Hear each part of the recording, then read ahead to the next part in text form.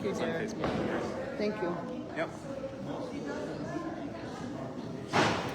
It's my first Facebook Live. I'm at the Bigfoot Will Heal Us conference in Toronto at the Native American Center on Spadina. That's Judy, the organizer, and Johnny from the Paranormal Rangers. John, pardon me.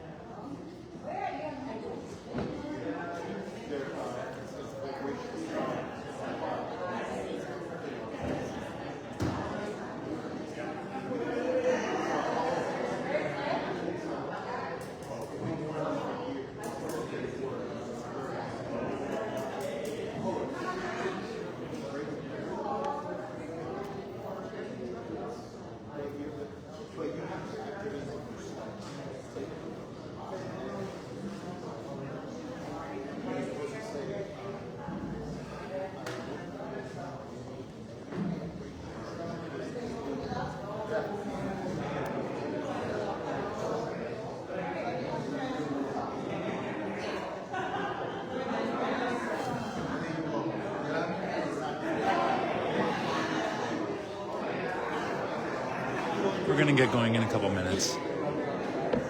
Testing 1, 2, 3. You're loud. You're good.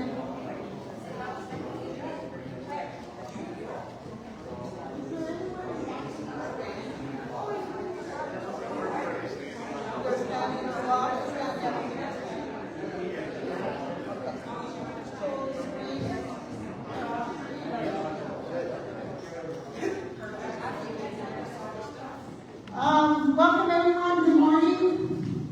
Just want to remind people, yesterday we have schedule starts at 9, but we're ready on date at time. We move with the sun, we move with the spirit, when spirit guides us to start things going. My name is Judy Sackaney. My spirit name is Wahkotowin. It means mountain song on the Will Clan. I'm a traditional grandmother from the Treaty 9 territory. My late mom is from Wahkotowin, and my dad is from Fort Lauderdale, and he raised his family in Katukaheykano. I live in Toronto and Ottawa. I am a traditional practitioner, healer. I do ceremonies, I do a lot of workshops, I'm just busy fun, and it's all good. It's all bringing back the ceremonies to our people.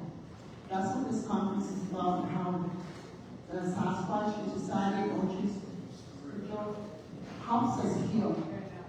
I'm going to do a presentation on my art later on, but I want to introduce Wayne McKenzie. And let's go here.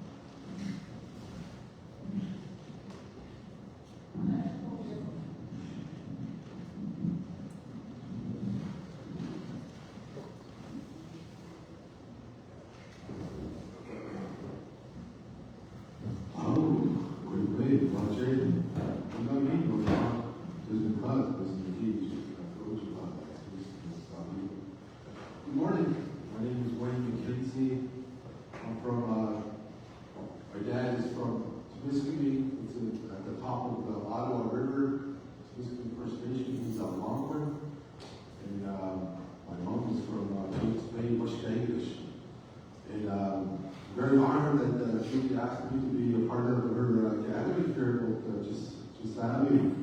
And of all that comes with the presence of just Abby. You know, he's one of our second grandfather teachings. It's about honesty.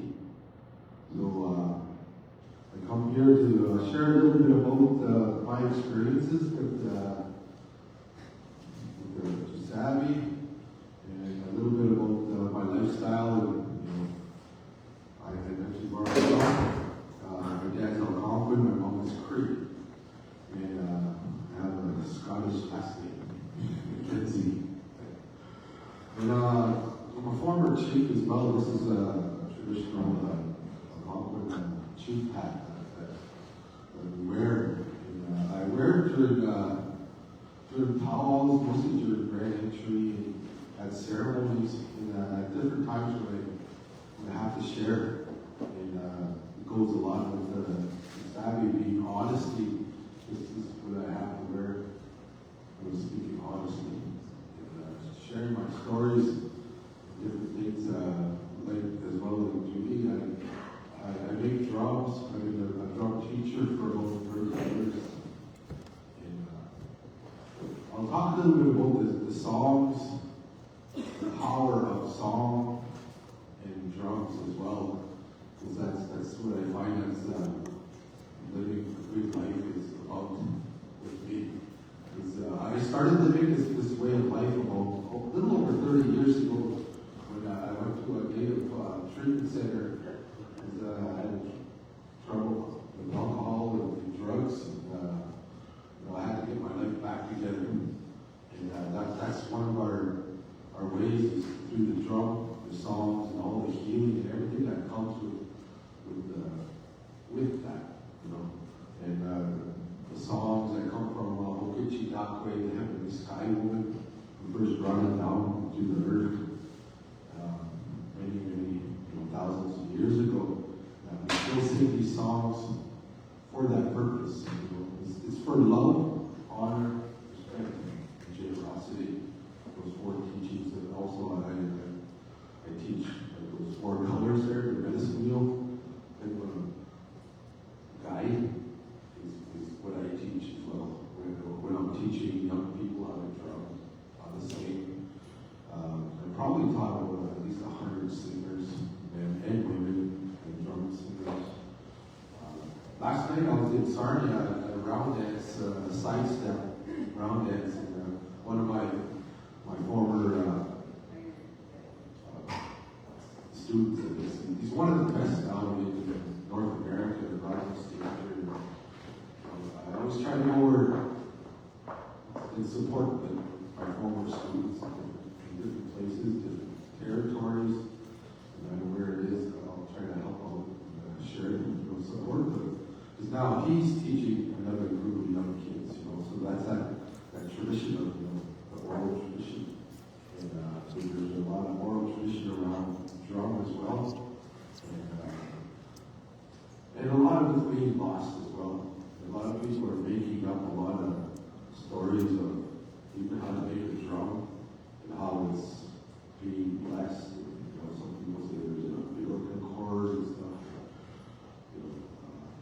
birthing ceremony, but that drum that we carry, or that you might carry, the best way to get it recognized by the spirits is you go to a sweat lodge or to a shaking ceremony. They'll give you a name, the spirit that goes with that drum that connects with you. So when you sing, you're connecting with the drum and the vibration, the sound, and all the healing that comes with it. So I'll get into an opening song.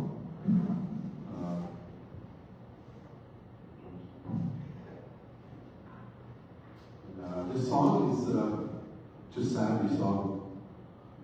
Bigfoot, Sasquatch, whatever you call them.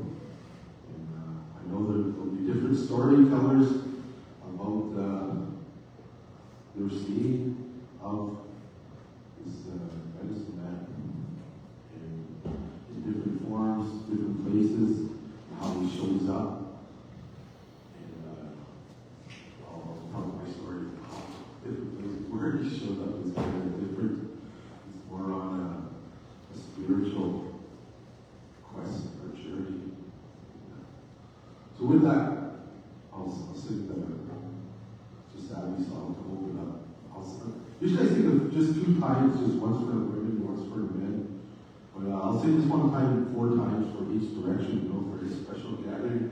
I know people come from a long way. I know some of these here from France, from Arizona. There are different authors and different people. And we have some lovely, awesome craft people here too. It's a whole, everything that we do, like say with crafts and different things, that's a spiritual journey as well. I'm an artist as well. And that helped me get through a lot of my grieving at one point. And so a lot of good vibes go into a lot of our creations and different things. So with that, here's just that song.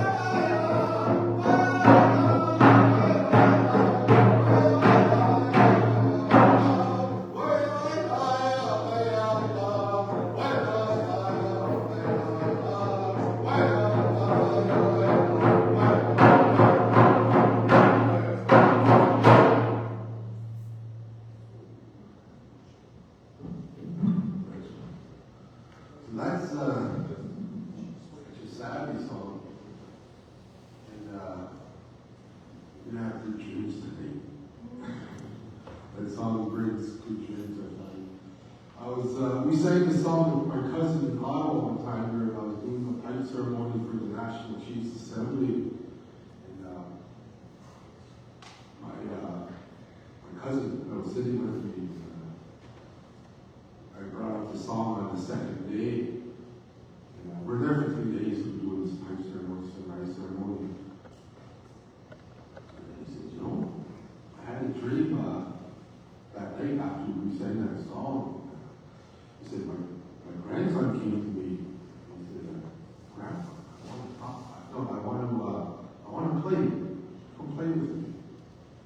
And his grandson doesn't talk. He's one of those kids, you know, sometimes they get that they can't talk for years or something. And then he says, well, after we're done this, we'll go play with my grandson because he came to my dream. So that's part of the power of song I'm talking about as well.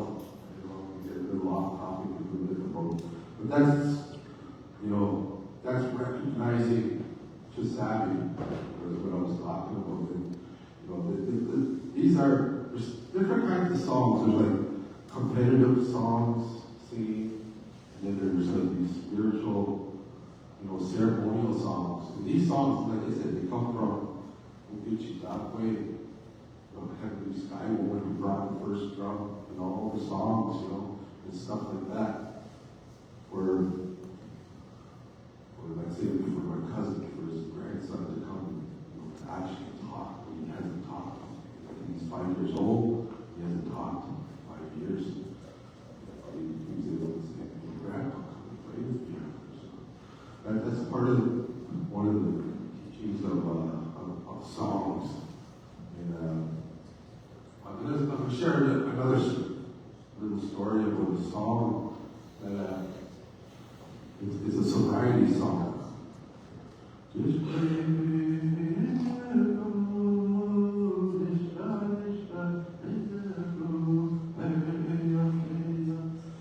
I used to sing that song to my nephew when he was going through his time of drugs and alcohol. My sister would come, can you talk to him?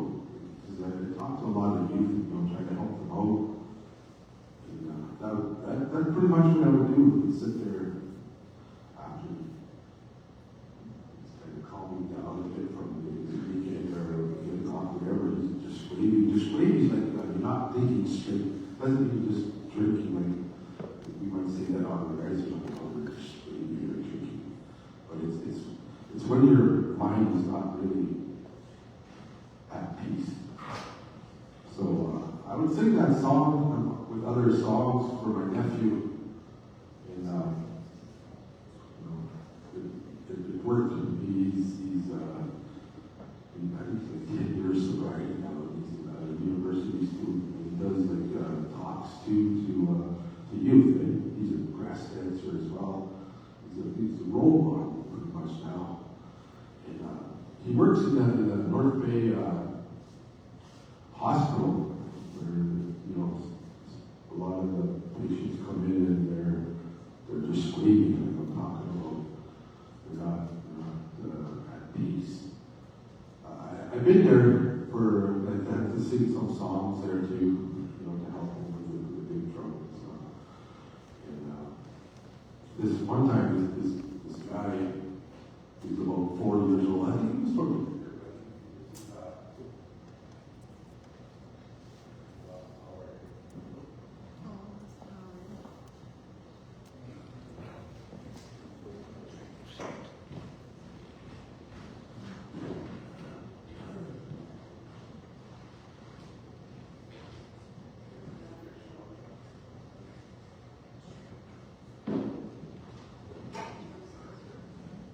All right, so my nephew was, he went through like the native counseling for college diploma in his, I think, second year university. So he went to the hospital and helps with the native patients that come in. And he sang that sobriety song I was just talking about. To this guy, this native patient that was he overdosed on probably fentanyl or crystal meth and different things. And he's a Mohawk from Six Nations, and he was in North Bay, and he ended up in the hospital. And he was there for like 3 weeks, and the doctor told, like the mom came, and the doctor said, I don't think he's going to be any normal. And, once you're out for 3 weeks, the brain doesn't work, the body doesn't work, and different things, especially with the different drugs that was in his system. It's so hard to tell what happens to somebody.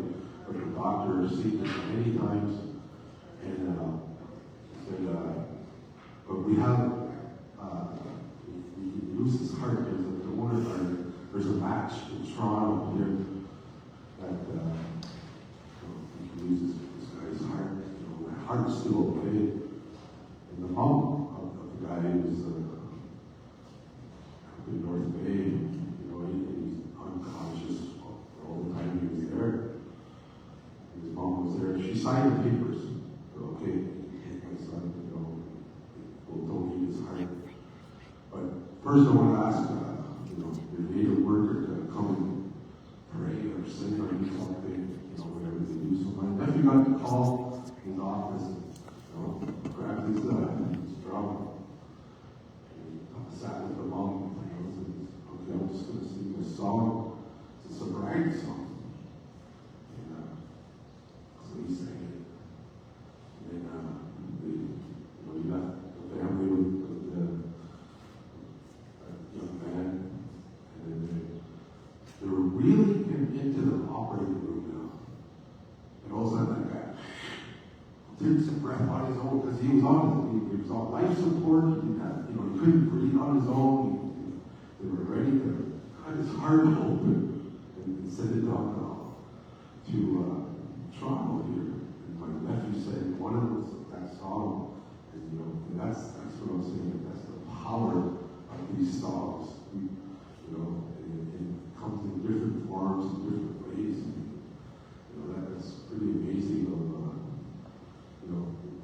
Sometimes some of these songs, when we do them, we need a pipe, we need the fire, we need an eagle staff, we need all these certain things to have the healing go on or happen sometimes. But sometimes, if your heart, I've heard of other people too that has helped heal different things. Because there is a lot of good protocols that that's our tradition, which is really good to have. And, that keeps us alive. Because there's a whole bunch of goodness that goes into just making a drum. And that's a good way of life as well. Scraping the hide, even the hunters before we get the hide and the right wood, different things like that. And that's a whole different workshop. Just drum making. So, my nephew did that song, helped that guy, and then about a week later, he walked down to my nephew's office to thank him. He was able to walk, he was able to complete sentences, everything. So, the whole experience of that song really filled his heart. For sure filled his heart, kept his heart in his chest. And, in that song, like I said, it's just savvy song. That's about honesty. Again, like one of the 7 grandfather teachings. So that's a very special song. So this is a very special gathering. That what we're talking about. This is amazing. Well, some say our medicine man, different things, different versions of just savvy.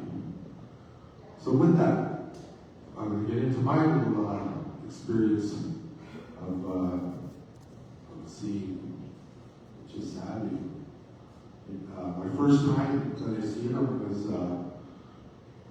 I was chief. I was in office in my community, and man, I went through the roughest. You might say, okay, I have my community. I've sat with elders across Canada when I do my pipe service at the Assembly of First Nations. So I sat with a lot of chiefs and elders across the country. And I said, did this ever happen to you? Did this? A lot of different things did not happen across Canada. What happened in my community? It was really, really rough. And also during that time, I experienced a lot of grief. Like a lot of things were coming at me, hurt me, you know. And because you might hear like this even bad medicine. Even talking, jealousy, different things. That's throwing stuff at somebody. We don't see it. But you hear elders talk about it lots of times. So, you know, this is why we're supposed to live a good life. Try to, you know, talk good, treat other people good, you know. Like one of those last teachings, generosity, like giving. You try to always be that kind of person. And so that's what it is.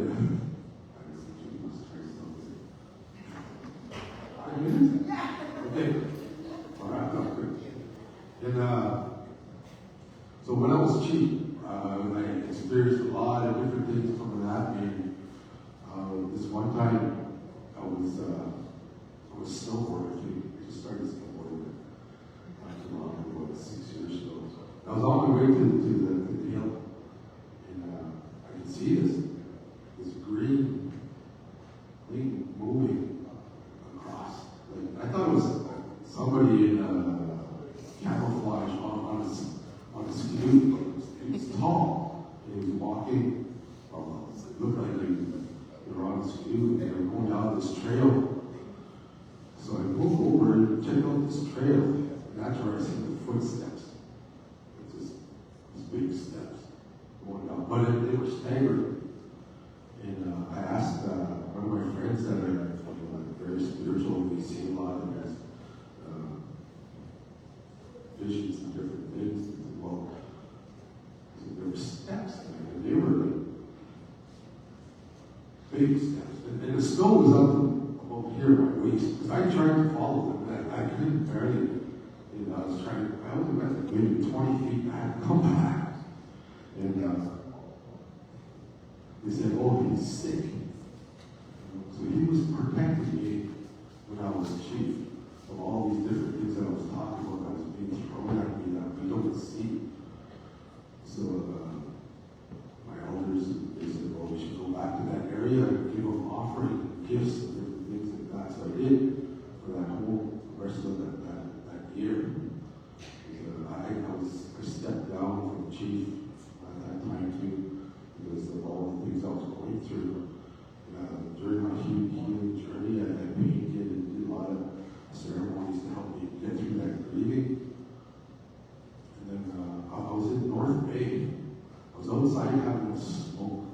And I was at this Airbnb. It's 2 stories. This house. And you know when you get that feeling when somebody's watching you? So I'm having this smoke.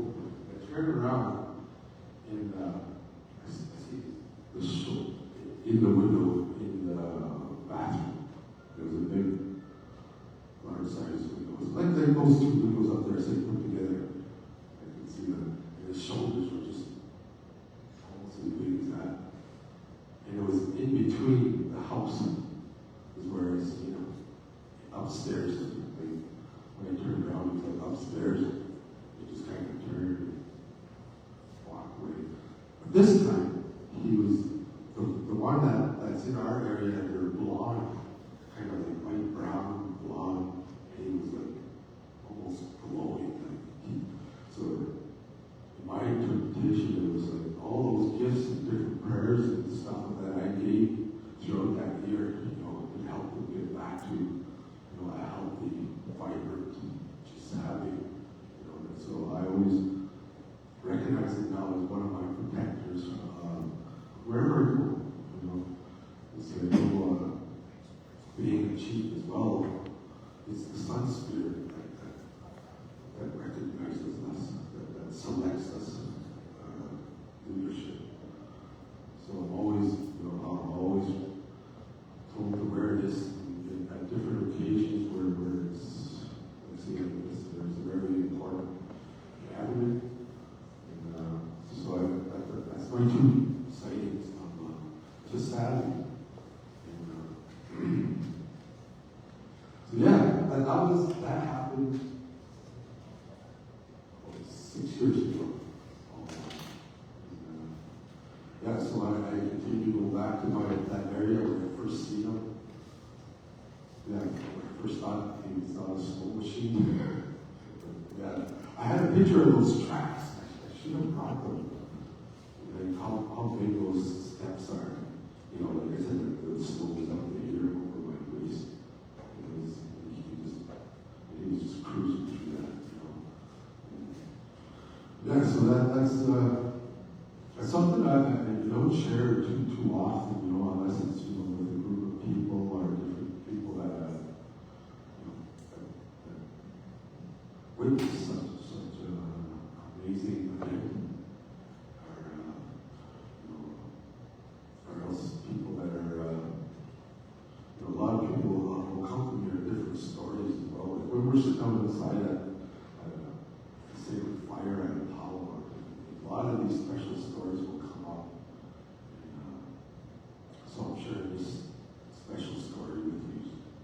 So with that, Meegwetch, Joy, I'm heading to Apollo, kind of walking after this. So 8 hours drive. I'm just making my way to Ottawa tonight, and be at Apollo tomorrow. That's my lifestyle. I'm a full-time artist now. Stepped out of the political. I'm getting asked to go back, so we'll see. But other than that, Judy, I just thought I'd share my stories. My encounters and my song. That goes with this gathering. And thousand Meegwetches, everybody, for taking the time to be here, to come from different areas that we traveled from. And thanks to Gitchi Meegwetch.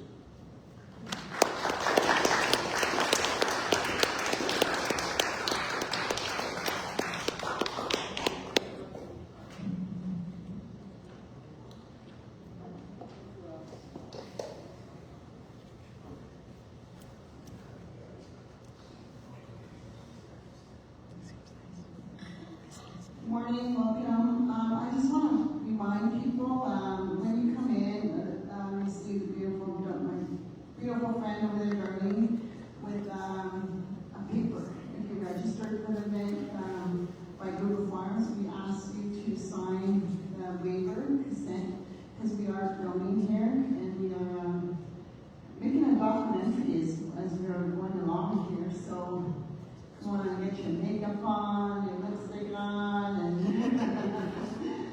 so just let you know we're filming here, and just sign the consent form, which is a waiver form. I want to introduce you to people on house rules first. The bathrooms are downstairs. Smoking is up in the front, and Johnny and my cousin is starting the sacred fire right now, so if you do some prayers or make some offerings to the zombies, I do have some berries over there and tobacco be offered to the sacred fire. Also,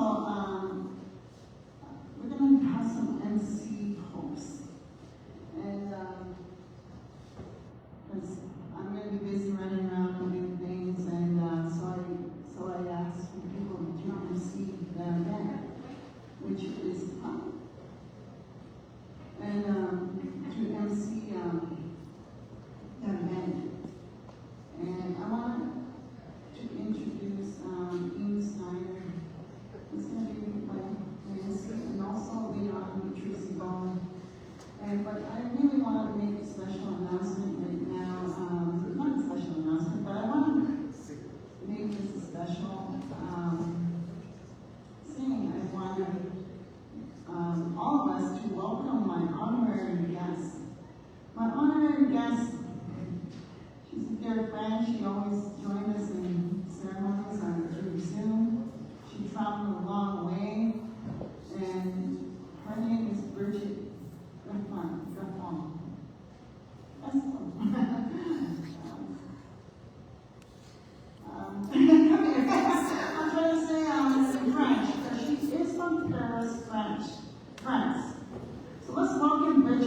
to your territory and to so Gitchi, you want to come and say your name? I may have mispronounced your name. Judy, do you want an interpreter? Pardon? Would you like an interpreter? Yeah, let's do this. So, who are you?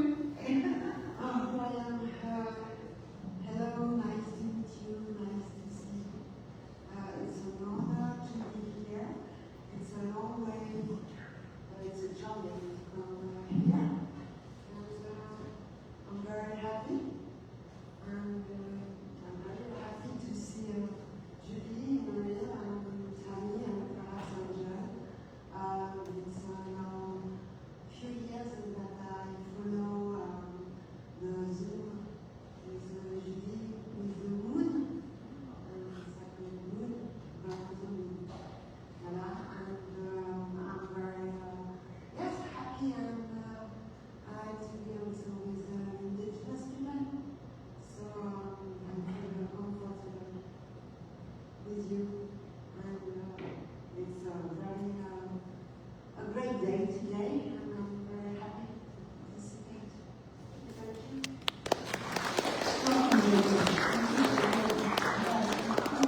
I think she's my longest business guest coming to this event, only from Paris, France. And my artwork reached to her. I'm very honored to say that my artwork went to Paris, France. So yay! Let me introduce you to Ian, and he's gonna introduce the next.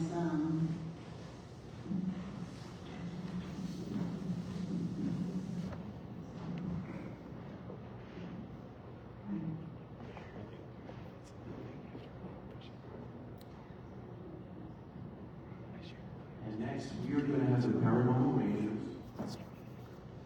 And we're going to have Jonathan Dover and Stanley Dover, who's also an author. They're going to come up and share their stories. Thanks very much.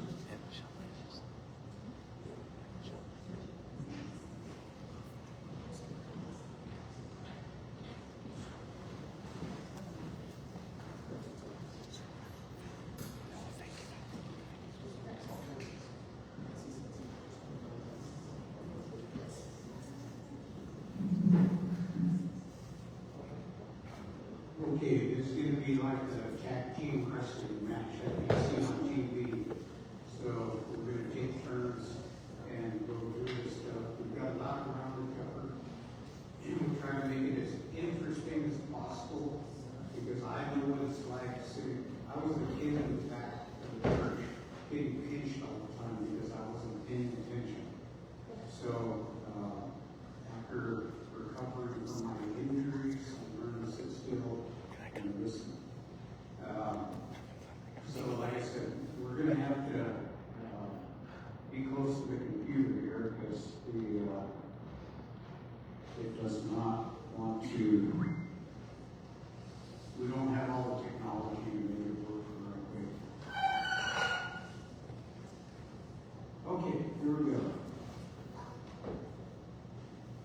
So first, we're going to start off with a disclaimer. We call ourselves the Paranormal Rangers, mainly because Navajo Rangers is the name of the department. And we didn't want to get sued when we started talking about this stuff because they got a little bit embarrassed and, ooh, those guys are, UFOs, Bigfoot, hauntings. So, they can do their own thing, but they have to have their own name.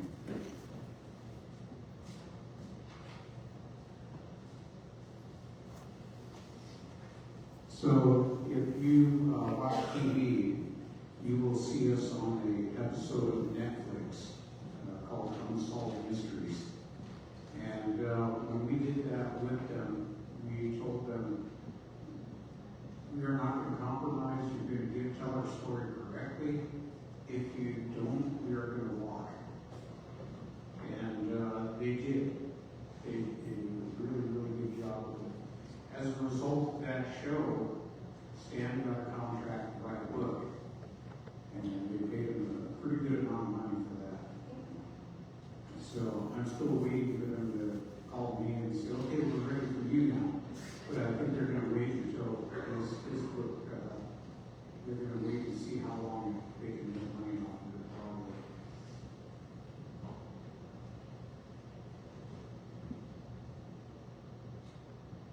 these, I don't know if you recognize those guys, that's Paul Beaver and Andy,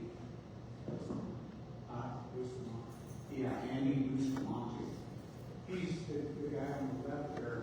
He's the guy that's the CIA, ex-CIA officer. And you'll see him on TV and on Beyond Skinwalker Ranch. These are what we call our Hollywood pictures. That's when they take your picture and they take all the blemishes and wrinkles out and make you look really pretty. Unfortunately, in real life, we don't look that good. And that's more or less what we look like on a daily basis. So we're going to get right into it. We have the night before the Phoenix Lights, 1997, March 12th. What's that? Is it 17th? Or March 17th. So this would be March 16th. Is the day before the Phoenix Lights sighting. And what we have, this is where I live. So you can see all the trees out there.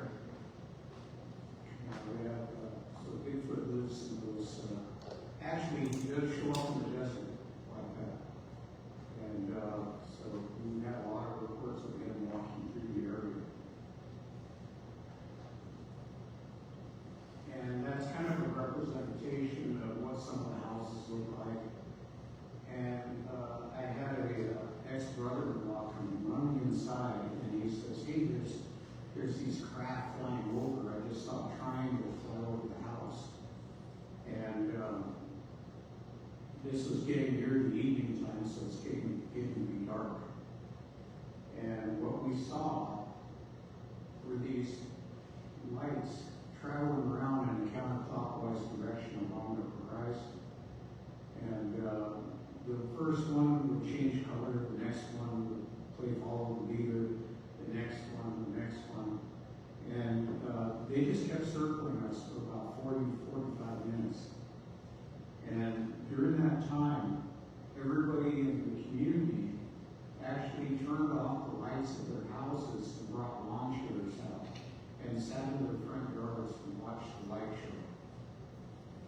So we thought, oh man, we're going to have all the press in the world come out here the next day. We're going to have newspapers and TV and everything else. We're going to get ready. And the next day, nobody came out because the next evening, the Phoenix Lights happened and nobody cared about us anymore. Now, I had taken some video. And I remember calling the county sheriff's office. I had to being law enforcement, I had a non-emergency number. And when I called them up, I asked them, I said, "Hey, do you have anybody up on the north end of Flagstaff that can verify something in the sky for me?" And they said, "No, we don't. What do you have going on?"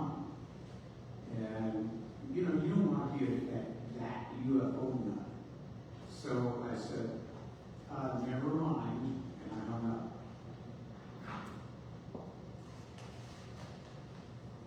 So the next case we have, as you notice, everybody's faces are blacked out. We would guarantee people's anonymity if they contacted us and had a report. And so, of course, with the family in the middle, we blacked their faces out so nobody would recognize them. The two guys on the outside are Bigelow Aerospace Research investigators. So they work for Bob Bigelow.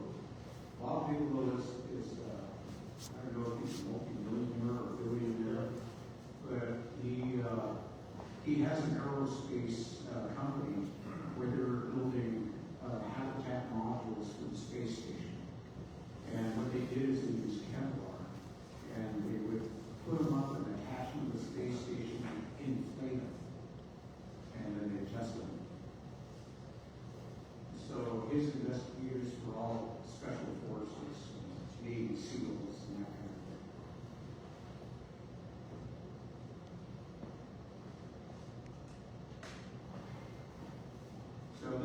house, as you see, we guaranteed it's animated too. So you can't stand it. And this old man, his family had gone to Phoenix. So, of course, they just dancing on his own. So he sees a bright light outside. He thinks somebody's driving up to his house. There's no electricity, there's no running water. He has an outhouse in the back. And he has these little solar lights that you can get at any store around his house. And what he sees are four of these little, he calls them in Navajo, there's no word for alien. So he's calling them these little children walking around the house. Each one has what he says is a flashlight, but the flashlight has a collimated beam that's about 1 inch in diameter. And they're shining these lights all over the place. Each one has a different color light. So he's watching them, and they were just fascinated with these little solar lights. And he said that they would gather around one of these lights, and as they leaned in, and this is at night, 1 in the morning, the light would go out. It would just fade and go out. And then he says they all stood back, and then the light would come on again. And they kept doing this over and over because he says that they're just like little kids. It was completely fascinating. They went in the outhouse and took a look around, came back out. That's me and another of our rangers. During the investigation, you can see how brushy that is. There had been a fire that was there previously. And they brought a bunch of equipment with the EPA, and they were doing background radiation testing. Now, the guy said that he had a dog. This dog is what they call a blue heeler pup. So it's just a little bit big. And when we got there, that dog was trying to lick us to death. It was jumping up and down, and you can see how muddy it is. And when you're in uniform, working, you don't like dogs jumping on you. So we're trying to push it away. And it was just licking at us, jumping around, and having a great time. These guys showed up, and the old man, he's in his 80s at the time. He said that when these things were coming down, his dog was barking crazy. And it ran off into the darkness. And he heard it go, yip! And it came running back to the house and went up to the step and curled up in a little ball that wouldn't move. When these guys got there with their tie-back suits, he said that the little beings had a light-colored coverall on them. And he said that they were skin tight, and he couldn't tell us if it was gray or white, but he said they were light-colored. So you can see that they're doing GPS mapping and everything else. Turned into a really big case. The lady that with her back toward you, she is a federal court interpreter for Navajo English. So being a certified interpreter, she can interpret what they call simultaneous translation. So as the old man is more comfortable speaking in Navajo, she would automatically, as he's talking, translate exactly what he was saying, just like she did in court. And again, you see we covered up everybody's faces.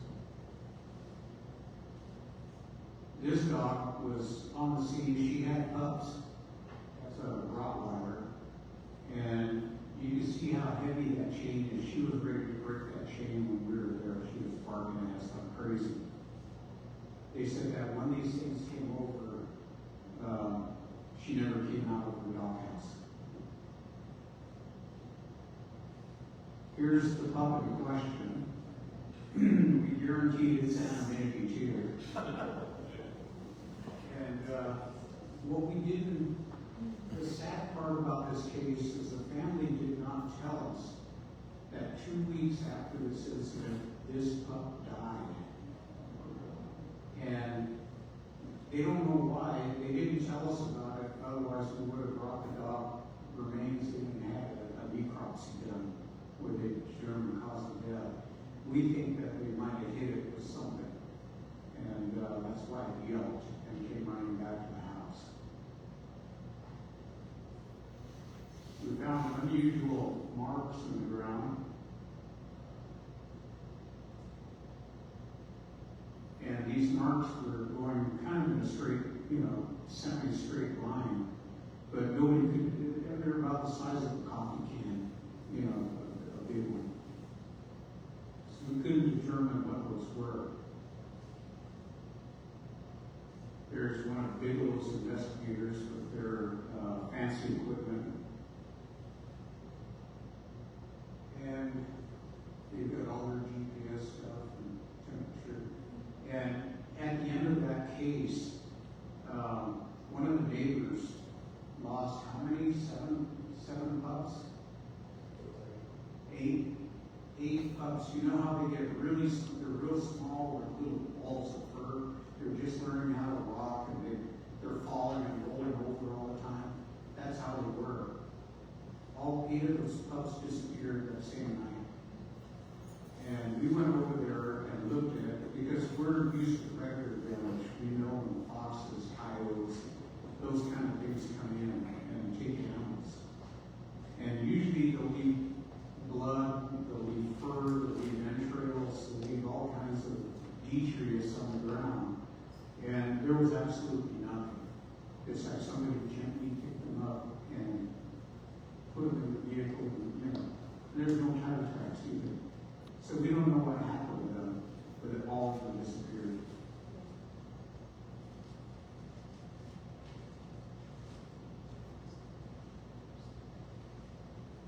So we caught, this one is a York case. We had a young lady come, and I'm going to speed it up and go along faster because we have a lot of stuff to go over.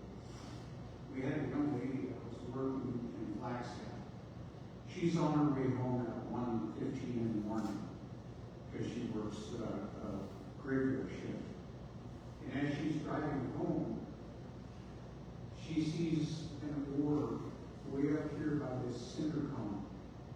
And it looks like just a red light hovering in the sky. She looked at it and she says, "What is a helicopter doing hovering there in the middle of the night?" Because helicopters usually have a red light that will stay on sometimes. And as she drives, she's watching this thing, and suddenly that red light started coming off of that hill and paralleling where she was driving. Now she's really watching it. As she gets to the reservation line, she has to negotiate a curve, so she takes her eyes off of it.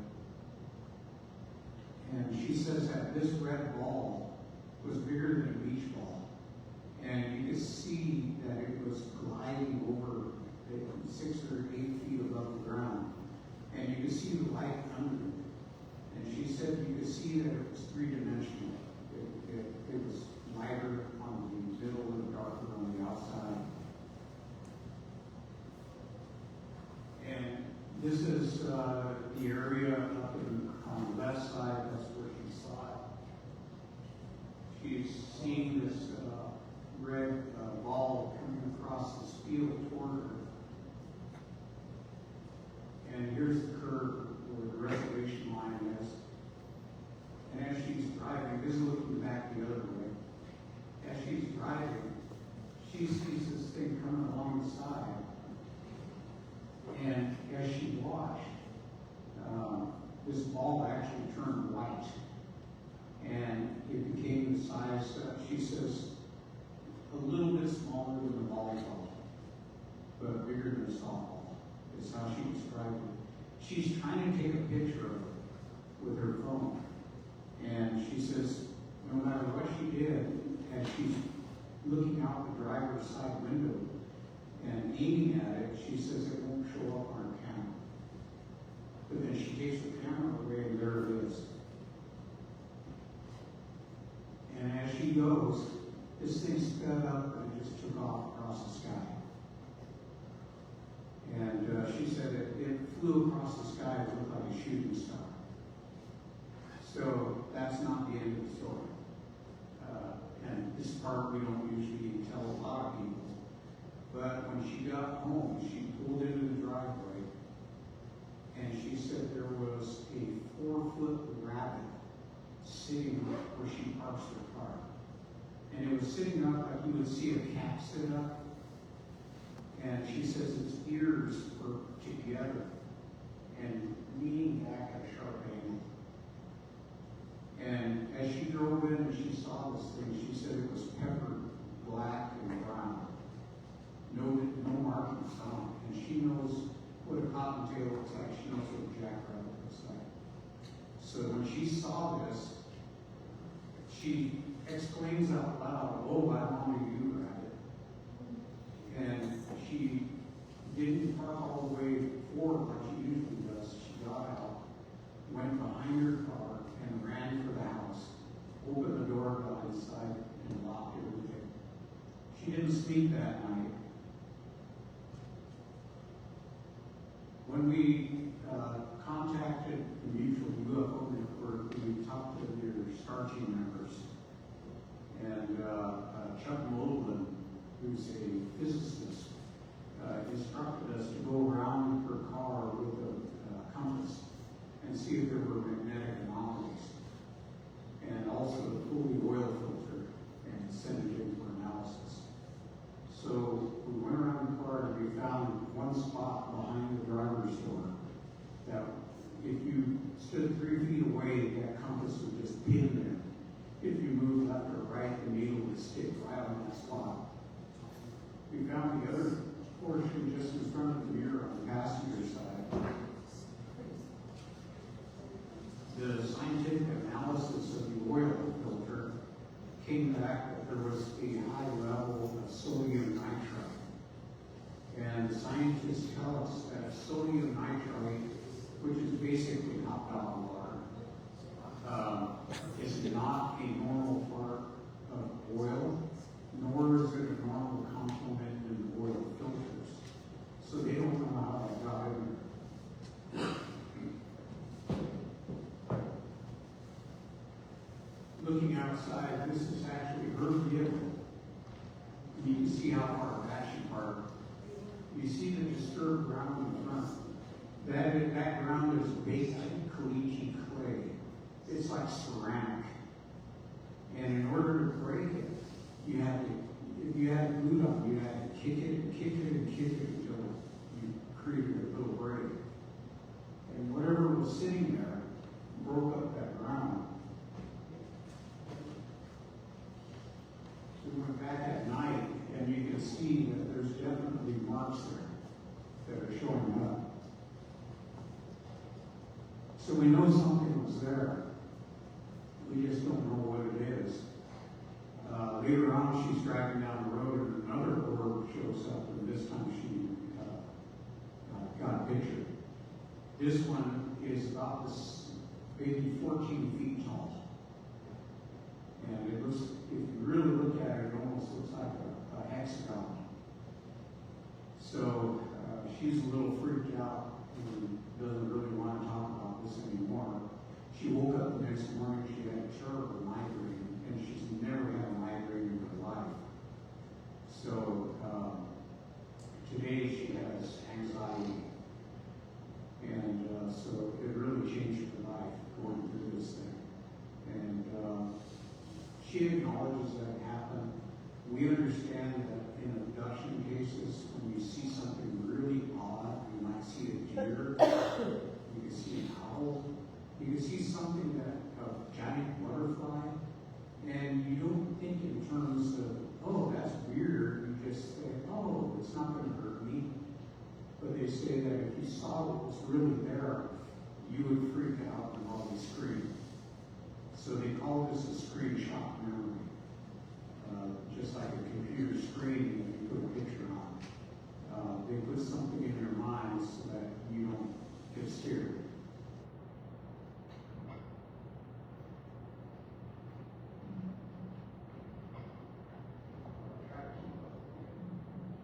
In this particular case, I was approached by one of the local law enforcement officers who had asked if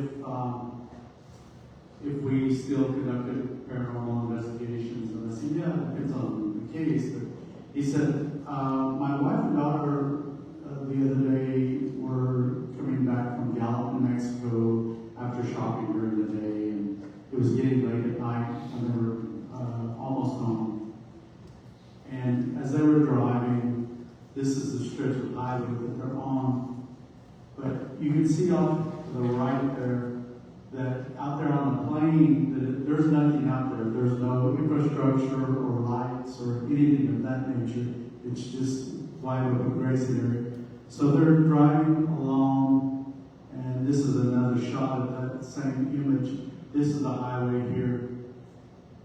As they got to the yellow arrow area, the mother notices this string of white lights out here where that blue arrow is, just out there on the plain. There was a string of white lights over 100 yards long, depicted like this. And the mother gets the daughter's attention. The daughter's in the passenger seat with her headphones on and listening to her iPhone. And she said she gets the daughter's attention and says, "What is that out there?" And the daughter looks out. She sees the row of white lights, but all of a sudden, this lights rise up 3 stories high. And it's like these are little blocks of light, almost like kind of like a fire-looking color. And so they're watching it. The mother's about to drive out onto the range to get a closer look at this. And the daughter says, no. She said, I had a dream about this the other night. Don't go out there. So they just stayed on the highway. She stopped and they were watching this. And so as they're watching it, it ends up making a bright flash, intense bright flash. And when it did, it also made a sonic boom sound. And so as it did that, all of a sudden, this whole thing just kind of vanished. And they were really shook up by this. They felt it was something biblical at the time that they were witnessing this. And so they get home and they call the husband who's down in Phoenix doing training at the moment. And he's about ready to come home. And they said, no, things have calmed down. There had been a storm kind of wind that hit their residence when this all occurred, when they got home. It was blowing down wooden fences and things like that. So it was pretty intense for them. And this is called the St. Butte case. This was a case John and I did together with an individual named Jeff Roars. So I think it was here the last time we were using a Macintosh computer, and it ended up cutting the E off on Butte, so it left it the St. Bud case. So people would always ask information about the St. Bud case. But anyway, so on this particular case, Jeff Lors was a teacher that was married to a Navajo woman. And he was teaching on the Navajo Reservation to Navajo students. And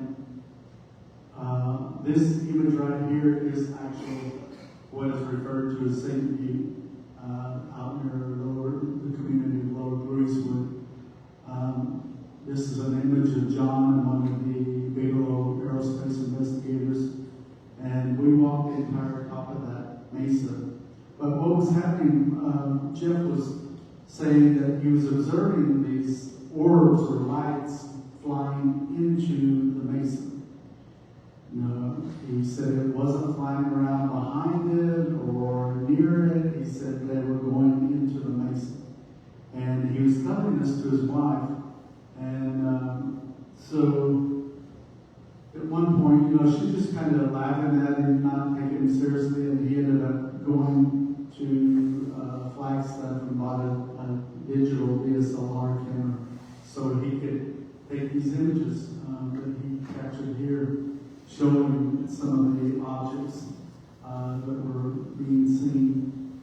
And when he showed this to his wife, then she started taking it seriously, and both of them began observing these objects. But there was this particular case, similar to what is known as the Sherman Ranch case or the Skinwalker Ranch case up in Bernal, Utah. There was a lot of different phenomena that was in and around us. He's seen things like what people refer to as a Bigfoot. He's seen what is known as a shapeshifter or a skinwalker. A lot of lights and orbs and things that were occurring. And he ended up getting really sick. He almost died because of this, because there wasn't a witch seen by a medicine man who had to treat him. And eventually he moved where he was from back east because it was too much. And it ended up, his marriage didn't survive this whole event. There was an object that was like a cylinder that was upright, and he witnessed this. He ended up using a BB gun and shooting this thing, and he said it actually made a pinging sound when he did that, and it went instantly from that location by the corral and the horses all the way to about a mile away, just instantaneously. So there was a lot of really strange phenomena with this, including the shape-shifting element that is often depicted with witchcraft. So. And the thing is, John and I, in all of these different cases, including the Bigfoot, including the UFO cases, we came to the realization that the commonality among all of these things that people refer to as paranormal, the common thread or factor in that is this idea of other dimensions. And if you think about how vast our universe is, there's no way that we are the only intelligent life in this universe. There's too many galaxies out there with the possibility of Earth-like planets out there. Ouija boards, we try to warn people against the use of Ouija boards or letting your children play with them, because they, as John often says, they are really an unfiltered portal. You're able to use that device to be able to break that barrier from our physical world into some other realm. And a lot of times these energies that come back across can be something that you don't want to experience, even what people often refer to as demonic or evil, depicted in some religions and stuff like that. So we advise not to mess with that. There are people that are capable of using those as a tool, but we warn against it. And these just showing that some of this marketing is toward little girls, it's little pink boxes and things like that, when actually these things can be quite dangerous. I'm going to let John talk about some of this. Everybody that we've talked to that handle Ouija boards have told us that it ruined their lives. Every single one of them. And these are young adult kids that are coming to us and telling us this board ruined my life. So we always say this is a public service announcement. Don't let your children play with this thing, because you don't know what's going to come out of it. Now, one time we were speaking down in Phoenix, and on our way down, because we're law enforcement officers, we obey the law. We never speed. And I saw a shadow go across the road. So we're going, okay, where's the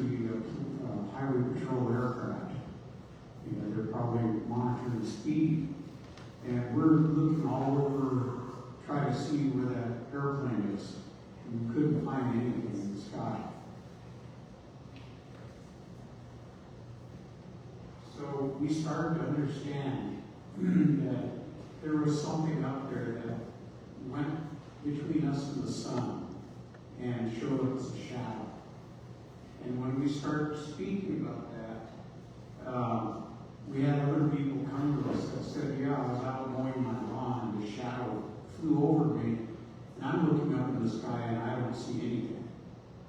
Stan was on his way, coming from work or going to work, and he saw a shadow go over his vehicle. And he looked over on the side of the road, jumped out. You can see horizon to horizon for 15, 20 miles or more, and there was nothing in the sky. So we know that there's something there.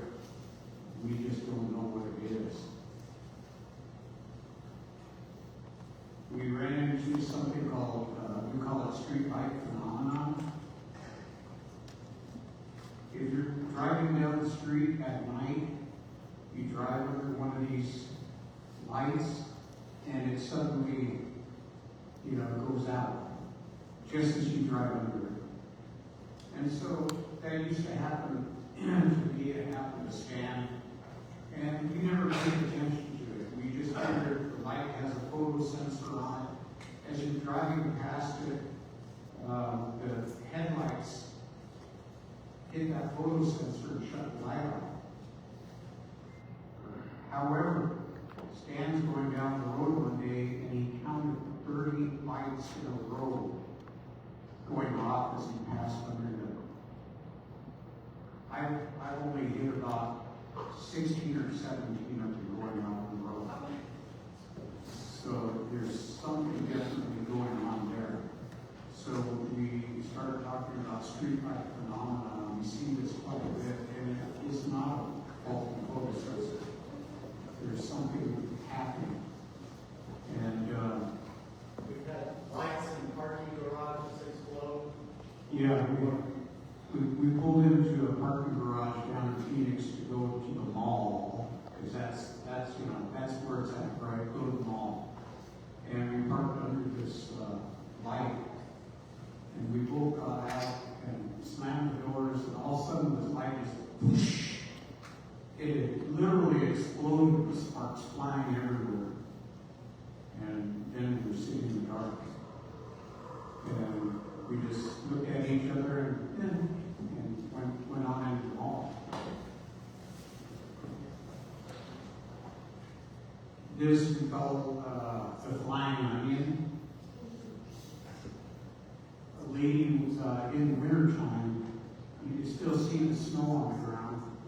And she was taking, you know how you take a camera and you take a series of pictures as you're standing there, and you can take pictures and kind of cut them and you put them together and get a big panoramic picture.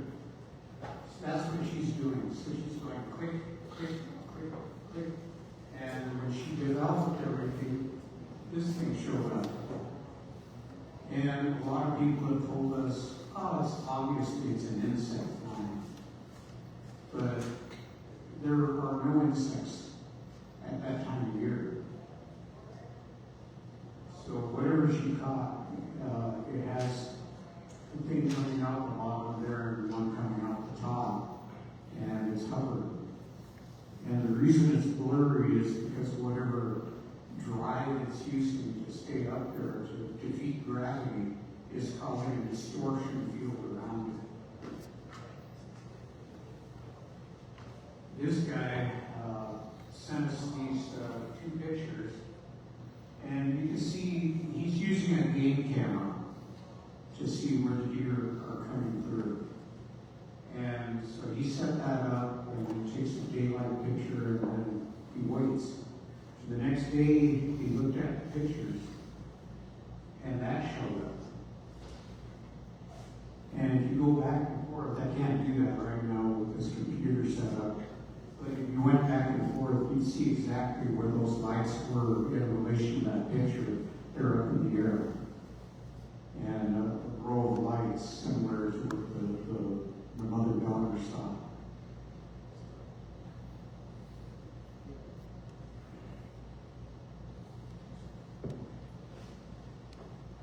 So You want to talk about this one? On this particular image, it's Navajo Mountain. And An individual had attempted to swim across the San Juan River, which is the northern boundary of the Navajo Reservation. So that's reservation is 27,000 square miles, covering Arizona, Utah, New Mexico, and now Colorado. That'd be the equivalent of about 70,000 square kilometers. And so we went up to assist the National Park Service and Navajo Police to look for this individual that had drowned on the river. John and I put the boat, our department boat in the water, and we had traversed up the San Juan River, probably about 70 miles.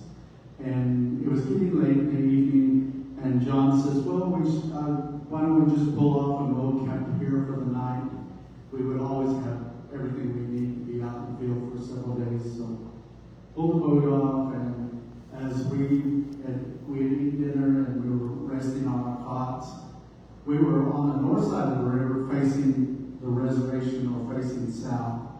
And as we did, I happened to notice that there was this amber orb coming across the sky that was zigzagging as it was coming across the sky. And I got John's attention, and I said, what is that, John? And he looks up and he starts watching it.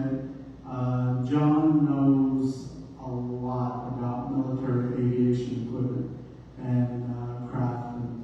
And we're watching it. Then as it got about the 12 o'clock position right above us, there were two F-16 fighters falling in behind this object. John was able to identify them based on the afterburners that they had. And so we watched this, and all of a sudden this object, as it got to 12 noon, all of a sudden it accelerated all the way to the edge of the horizon.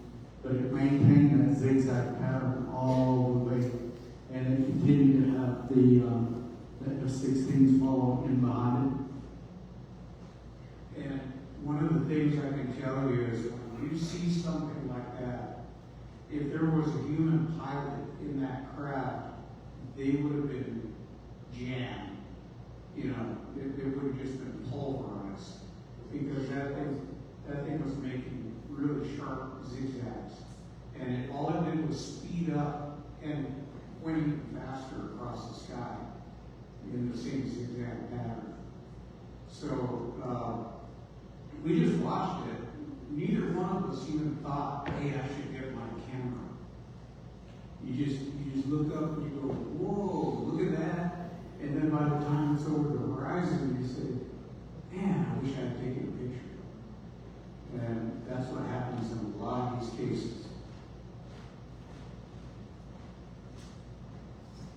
I was on the road. That's a picture of my truck that I used to drive.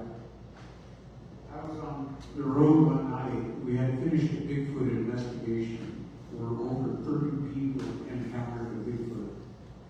They reported at the police department.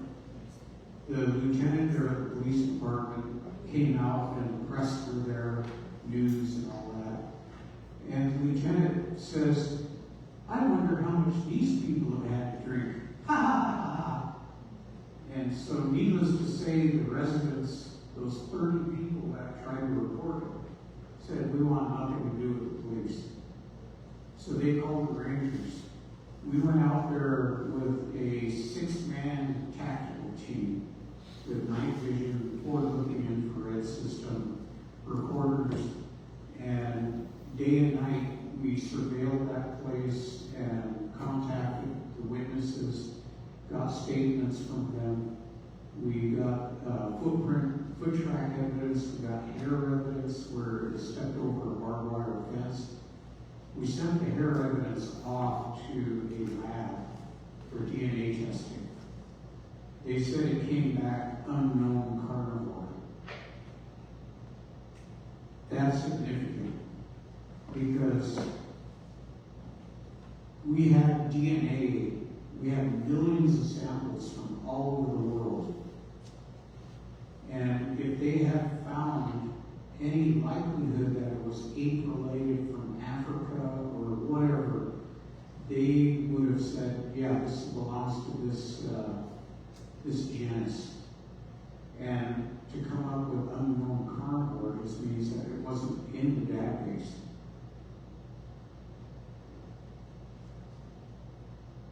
So yes, we do have a personal life, believe it or not.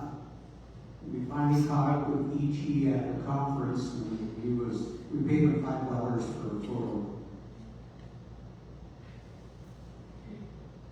I dance in the Katukaheykano Blackfoot Society, so I'm a society member. We call it the Oklahoma Ironman competition, because if you can imagine dancing in 117-degree heat, wearing a long sleeve shirt and buckskin pants, and wool. Some of the guys are wearing wool leggings, and they have a whip band.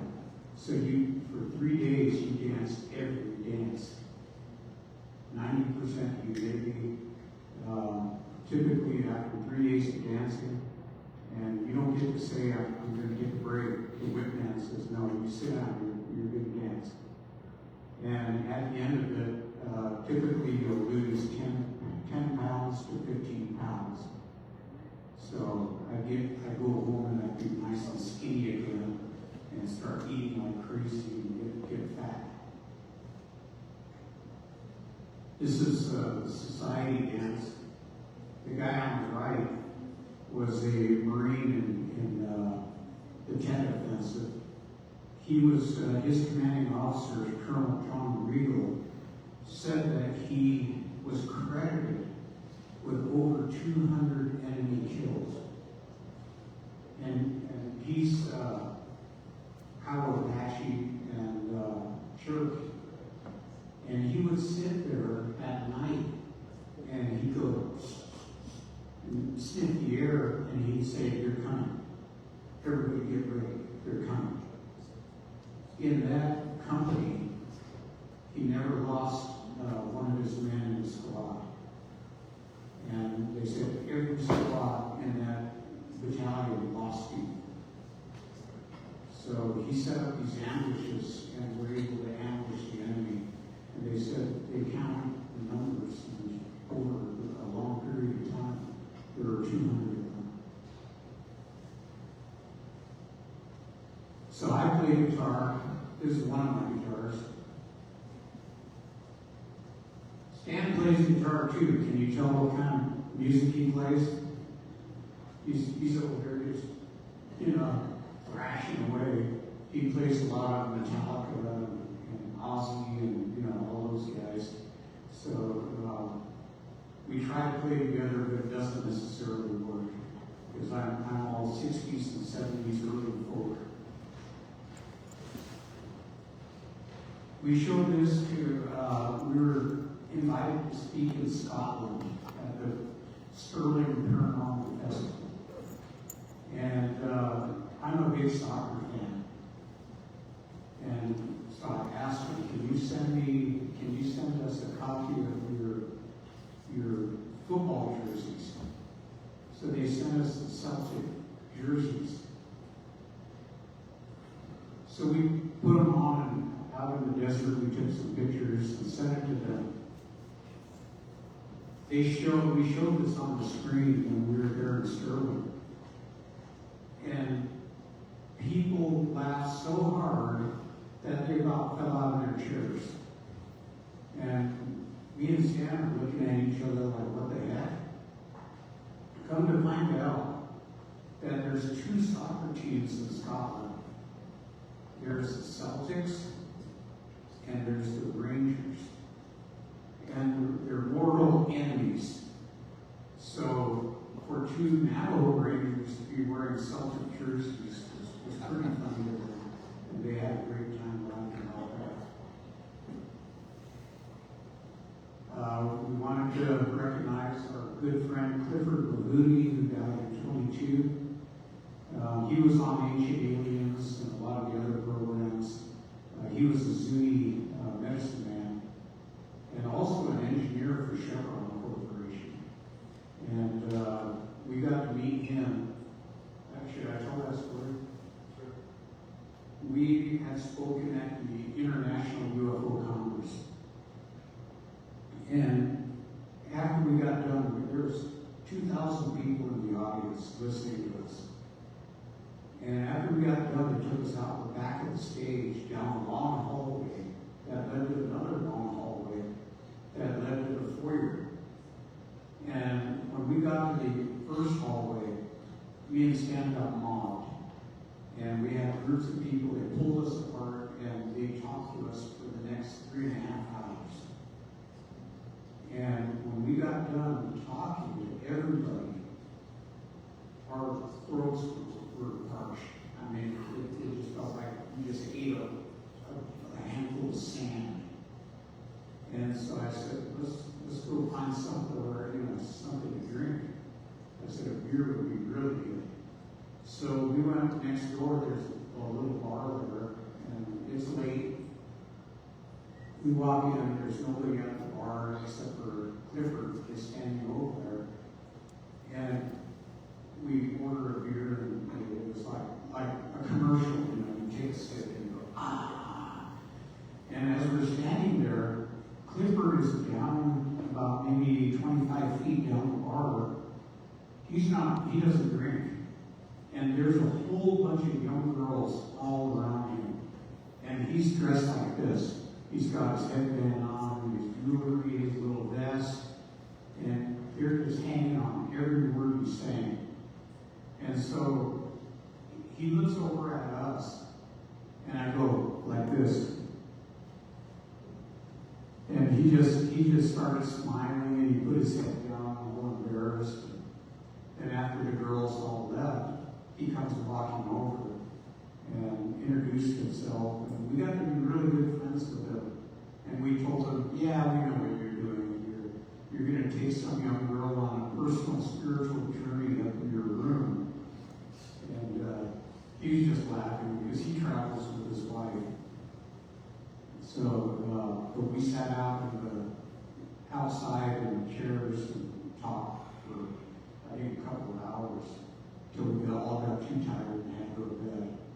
So Clifford ended up being a really, really good friend of ours. Used to talk to us all the time. Had an idea that he wanted to get paranormal people that belong to different tribes to speak on this subject and travel around and do that, and that never happened. But so when I told the Ancient Aliens that he had passed, I says, can you put a picture of him on the deal? And on one episode, they flashed a picture for a second. It just went blink, and it says Clifford Mahooty, and that was it. So he got about a second and a half of recognition from Ancient Aliens. Can't help it there. That's their show. But I just want to add one part before we close it up. So for me, one of the big cases that I investigated, it was a haunting case. And one of the phenomena within that case, coins would materialize and just fall out of thin air. And in that 2-day investigation, there was a total of 66 coins that would materialize. Sometimes they would come from the upper corner of the room and hit us. But it made me realize that in actually seeing this with my own eyes, that the coins had to be originating from some other location. Essentially starting at a point A to a point Z and falling on the floor. When I observed that, John and I talked about it, and we came to the realization that there are other dimensions. The coins had to come from somewhere else. So we started looking at all of the other phenomena that we dealt with, either the witchcraft or the UFOs or even the Bigfoot, and it made us realize that these things are coming into our physical world. It'll leave tracks, it'll leave evidence there, but then at one point it crosses and it's back over on the other side of where it originated. So over the years we did numerous Bigfoot cases, but for us we weren't seeing the evidence that this thing was living out in the woods like a mountain lion, like bears and these other wildlife. Yes, you would see the tracks, but it wasn't living out there. So I think that was a pivotal point with that in how we looked at all these phenomena. We came up with this theory in 2006, and we have not seen anything that would change our minds yet. We're open to that. If somebody comes up with a theory that fits all of this, then we're right there. You know. But we started looking at the idea of string theory and the possibility that there were 10 or 12 other dimensions, or even an infinite number of dimensions. And another thing that happened just the day before we were going to fly, I had taken my backpack and basically emptied it out and sterilized it, because I don't want to even have a nail file or anything in there that the security will catch it going through the airport. I don't want nothing in there. So I went through and I looked in every pocket, cleaned out every little thing, checked all the crevices, and that night as I'm doing the final packing, I pulled out my charger to charge my phone, and out flips a coin. And I looked at the coin, and it says Canadian dollar. And I'm going, I haven't been there yet. How did I get a Canadian dollar in my bag? And so I showed it to Stan, and he says, I don't know. And we thought, okay, that's it. We pack up all our stuff, we take the flight, and the next day, another dollar popped out of my bag, and another Canadian dollar. So now I have $2, so I'm rich. Don't know what to make of it. Stan, our joke is, I wish you would send us, in American coins, there's a very special coin. In 1943, during World War II, they made all the coins out of steel because copper was needed for the military. And if you find a coin that accidentally got stamped with a copper blank, that's dated 1943, they can be worth $400,000 to $600,000. And we keep joking and saying, I wish it would send us 1943 copper. It did. We were camping out. And as you can see, we're just rolling and go. We were camping out, and Stan says, look what fell in my tent last night. He says he heard something over the phone. And he picked it up, and it said 1943, and it looked like a copper penny. And so he showed us the next morning. And the way you test it is you take a magnet, and if it sticks to the magnet, it's made out of steel. And if it doesn't, it's made out of copper.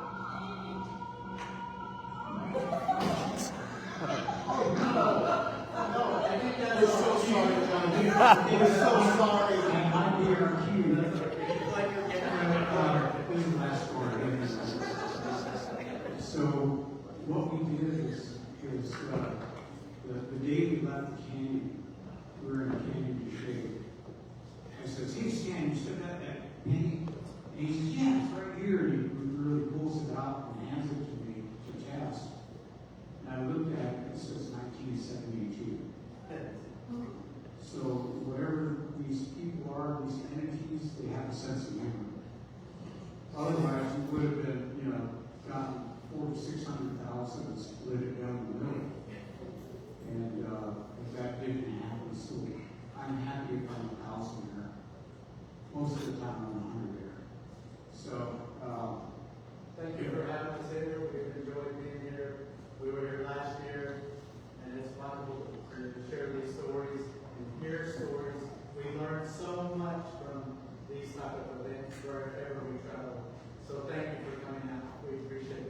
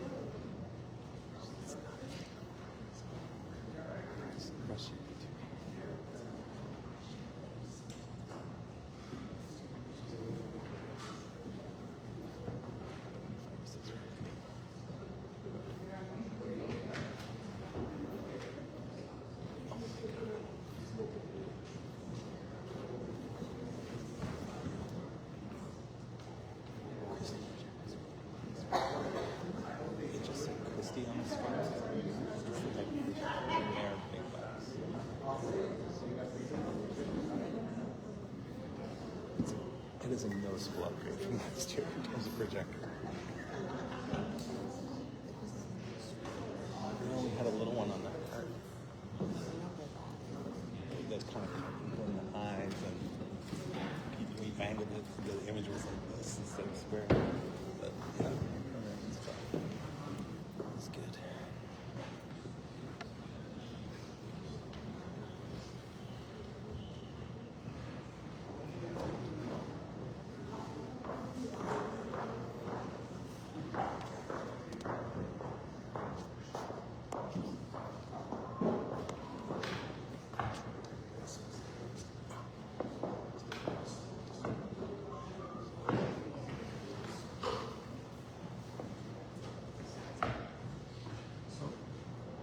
James is back on. Yeah, the only thing is I can't see how much battery I have on the screen. It's full screen, you can't see the battery.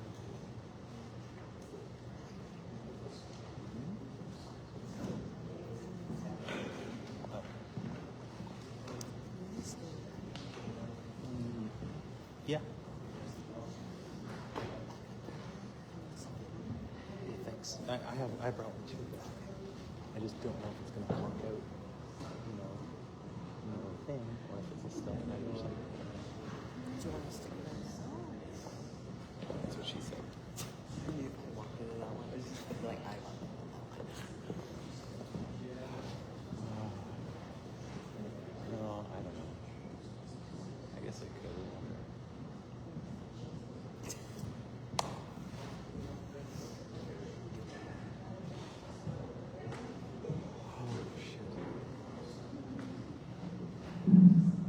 Good morning, good afternoon, thank you for calling. I'm going to start out. My name is Michelle Miners. If you guys, some of you were here last year, I'm one of the paranormal rangers. I'm the newest member for about a year and a half. And I was going to wait for Ian to make an introduction, but he already did, because we're all pretty attached to other than three rangers. I am going to play a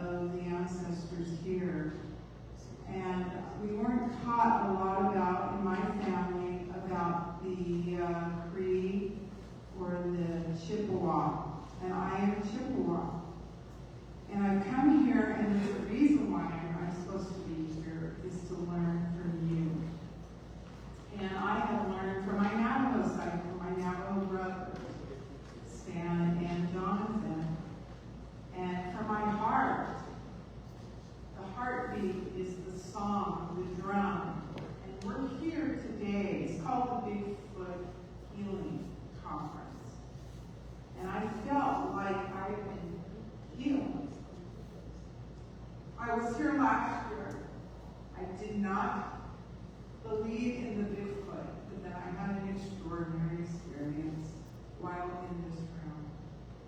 Some of the investigators, like Mike Patterson and others, we were standing in that corner, and I had just won the raffle footprint, is what we would call it.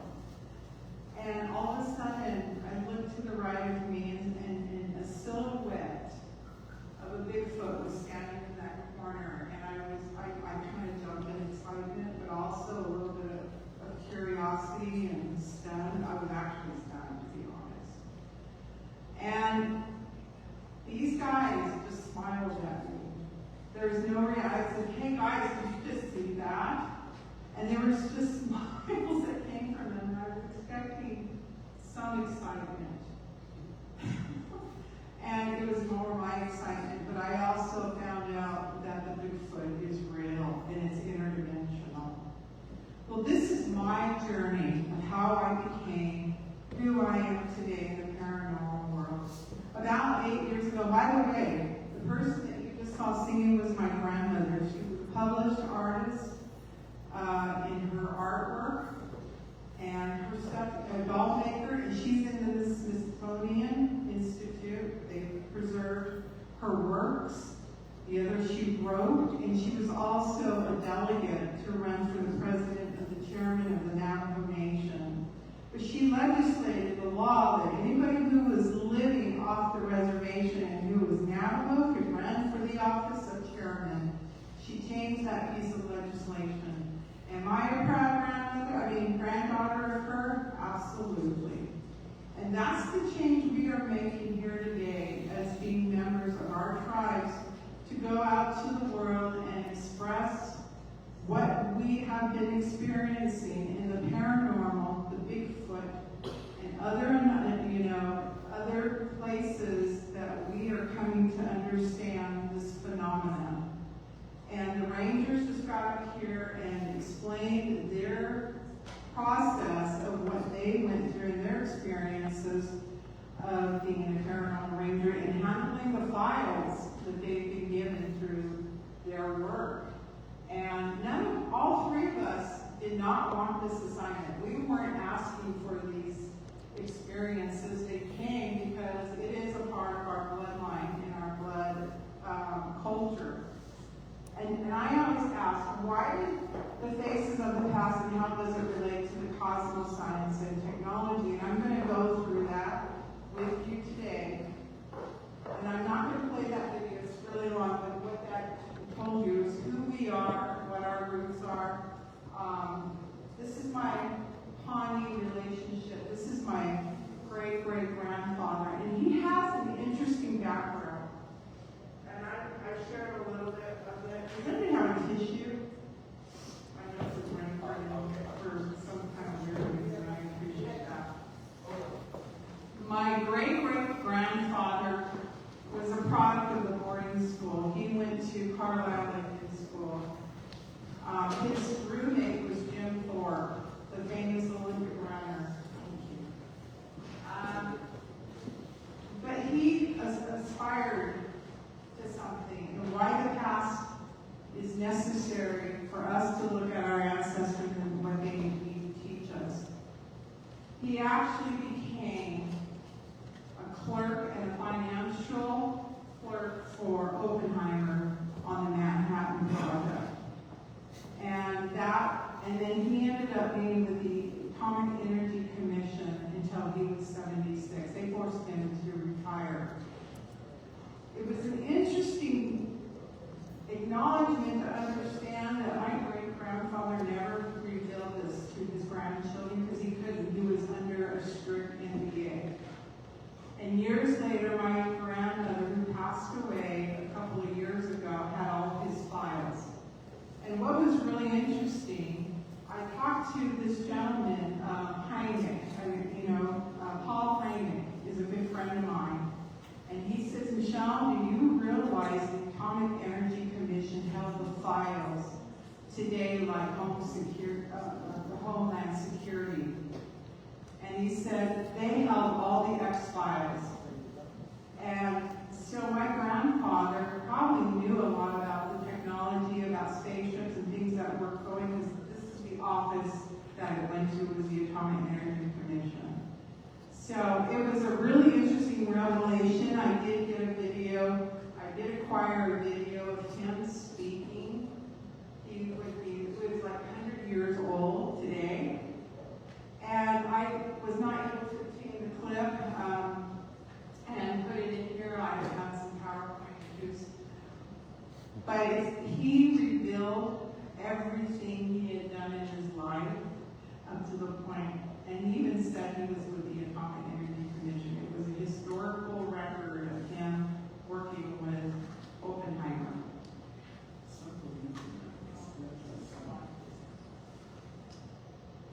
Are the people connected to extraterrestrial, or the belief that they are the ancestors? That's an interesting question, isn't it? And today, we're all gathered here to explore that. Are we connected? Each and every one of us, are we the star seeds?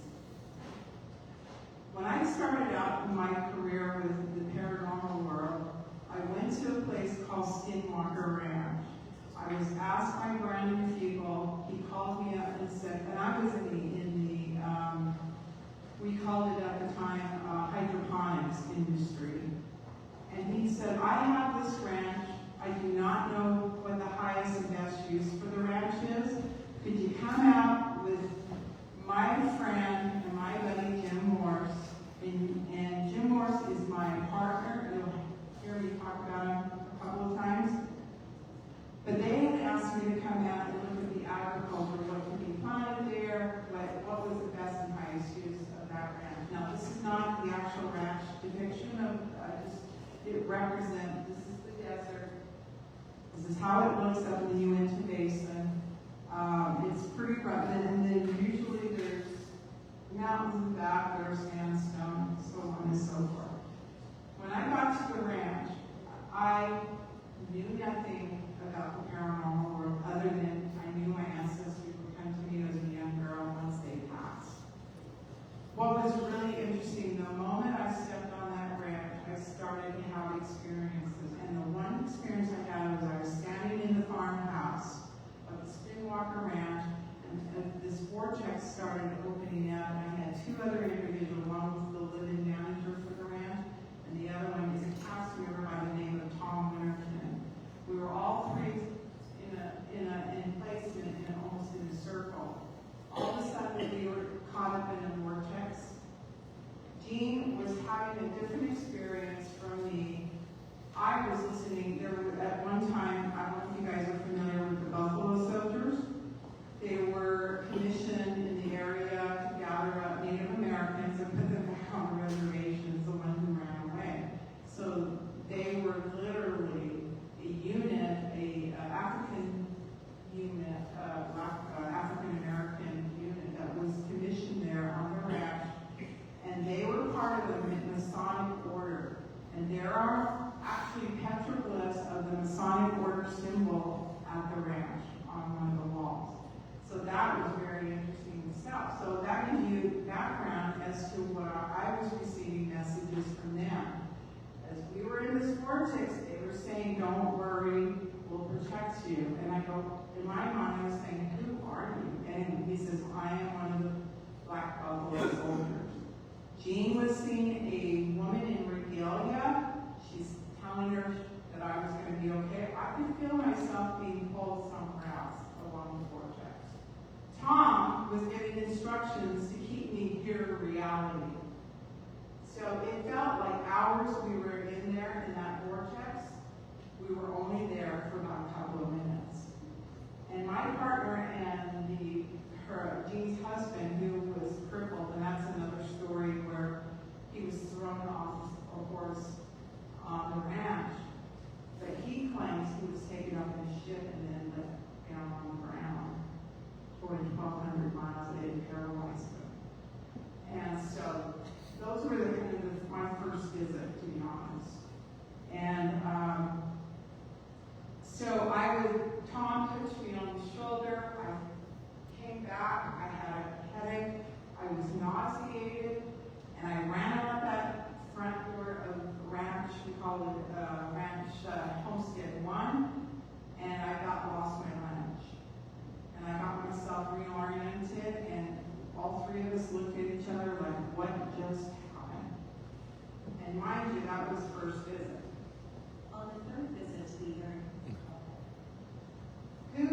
extraterrestrials with their interaction with human experiencers.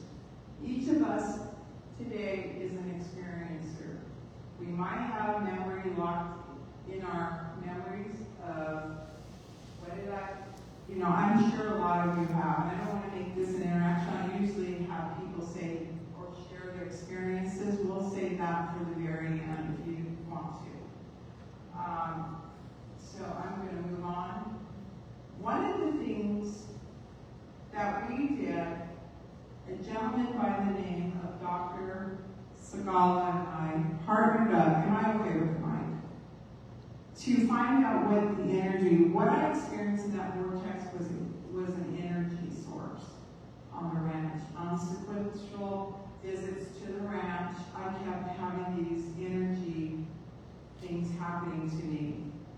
And Skinwalker is a long, arduous journey for me. There were things that I investigated that I found out. And when I was speaking with John D'Souza yesterday, he goes, "Man, girl, you need to write a book and share the knowledge that you have of your investigations." Some of it is very controversial. Things that I have found out about the military-industrial complex, it is astounding what is going on with humanity and the crimes against humanity. As we know today, they're having trials and talking to military officials, pilots, some whistleblowers in our Senate right now. The Appropriations Committee is questioning, and a lot of these whistleblowers, I don't call all of them whistleblowers, but they are coming forward and revealing their findings or what they saw, and a lot of them were very afraid to reveal the incidences that occurred. And we have one right here who's taken the courage to step out of their zone and tell the truth and what's really going on. I have also, too, I have the truth, and it might be just my truth, but I also don't want to get hurt. And I have, and I'm going to share a story that I shared with John when I get to that point. And science does support the energy in the Uinta Basin. We did a study called MUPAS, the Modular Unidentified Alert System Anomalous Phenomenon Study, by myself, Jim Sakala, and Michelle. I was the investigator. Okay, I'm going to go. The Uinta Basin Anomalous Phenomenon Study, we recorded the signals known to arise when unidentified phenomena occurs and correlated to those human observations in order to gain an understanding of the source. Started by 2019 by Jim Sakala and Michelle Miners with the goal of helping the people of the Uinta Basin understand the phenomena that they are dealing with day to day. We installed custom environmental recording devices in key locations where unidentified phenomena is known to occur. It created a unified network of environmental recording devices throughout the basin. It established a command center at Blind Frog Outpost. We established a community of participants and provided a rich platform for participants to record their experience and correlate those changes in their environmental readings. And you know what? It was live because these people had access to their computers and they had the data directly to them live. As they had experiences, they were able to tap into their computer and see the graph of the gamma rays, all the data that was established there for them. Over the past 2 years, our study has grown to include the extensive collection of enthusiastic participants from the Uinta Basin as well as other areas of the U.S. and strange phenomena known to occur. Over 2.5 terabytes of data have been recorded by scientific instruments in the Uinta Basin alone. A large portion of the data comes from the areas surrounding Blind Frog Ranch. Just in the past few months, hundreds of documented interactions with the phenomena have been documented by our participants. 4 high-capacity servers are now online collecting the data for the study. Statistical accuracy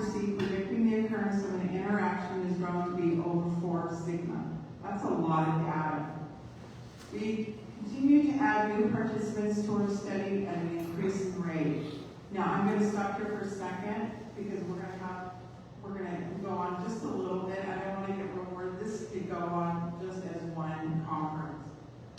What has developed is Dr. Sagala has now gotten $1 million grant. And any of you are interested in participating, it is a free program. He has developed watches, not like mine. I wasn't able to obtain it in time for this conference. Well, he will send you an apparatus for free and participate in this study if you're interested. And you can contact me. My cards are on the table right there. You can contact me and I'll get a hold of Dr. Skull. I'm helping him further the work. There are very, very interested people in his technology. And we started out with a bigger device, about this big.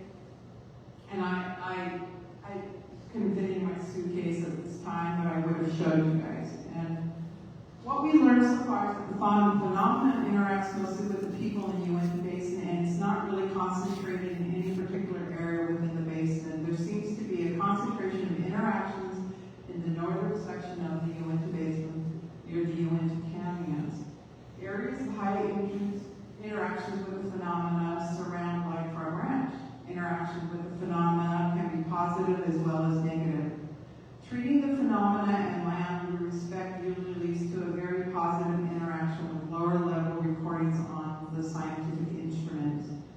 Negative interactions show very defined peaks in the recorded data with pronounced negative effects on the people.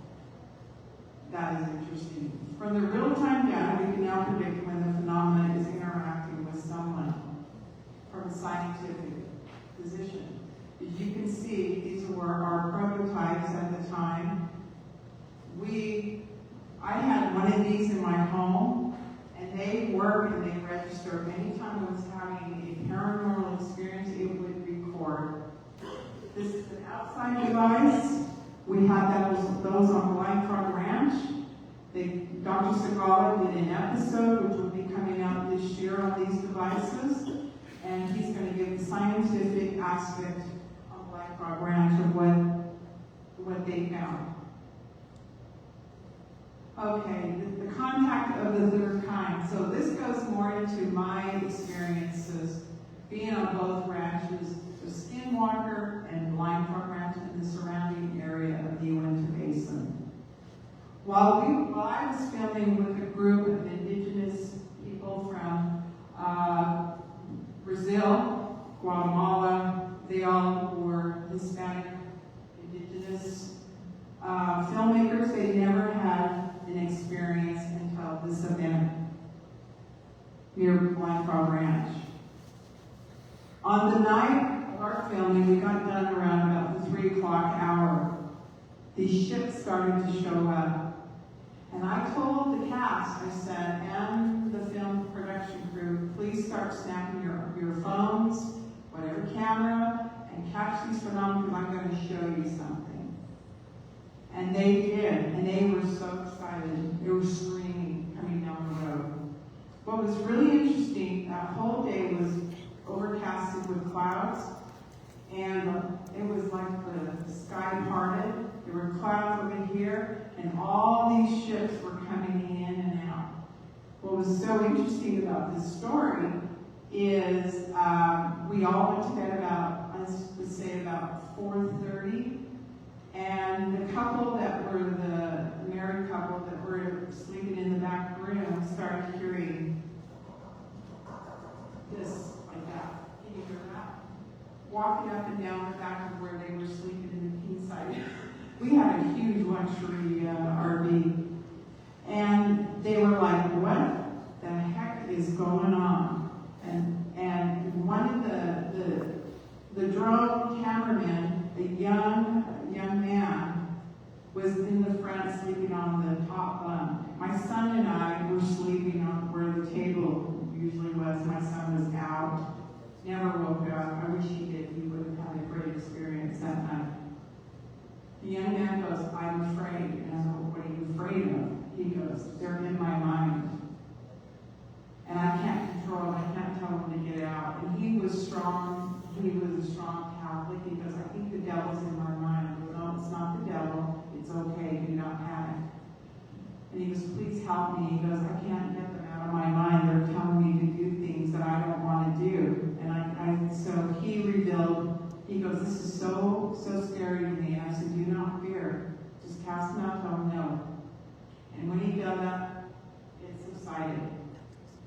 So he learned a great lesson that night, that, you know. So I decided I'm going to go to sleep. And I heard the door open. I thought, oh, someone's going to go to the bathroom, or they're just coming in. You know, we had a few people sleeping in that luxury trailer. All of a sudden, I kind of woke out of my super sleep, and there it was, a reptilian presence. And when I opened my eyes, he ran out the door. And I did not say anything. I did not say one thing to him, because I'm going to tell you another story about that. Get the courage to tell you, because Johnson, he is telling me, talk about it, record it, and write about it. So the next photo, this is the crew. Everybody, that's my son.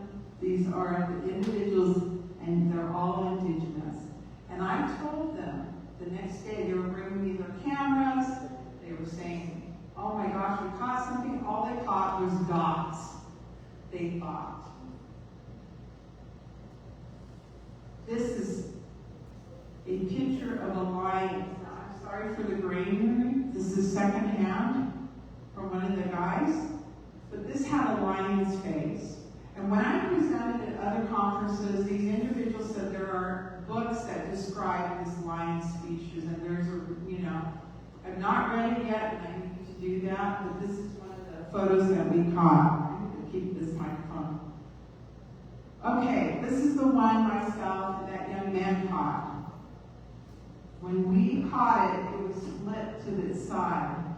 And I had the post commander of Utah. He goes, you're looking at this very differently, Michelle. He goes, it is not to the side. He looked like a fat guy in his face. And when he flipped it over and made this, he goes, he's got a body. So that, I was grateful for people's eyes, you know, as you analyze these things. I then signed my consent rights when I was speaking at a conference in Burley, Utah, to a woman who was running the conference, and this one. And she says, I have a guy who can analyze that for you. He has the technology. He works for Livermore Labs, a very simple person who says, I'm just a farmer. I've developed a technology that can go into the quantum realm, and I can pull out images from that quantum realm. And I said, okay. Well, it took 2 years for him to contact me. And what he's finding is other faces within that. Now it's going to get a little bit, he said it's like the Superman effect when they get trapped in there. He said, I'll give that a second to come back. That's what the entities that I caught on the camera, our crew caught those.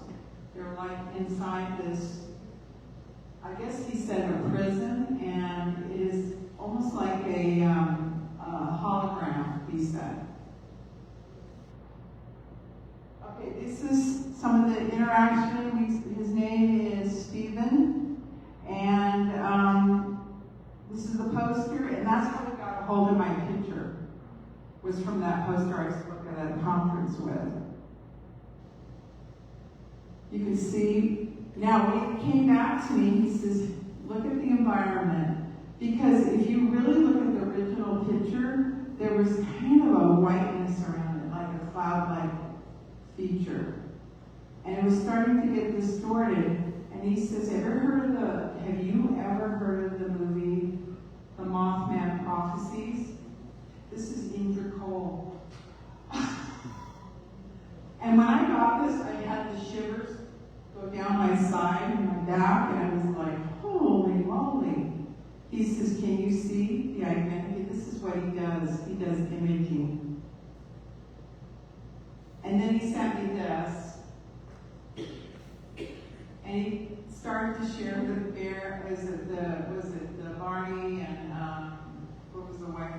Betty. Betty. And their story, and that's who contacted them too. He said he's still around. And I was like, wow, that's pretty interesting. And I'm going to move on now. While I was in the Uinta Basin, I did over 400 interviews of the paranormal kind. Those are what I have to get in the book. Those are the ones that, these are people who whistleblow to me because they didn't want to be identified. Because they're afraid, they're fearful of their story of being ridiculed. That's the biggest fear and factor, or they're going to lose their jobs, or they're going to lose their respect in a community, or their families. Now, this interview, and I'm hoping that it would.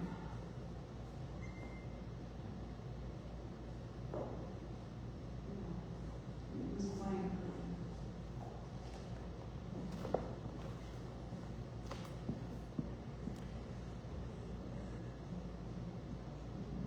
Right there is a vortex. This was caught in Uinta Basin at somebody's barn. And as you saw the light go over, he said 2 alien presence came through that vortex right there. And as you saw the ships, it was like they dropped them off. And these 2 entities came out of the file right there. That was one of my interviews, and then they said I could use it for the talk, but I got permission from everybody who I interviewed that I thought was noteworthy. There you go again. You can see that. And right there is the vortex. I'm getting that analyzed right now. Okay, this is Don Mitchell. He's a Shawnee Native American interview. This is what he said about the Bigfoot.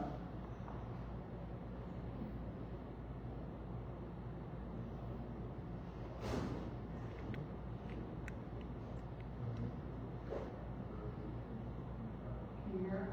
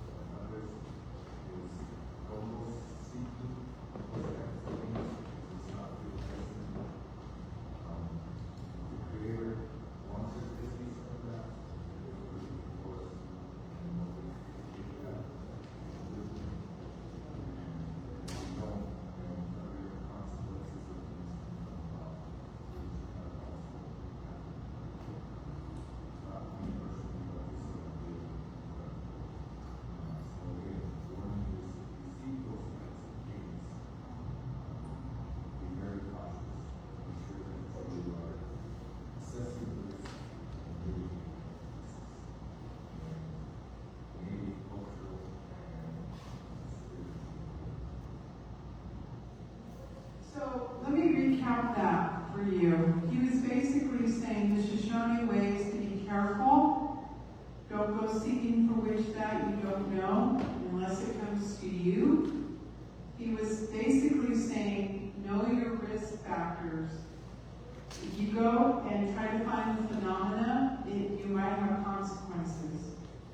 And he was speaking about his own experience. He is a fire battalion with the Ute tribe, the Bureau of Indian Affairs, and he was out there mitigating a lot of the fire terrain and make sure things are safe. But when I talked with Don, he was saying, he had been on also Skinwalker Ranch episodes, so on and so forth. And so you can find him there on the internet as well. But his caution to me was always be careful. Risk is out there.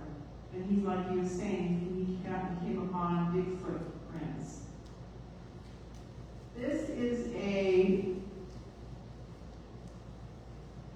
Eisenhower and an ET. I have a business partner who lives out in Alaska, and he's Tlingit. He was the chief of the Tlingits. And he says, can I share with you a story about my family? And I said, absolutely, Chief. He says to me, on my dad's deathbed, he told me a secret, and he wanted to always share it. And he said that his father used to meet with the village in Alaska. The Aleutian Islands are way out there, you know what I'm saying? A village of tall whites, and then report back to Eisenhower administration at the time. And he says, son, we are not alone, and those are our ancestors. And so today, you know, as I speak about our connections to the past, it was revealed to his father that these are our ancestors. As you can see, this is the community of Alaska. It does have a Russian influence. Because they were put in canneries. The Russians come up from time to time in their submarines to surveil this area. It is very isolated. Gives you an idea. They're from Dutch Harbor. And how he makes his living, he has a contract with one of the major fishing communities, and he dumps the fish in the Bering Strait. And I asked him, would it be okay for me to share that story? And he said, yeah, because I know how personal it is to you. And he described them to looking like this.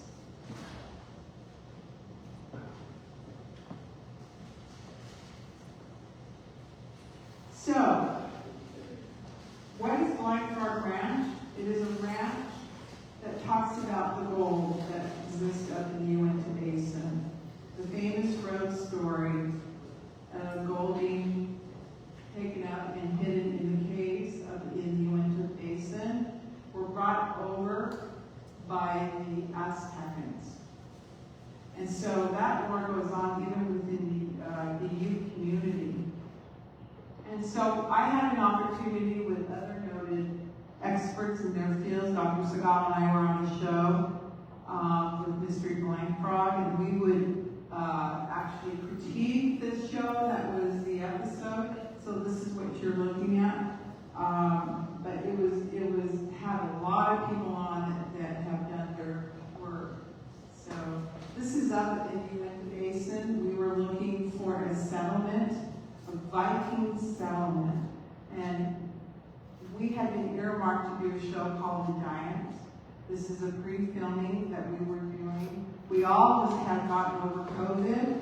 We were all out of breath, and the altitude killed us, so we weren't able to go see the Viking settlement. But it was interesting. James Keenan had been with us, and he's a former policeman, and then now he's turned archaeologist, told us a really interesting thing about the Vikings. He said the reason why you don't see the Viking influence everywhere, especially in the Uinta Basin, is because they came down from ships. They had their own ships. Well, we know that because they crossed the waters, right? He says, that's not what I'm talking about, Michelle. I'm talking about aircraft. So he wanted to come and find the evidence that there was a settlement there, and there was only one guy, that was our guide, that did find it. He snapped photos. They can't reveal that because right now he's a cast member on the Mystery of Blind Frog Ranch. So he has to be careful what he submits. These are some of the petroglyphs. Myself and the ranger, Jonathan is very apt in archaeology and his understanding of petroglyphs. From my understanding, this sort of looks like a guy in a spacesuit. As you can see, I'm sorry it's not that clear, but these are some of those I'm going to talk today about the anomalous phenomena in the Uinta Basin. Okay, this is my first experience in seeing these red eyes, and I always have people with me, so I have eyewitnesses. My partner Jim Morris and I used to, with the ranch manager, we called it the boatmobile. And we would do routine checks on the four corners of a 500 square acre ranch. And we actually added more to the ranch because of the next door neighbor of the owner of the ranch, who has allowed to open up his gates and being a part of Skinwalker Ranch. We had a young man with us, and it's an interesting story. And the young man had told me that he was reptilian bloodline. And his name was Connor, and Connor would come with us onto the ranch. This particular night, my business partner was shining a laser red type of light on the book cliffs.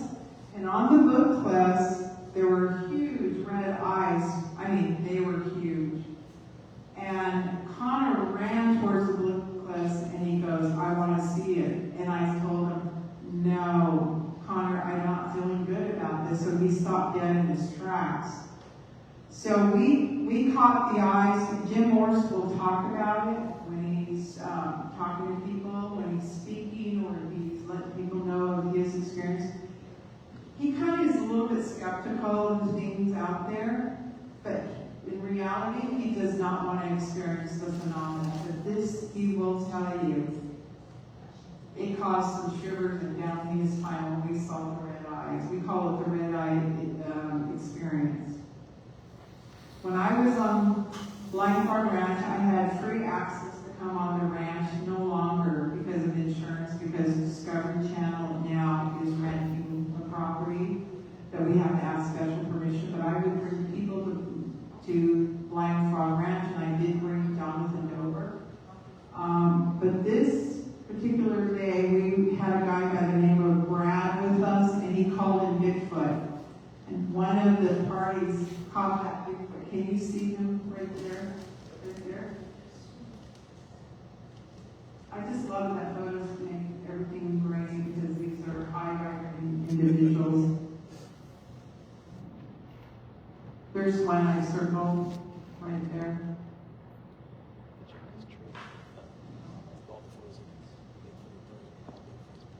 Let's see. Right there. And there's an interesting face that's there. And the gentleman, Brad, told us her name was Luna. And that Luna wanted to sit with me, with her family, in the Uinta Basin, and that she would find us. I was not down with that at that time. But I said maybe one day, this is what I said last year was my first realization that they are real. So I may be going back to Brad. Okay, this is a friend of mine's ranch at the Uinta Basin, 4-Star Ranch. He raises, his name is David Gaiman, and we've had a relationship, a friendship for about 6 years. Something extraordinary. He grows alfalfa and hay on his ranch and sells it domestically as a commodity. He's done very well for himself. And one day, while I was up there with Jim as he was filming with Skinwalker Ranch, he sent me these pictures and he goes, do you know what these are? He goes, I believe these are mutilation pictures. And this was a horse he had on the property. He said, but look at, there's no back hind legs and the entrails here are gone. So we brought in a team of officials, of people who have done this before, veterinarians and everything. This is a well-known fact in the Uinta Basin that this phenomena occurs. And he said he waited a while because he said he could see the gnats, the bugs already eating away at the calf. He said this calf's mother got hit by a laser. right in the knee and it went right through. And he never caught the photos because at the time he was trying to investigate what that was. And he said shortly after that, the mother cow passed away from that laser hit. Okay, this is another interview I did with a very prominent family. They were drillers, oil drillers, and their name is the Rosses. They put up game cameras and caught these two entities looking into them. You can see their indoor lights right there reflecting off. But this is what the camera caught. And she submitted a lot. Okay, I and some other people from the Bigelow group came on the ranch. And I was with the former Hells Angel in Los Angeles.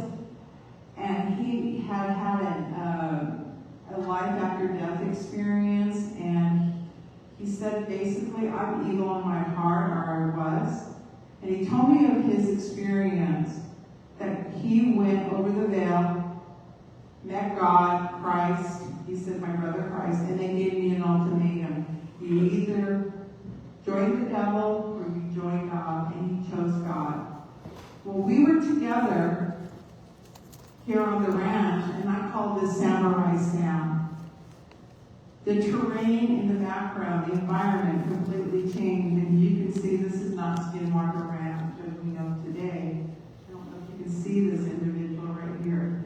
He looked like a samurai, but he had no face. It was all covered in black. So we caught that together on a camera, as did the other team members. And then we had an extraordinary experience together. We were by Homestead 1. We were near the fence of the property, and all of a sudden a vortex opened, and all these wild horses come running through the vortex, and we're sitting there going, oh my heck. And they were going off into the air, and we were like, he was like, where's everybody else? We need to think getting our cameras out to find out. We were just so amazed at the experience we had. Every time this light would show up on Homestead 2 on the hill, some interesting things would happen on the ranch. So I would get in so gently named, viciously named, in the boatmobile. We'd get in and we'd rush off to Homestead 2, and we would always have a phenomenal moment. On Christmas week of 2017, we did another parameter check. We go out to Homestead 2, and Jean always carried her digital camera. She just loved taking photos of anything, even dust, that she thought were orbs. And so we go out with my partner Jim was with us, and I had this feeling. I said, Jean, take your camera and point it to the south. And she started clicking, and we got 28 photos of a reptilian being. And it was coming menacing towards it. It was walking. Every time she flashed, it would come closer and closer and closer towards us. And I just had this feeling like, oh, we need to go down. No more pictures, let's go. We beelined it back to the ranch house. But she had a USB thing, and she stuck it in her computer. And when she did, we saw all 28. Something told me, take a photo. And I did, and I caught one of the photos. And when we went to go review it, everything had wiped out black completely. Well, this is the photo I took. It was, you can see the outer reptilian. It has morphed. I've got this analyzed by CIA members of NIDS who are also part of the organization on the ranch. This is a beautiful face of a woman. Right there, you see her nose, her mouth. She is really beautiful. Well, right after this thing started to morph, because it was a complete photo of a reptilian, and all of a sudden one day I watched this and I went, oh my gosh, that's a woman's face. I was sleeping, and in my dream she came to me and said that the part that you see, the reptilian, is our space suits, pretty much, she said. And the reason why we wear them is because this environment is too dense and you have so much radiation on this ranch. We started intergalactic war. And that was also told to us when another incident, when we had ships come to us. But I had 11 people, and I haven't told that story, and I'll probably save that one for another time. So this is what happened on that event. I did some research. This is an ancient deer called a praeton. And that's also we caught on the same day as me in the LA. You can see it, you have to look really, but it has right there the base, and it had this red hair, and it was floating through the air. And we're like, what is that? I said, over here, just take a picture. And this is what we caught. And we actually had a professional photographer with us, and he caught that too. Okay, I had an experience with the owner of Skinwalker Now, which is Brandon Fugel. We had bought a party, and at this point, we hadn't really had a whole lot. We were all sitting on the cliffs, and everybody's joking around. Maybe we'll see something, maybe we'll see something. And in the background, there was this light that kept spinning around. And I'm like, where's that light coming from? And the temperature dropped 20 degrees. And all of a sudden, this cloud of fog comes in, and it starts to get really cold. And all of a sudden, deer started to come out and run. Elk started, I didn't even know elk existed on the ranch at that time, started coming out. The birds were whooping, and all this chaos was going on. We're all going, what's going on? And then somebody said, I see a purple orb. One of our members, I'm seeing a purple, does anybody see the purple orb? And no one saw the purple orb. And all of a sudden, something took over my mind and says, I'm going to hurt one of your members. And I thought, and I go, who are you? He goes, I am a wolf. And I said, no, don't, in my mind, we're talking back and forth. I said, no, I'm Sticky, I'm Wolf Clan. You will not hurt any of this party. He says, I'm coming right now.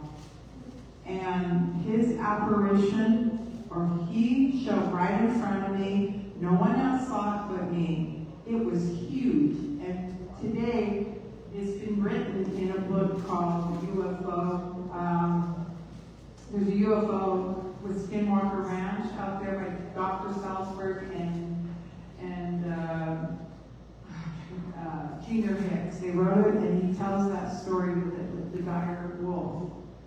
And so I saw it, and he looked at me, and he had red eyes. It was very intimidating. And I told him, I said, you can't hurt. We have a pack. You are family. You can't hurt any members. And you know what? Away he went. That was my experience on the ranch. Today, we are the Paranormal Rangers. Today, as you heard their talks about where they've been, what they've done, the Navajo X-Files is what I said earlier last night. This is us, and this is our new platform to show KGRA digital broadcasting being our platform. We broadcast it, so if you guys want to grab some cards over there and tune in on Wednesdays from 5 to 6 Eastern Time. I mean, not Standard, and it's 6 to 7 Eastern, I do believe. I am the newest member of the Paranormal Rangers. I do not have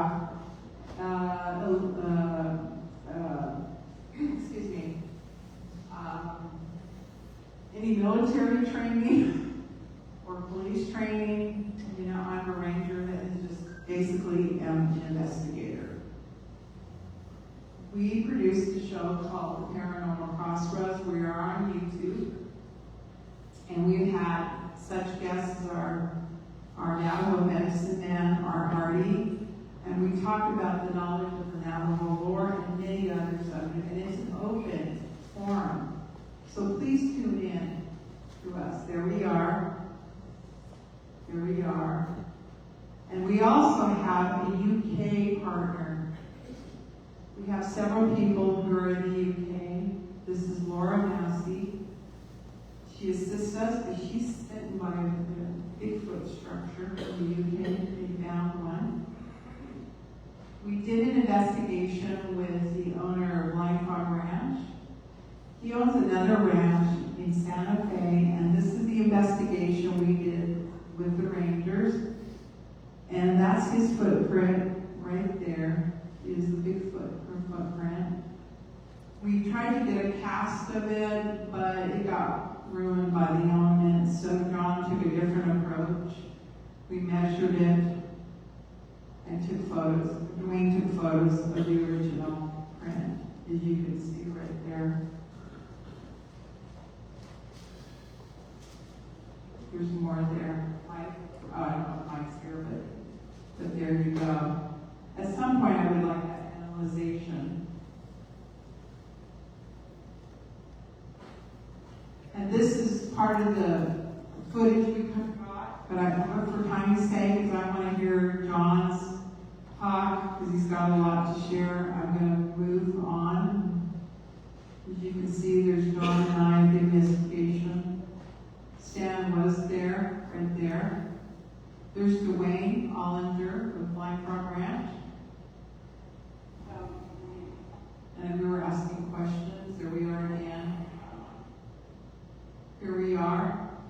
This is Mike Patterson. The reason why I put this photo up is to correlate the footprints to the prints we found on Dwayne's ranch in Santa Fe. This is what more picture glass, excuse me, my voice is getting dry, that we have gone and visited, and there was a time. Did you talk about this in your presentation about Steve? No. We went just for some R&R, and we've had some profound things that Steve picked up on his camera. These were lights right there. These were the lights that were, and Jonathan, do you mind come up and explain this as I go through a few photos of what was caught? And there is a spiritual significance to this as well.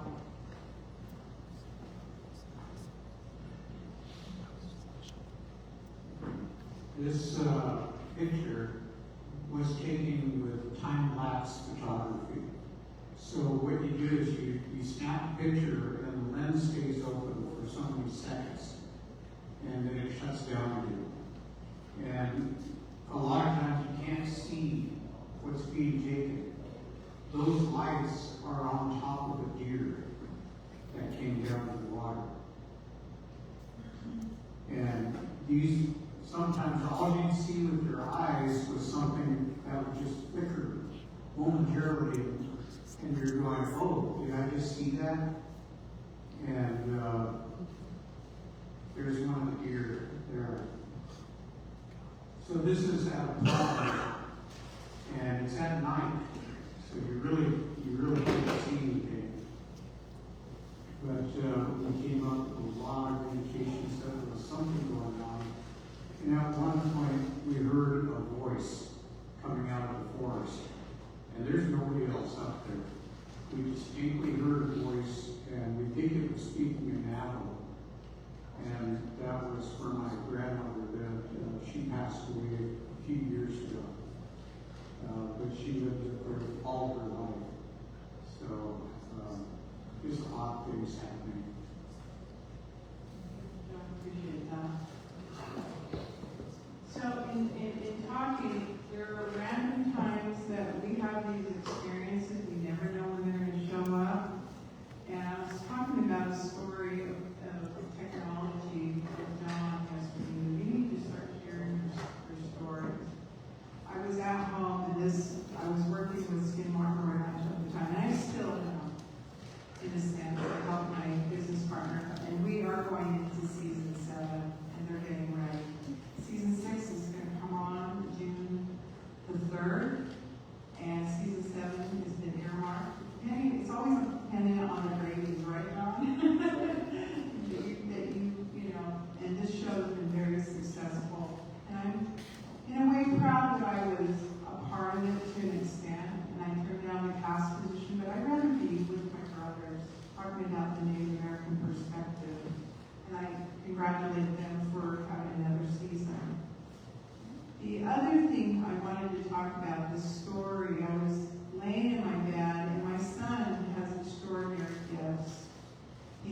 psychic.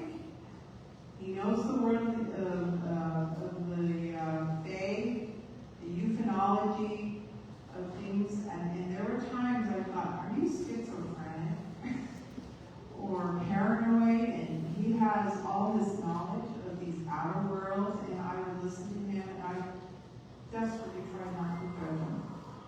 But then because I'm the mother of the son, you kind of get concerned, right? Well, we were talking about something that had been revealed to me by the former NIS group. They'd been asked to join an organization. John D'Souza also was asked to join this organization, and he denied it. And one of the members that I knew, one joined, one didn't. And Academy to the Stars was what it was called, but there was another program that they wanted to run. It did not succeed, and Tom DeLong was a part of it. So I had this knowledge, I never shared it with anybody, but my son started talking about it. And in that moment I said, son, you're not, how did you know that? And he says, he points his finger up, they told me. And I said, well, and then conversation went on from there. I said, son, am I supposed to join? He goes, absolutely not. And in that moment, I had a friend make me an organite piece that was in the Star of David, and subconsciously, I put that piece on my heart and didn't know it. It was there. And I was like, how did it get there after this incident occurred?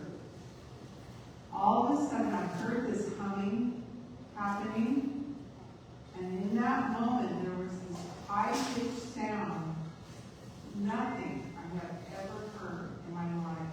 My son was a witness, he heard the same thing, and all of a sudden it was kaboom. It hit me right here. And my son started to get emotional and angry at the same time. He says, Mom, they are trying to take you out. And I go, who are they? And he says, the organization, and that's all he would tell me. Those things happen. I've investigated a lot more that I cannot share on stage, but these things do happen. And in a sense, we are all whistleblowers when we have this phenomenon enter our lives. Because we're giving information that most people don't get.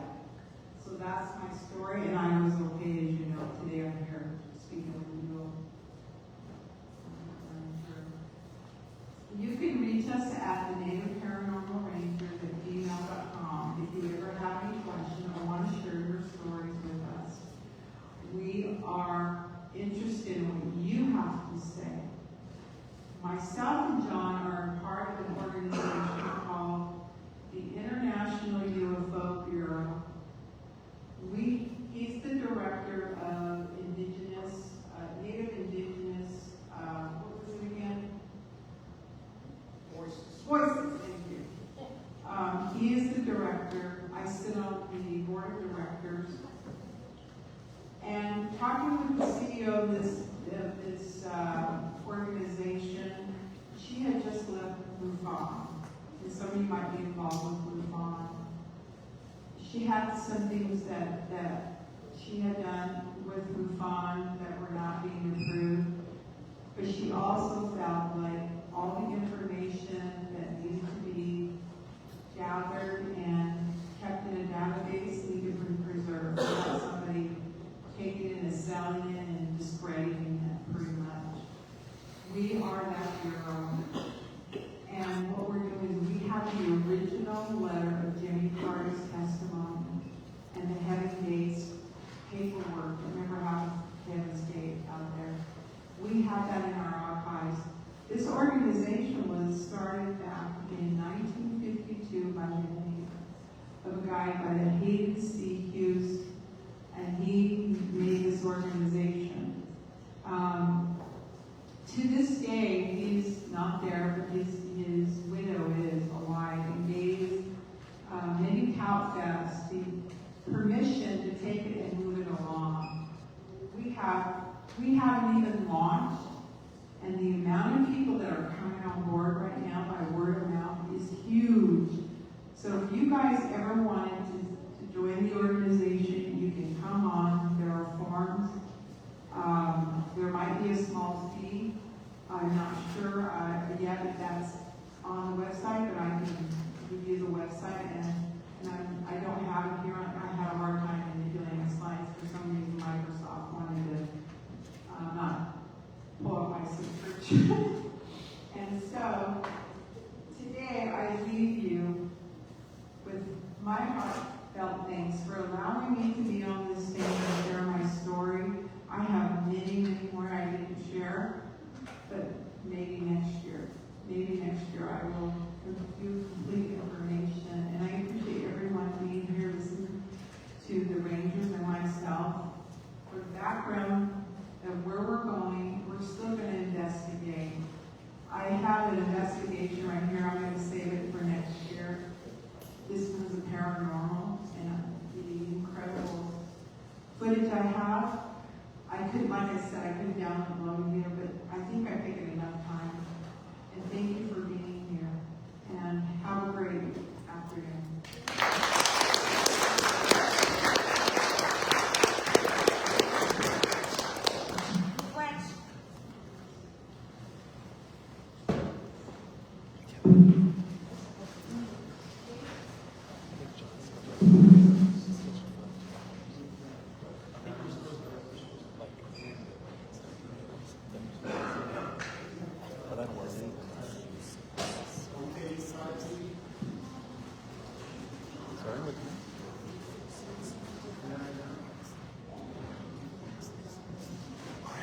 I guess it's like that's what happens when you start like 2 hours.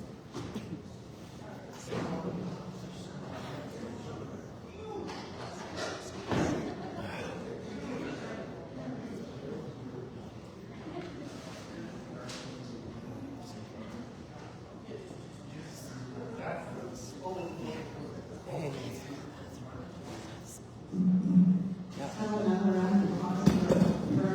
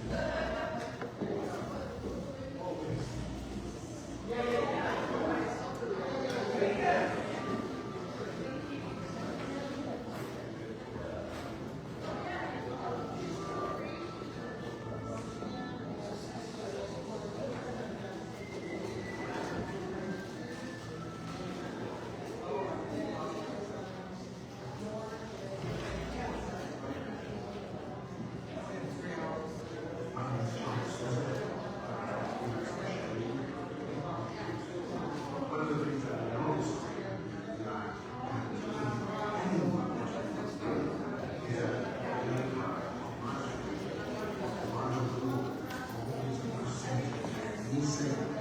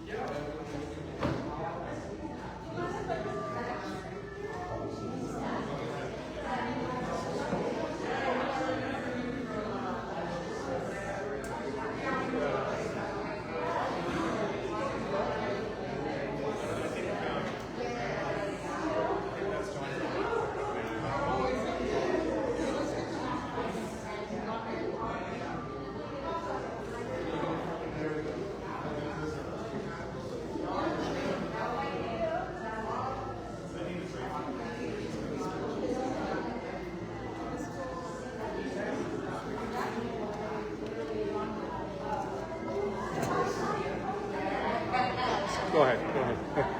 Sorry.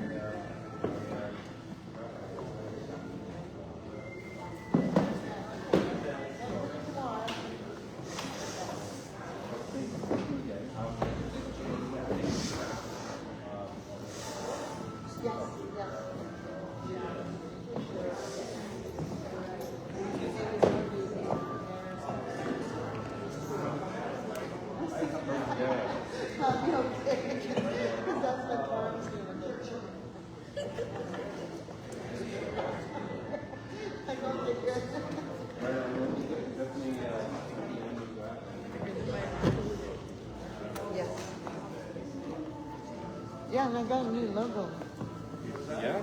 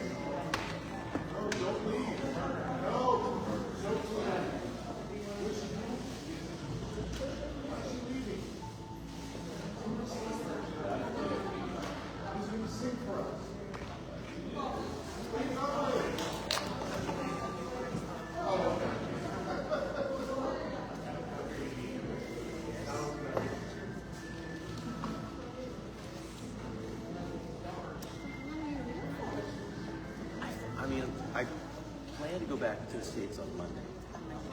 Yeah. Are you from Toronto? Ottawa. Please. It's been so frantic, and so it's been a whirlwind. So it's like my mind is on. If you ever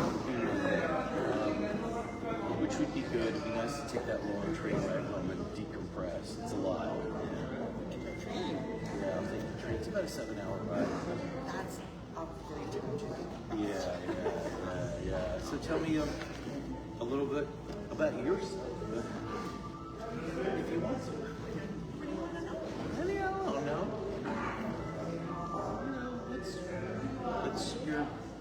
How did you come into this world? I've always been in this world. Okay. Yeah, since childhood.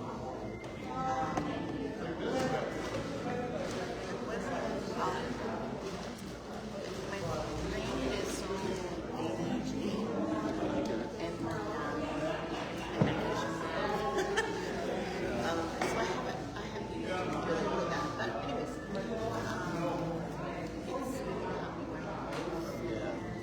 it was during COVID, and one of the things I used to be interested in was dropping drugs. So I wrote this, and so it's really because I realized as I got older, the experiences that I had. I lived with my grandparents, and they're just like outside of my it's a little town called Katukaheykano. I just started remembering.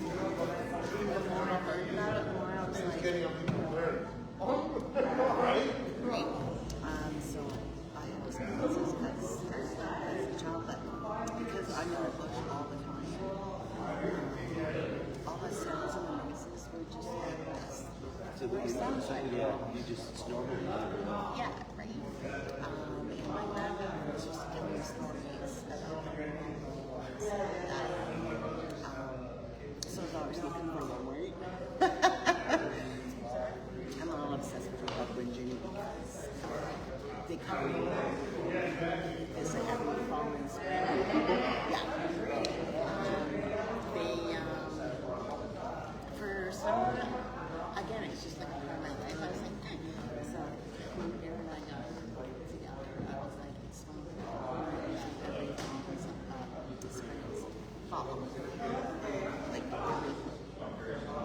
things happen, and he was like, but we've been together for years now, and he's like, he totally was like, if something goes missing or anything, he's like, yeah. I like because one of the juveniles likes to steal my glasses, and then I'll look and they're there, and they're gone, and they're back. It's like I need those. That's good such Yeah. I mean exactly they do, and I think that's what I have really learned. I mean, Mike actually shared that. I learned from him early on watching his videos years ago, and then from direct experience, I thought, yeah, just they're people, treat them like people, objective. Just, I said, I was always like, I want to get to know you, and they like that. They just wanted a children to scream from the woods, and they said, wow. Yeah, and so I bake them pies and bring them. Yeah, I bake them pies, and I do house painting, and I work sometimes for a really good bakery, and they give me discounts, so I'll get them. And they love that. Yeah, it's just, it's Jeopardy. I don't know about you, the thing that I noticed that I realized that whoever we are, we bring that into the relationship with them. For me, boundaries has been something hard to learn because they can traverse the dimensional realities. I was like, oh yeah, they're all hanging out. They're all in my house. Like when I take pictures at night, they're laying on the couches, and there's aliens. I mean, I have pictures of it. I can't show all that stuff.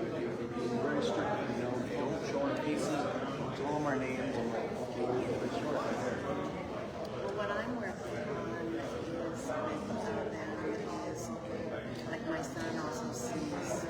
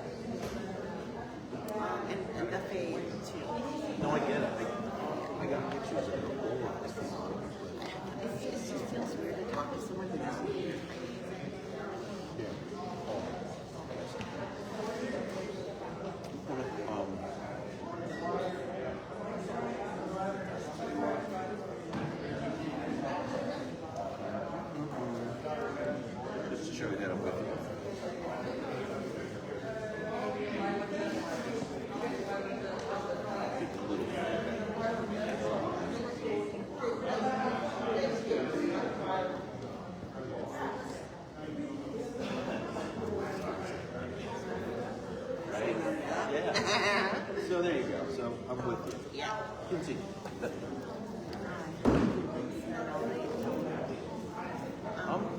I'm an open book, so the only way to get to know someone is to actually ask them about themselves. I'll tell you something. Right?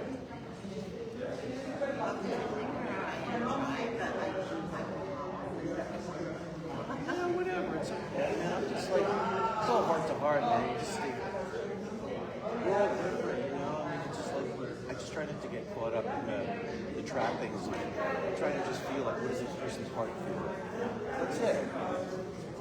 Oh, I just offended someone because I don't know the native language.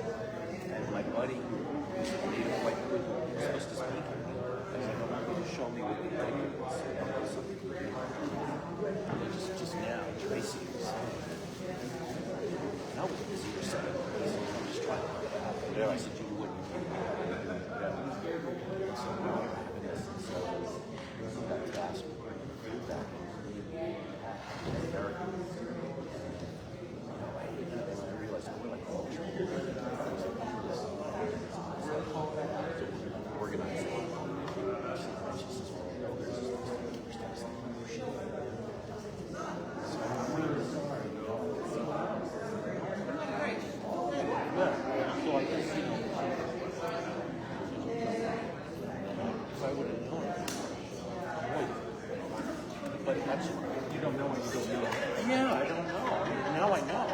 No, I would have made it, I would have been like, hey, so I'm a team player, you know, just let me know. That just happened. I took a picture of the thing. No, you don't take pictures of the thing. Sorry.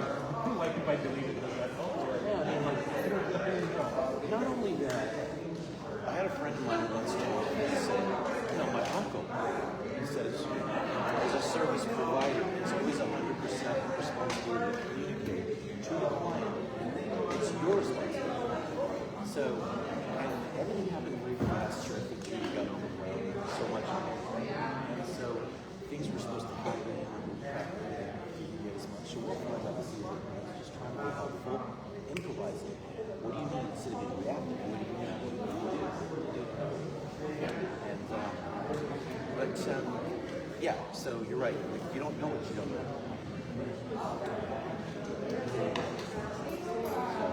Yeah, so you were saying,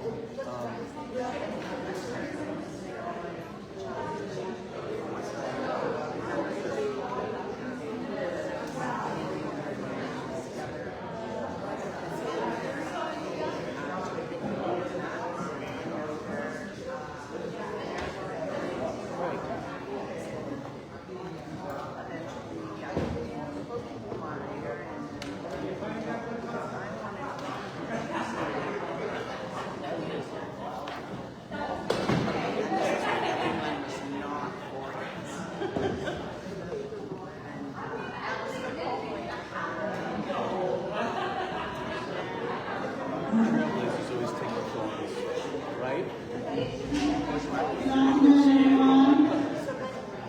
Thank you for around, and I hope you enjoyed lunch. You know, it's lots of bowls and sandwiches and salad, some snacks there. Please help yourself later on. Children hungry. Help yourself out there with these snacks. My next guest is Mr. John Ochiskicho.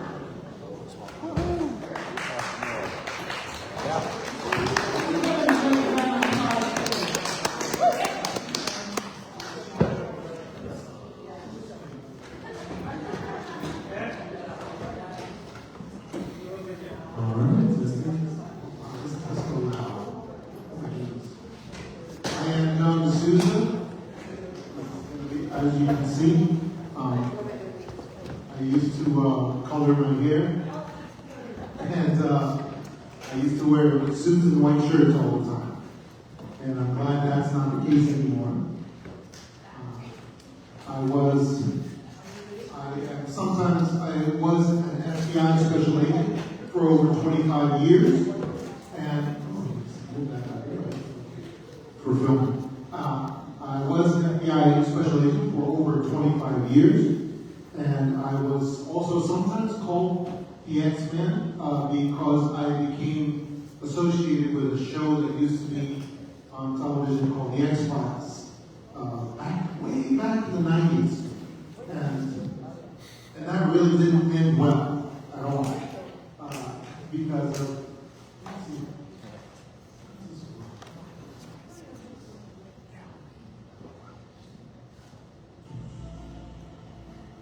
in case you guys aren't listening to that music yet. But, yes, when I was close to starting my FBI career, by the way, I was one of the youngest people ever recruited into the FBI at the age of 23.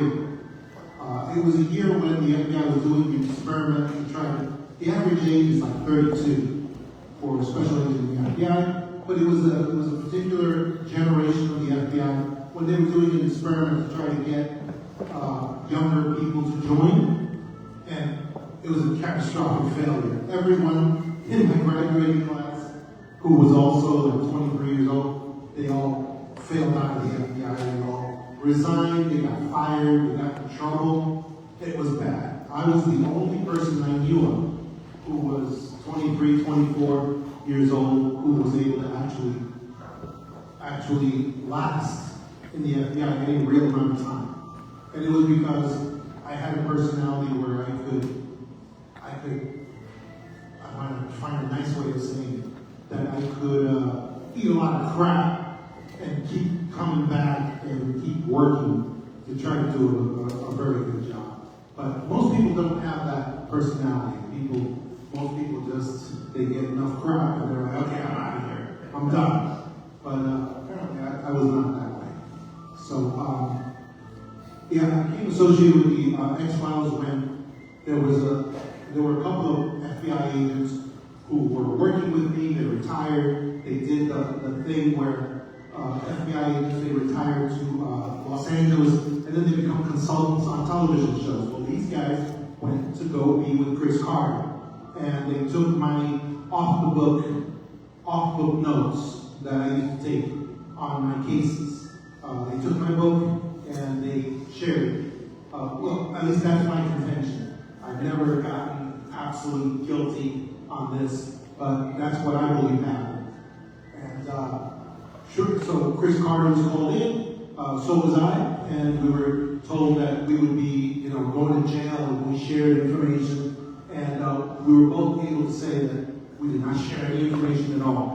And so so Chris Carter just used other things for his show after that. But for anybody who remembers the X-Files still did something the government did not like for many years. And they shared real information about real things that were happening. And they did that all throughout the X-Files. And the government was not happy. So they were very happy about, I think it's about 10 years later, when they were able to nail Chris Carter because he revealed with a show, he said, okay, the X-Files is causing too many problems. I'm going to change over to another show. And that way I won't have any more problems with the X-Files. Well, the new show he was switching over to was called The Lone Gunman. It was The Lone Gunman. And he used a couple of actors from the X-Files to go, three actors from the X-Files. And they went over to be the Lone Gunman. Well, some of you who are old enough may remember what happened.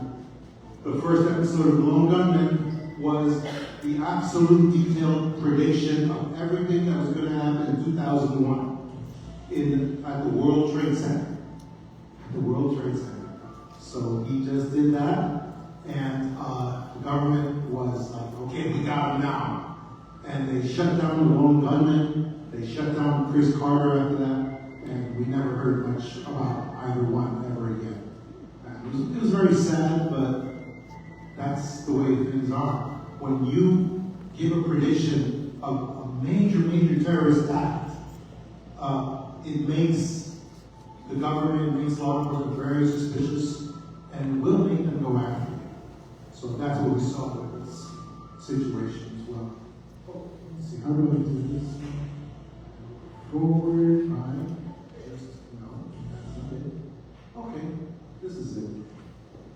I've been in a lot of people's documentaries, like Cosmic Secret. My name is John Souza. I was an FBI Special Agent for 25 years. One of the things that I noticed at the FBI, and in any law enforcement group really, is that they are demonstrative of the larger rule that there's always a percentage in any segment that demonstrates these extraordinary powers, these extraordinary abilities, 5, 6, 7%. Luckily for us, they save extraordinary numbers of people's lives using those tools. I think what sets these people, this segment of the population, sets them apart from everyone else, is that they have some kind of marker that designates them as having parts of their DNA activated that the majority of the population doesn't have. And that's something that's evident no matter where you go. Every group, there's always that segment, that remainder of people that they just activate. One of the first great experiences of paranormal that was shared by me and hundreds of other law enforcement officers was what we call the Indigo Kids of 9/11.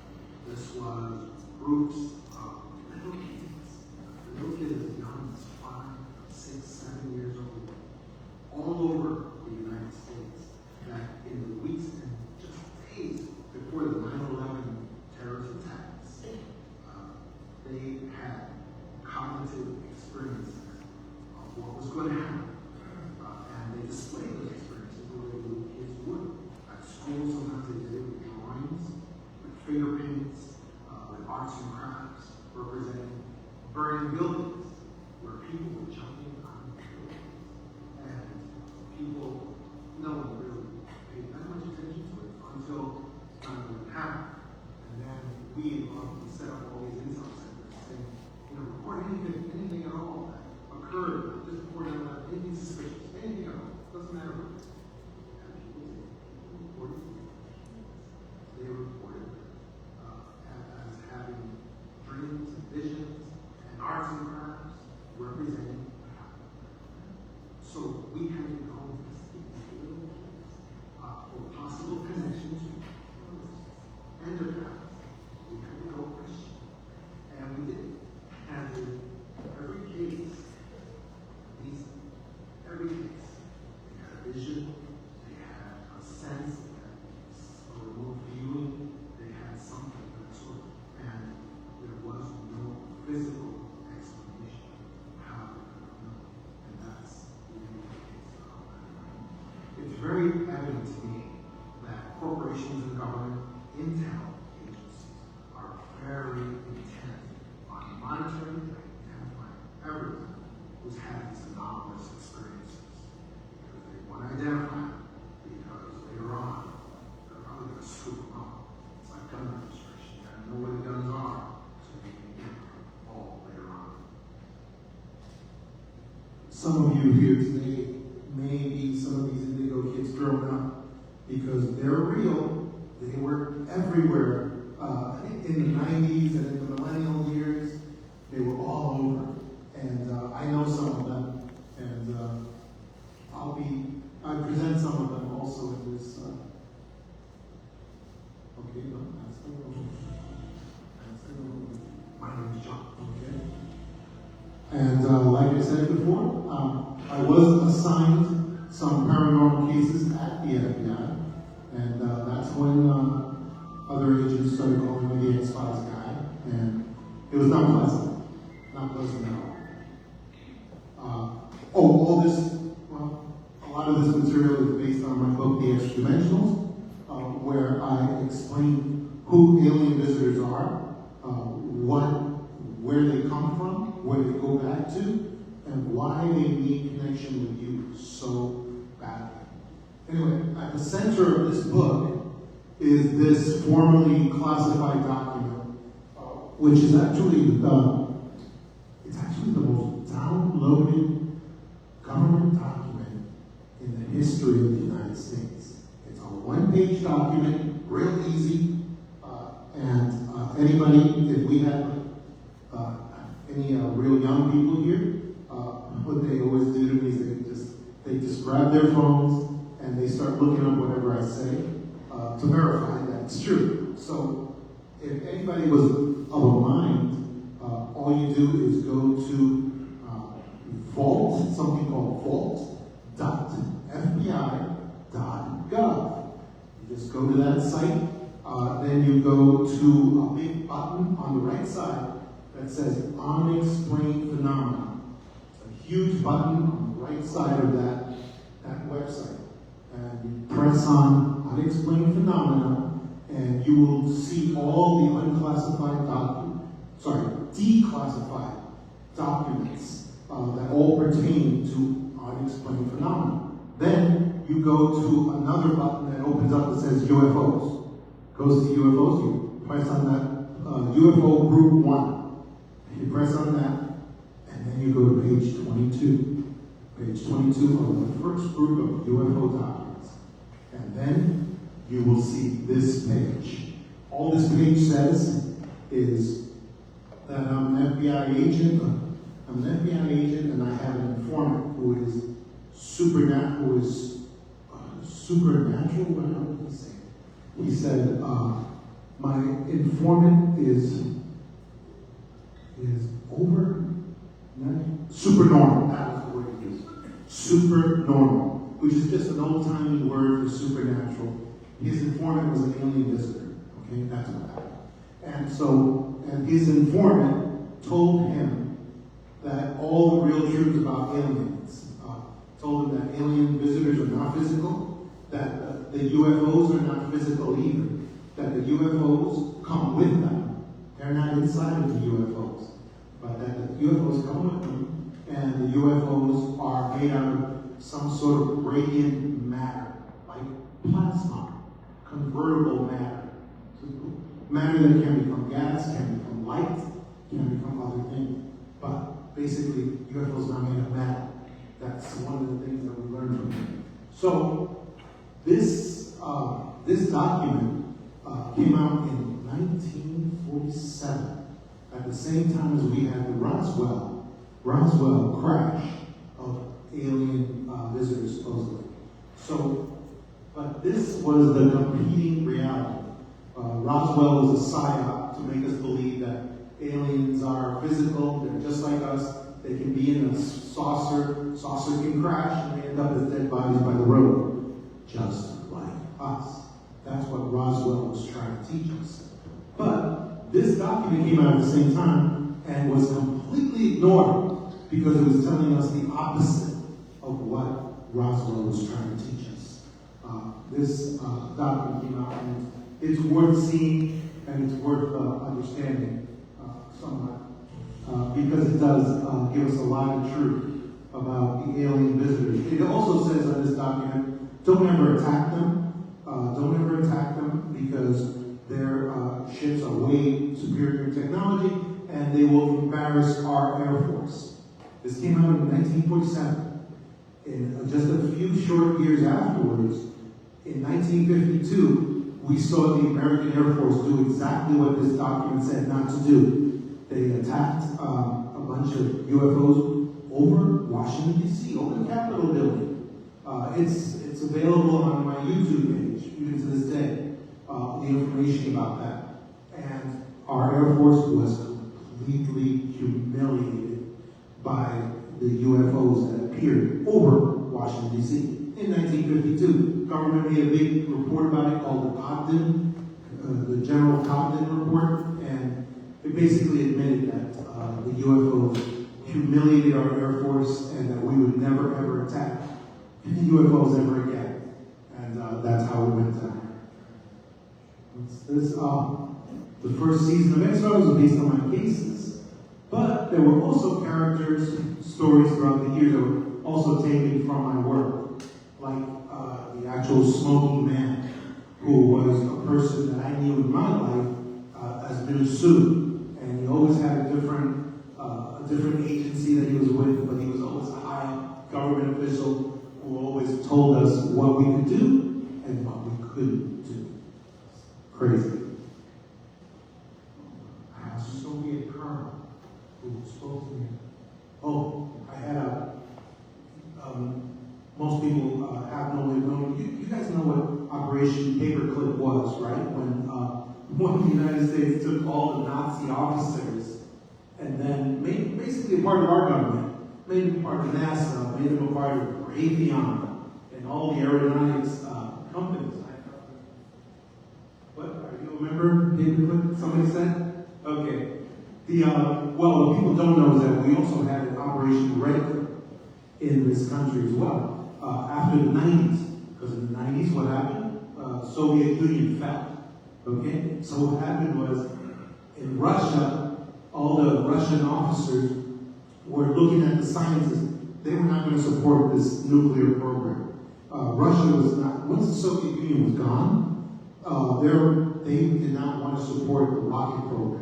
So they kept looking at these scientists who are really highly paid, have a lot of nuclear secrets, a lot of aerospace secrets, and they were kind of like the Russian generals who were kind of looking at them like, we have to do something with you guys. We're not going to support your program. So what can we do with you guys? So the former Soviet scientists got together and they were like, we better get out of here. We have to do something.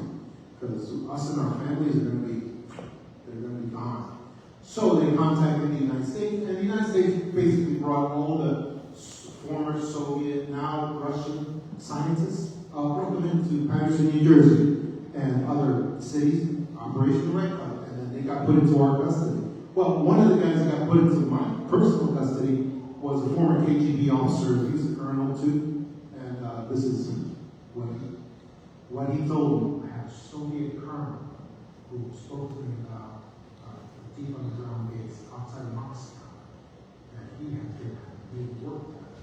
And he had instructors at all levels, at the military levels, levels of the laboratory and scientists, and he told me the final level, the most restricted level, was the level that had alien presence on it.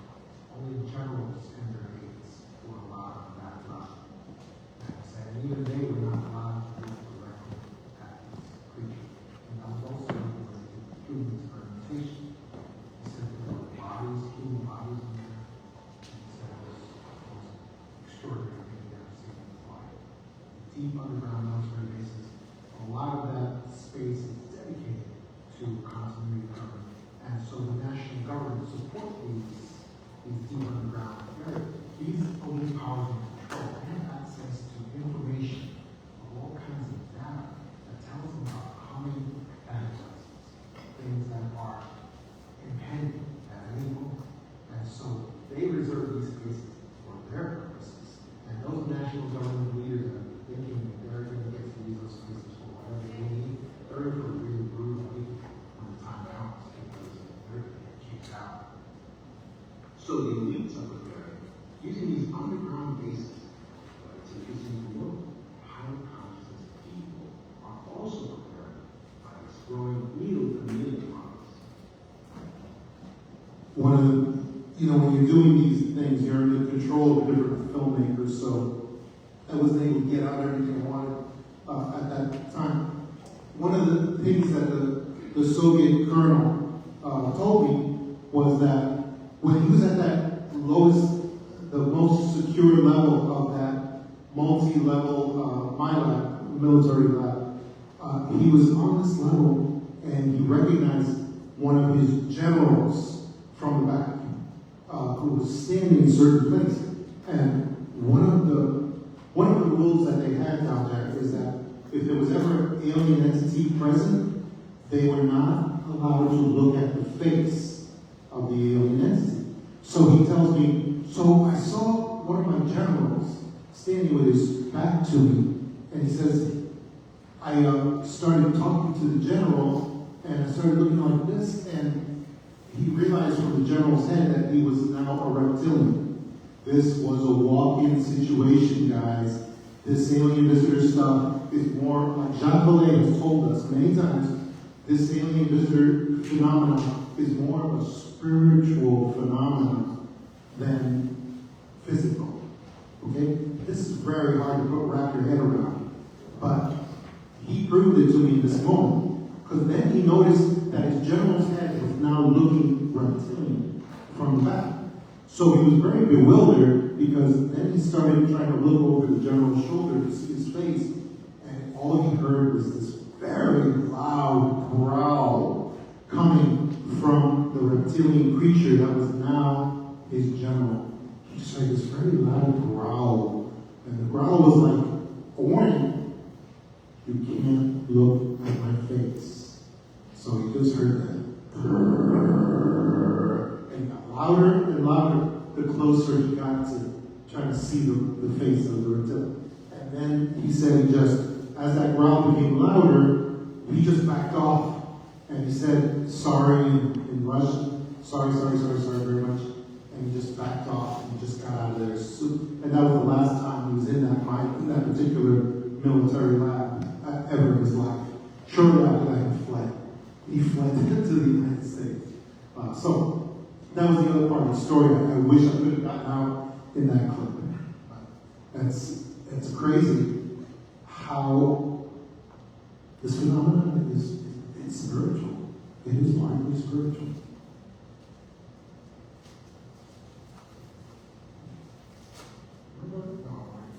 I have so many. Okay, one of the reasons I'm here, one of the reasons I've written all my books is because of my experiences as a child. I was 10 years old in New York City, and I had direct observation of a UFO that was right over my head, and it started coming down towards me. Then I exhibited some reluctance. I stepped back out of the spotlight this UFO had sent down to me, and then the UFO went back up, and it went somewhere else, but I found out it took my information with it because about a week later, it had four graves that showed up at my home, and they came into my room. I was frozen, stiff like a board. I assumed they were little kids, that they were little children, and I thought, why are there a bunch of little kids in my room? But I couldn't move anyway. And then when the kids came over to me, they lifted me up by my feet and by my head, lifted me up like I was a half-filled helium balloon. And it was very easy for them to lift me up. And then they climbed upon nothing and they tried to put me through the ceiling. And every time they tried to put me through the ceiling, I couldn't see what they were climbing on because apparently they were climbing on nothing. They tried to put me through the ceiling and my forehead kept tapping against it. They were bewildered. And they kept lowering me and examining the spot of the ceiling. They were like the worst engineers ever made. Because they were just looking at the spot and then they kept repeating the same actions, expecting different results. And they weren't able to put me through the ceiling. And then they just lowered me again. And then they looked, there were two more over by my bedroom was right next to my parents' bedroom. And two of them looked down to another two that were over my parents' bed and were holding out their hands like they were keeping them in a stasis field. And so they were just holding, and they looked up, and I just heard the only words I ever heard of them. They didn't move their lips. I heard it in my mind. I heard them say, the two that were on the ground said to the two that were with me, they said, looks like he's awake. And then the other two looked at them, and then they disappeared. They all disappeared. It's four. They just all disappeared. And then I fell. I fell like 10 feet back into my bed with a sack of potatoes. It was a long trip. It felt that way anyway. And those were my contact experiences as a child. And then my parents woke up. When they woke up, they were all befuddled as to what happened. I tried to tell them what happened. They didn't want to hear what happened. And it was kind of a big mess for the next week in my house. And like I said, there's more to the story, but I fleshed it all out in my book, The Extra Dimensionals, available at the back tables right now today. Okay, let me see. Oh, okay. And one of the things I've always tried to do in the FBI is teach special agents how to be true investigators. And I try to do that with civilians today as well. And, true investigators are people who learn to identify clues, develop data, recall patterns, even across vast expanses of time and space. They use common sense. They always have to produce an investigative conclusion. If you don't produce an investigative conclusion, a determination of guilt or innocence because of the following, you have to give some sort of conclusion on whether a subject is telling the truth or they're lying, and here's the reasons why. Otherwise, you're just a fact finder. You don't want to be a fact finder. You want to be a true investigator. Oh, now, and then, speaking of indigo kids, here, this story is about a couple of the most famous indigo, two female twins who were a couple of the most famous indigo kids of the 90s. And they grew up to be psychics, and they actually went on the show Coast to Coast AM, and they absolutely predicted, again, they predicted exactly what was going to happen on 9/11. And then, a short time later, it actually happened. And then when it happened, they were persecuted, they were attacked, they were reviled, they were doxxed. They were attacked so much that these two ladies that you're going to see, they completely withdrew from being general psychics. And now, you can find them on YouTube. Now, all they do is they do psychic readings for gossip and social stuff. It's crazy what happens to them. Okay.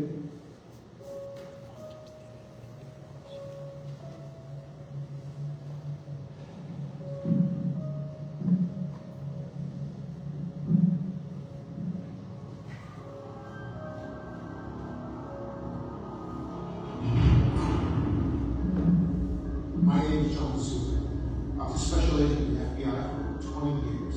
At the age of 23, I became one of the youngest people ever recruited into the FBI as a special agent. As an agent, I helped solve high-profile crimes against humanity, homicides, the 93 World Trade Center attacks, the Oklahoma City bombing, even 9/11. Most of my cases were criminal in nature, but other cases weren't so cut and dry. If I were to tell you I saw or experienced nothing strange during my 20-plus years of service, I wouldn't tell the truth. These cases couldn't be explained in the physical world. What disappeared in the Norwegian sky? What is this? I was the guy who investigated X-File cases for the FBI. I was tasked to look into these cases. People laugh, but it opened my eyes to a whole new world. What I saw, the things I couldn't explain, they hunted me hard. I believe evil exists in the physical world, but from my experience, there's an evil even darker than paranormal.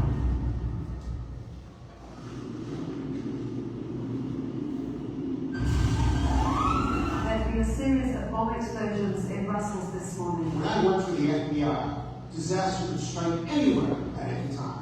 Just Belgium News is reporting 23 are dead, more than 30 injured. We will do whatever is necessary to support our friend and ally Belgium, bringing to justice those who are responsible. Today, it's Brussels. 15 years ago, it was 9/11. After I retired, law enforcement, civilians, they still ask for my help today because of my reputation in the FBI for investigating paranormal. Now, I work outside the law, so I can solve these paranormal cases. Okay. I can meet you at the drugstore. A source who works in law enforcement has reached out to me for help. They don't want their identity revealed because it's a paranormal case. You can be ridiculed or get fired for believing this kind of stuff. Believe the same people behind the terrorist attack was behind this attack. Law enforcement says that there is no way for us to predict when acts of terrorism are going to happen. My source believes there could be a paranormal.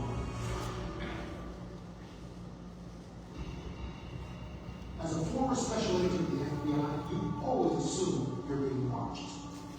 Satellites overhead, watch and listen. You've got to protect yourself and the intel. Today, these rules still apply in my cases.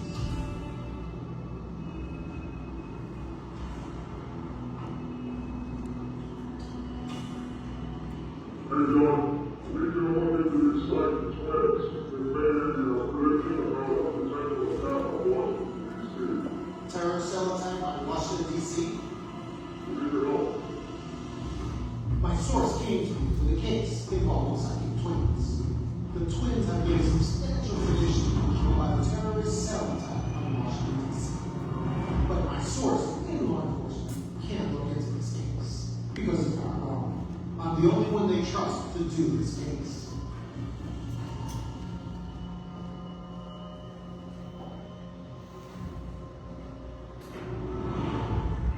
After 9/11, all these cases started coming forward. Children drawing pictures, burning building before that. Others saying they made prediction of 9/11. They were called Indigo. They have opportunities buying intuition, and some claim they can see people. I investigated several Indigo children while in the FBI. Could there be a future? Terror and sin. The FBI concluded the Indigo children's premonition were just coincidence, so they closed the case. What if the psychic twins possessed the same ability as the Indigo children? No one listened to the Indigo children, then it was too late. The FBI, 72 hours was our clock for recovering a kidnapped victim or finding a body. After that, when chances started applying, I still apply that clock to my cases today. Linda and Terry James, psychic twins. I'm hoping these twins can help give some answers that will substantiate this case. My source in law enforcement tells me that the twins have already been checked out. Ties to Al-Qaeda or ISIS. They checked out everything. And their information can corroborate the past. My mission is to investigate this case from a paranormal point of view and determine if the psychic twins' predictions are viable and if their claims will be taken seriously. Only once you rule out every possibility in the physical world, then you can consider paranormal possibilities.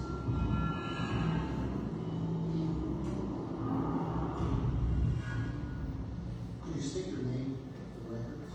I'm Terry Jameson. I'm Linda Jameson. What is it that you do?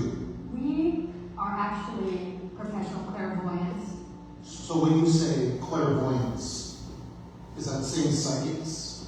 Clairvoyance means clear seeing, and it's a sixth sense that we have where we can literally visualize future events. We know things almost like a thought when we're doing our automatic writing. Automatic writing, what is that? It's a tool, it's a form of receiving information from unseen dimensions. We have a sample of our automatic writing. I'm going to show you. Yes, and this is how we work. We do our automatic channel writing. That's how we predicted all of our world events. When we are preparing our predictions, we go through physical healing. We are literally stepping into the energy of the terrorists or a specific terrorist. Is there a threat now against this country? Absolutely. There is absolutely a threat on Washington, D.C. right now. I think there's 2 terrorist cells that are working on plots in Washington right now. And one could happen as soon as by the summer. And we're also picking up cyber attacks and power outages in New York and New Jersey area, maybe even on East Coast Connecticut. China or Russia being highly likely as the instigators. I'm a skeptic.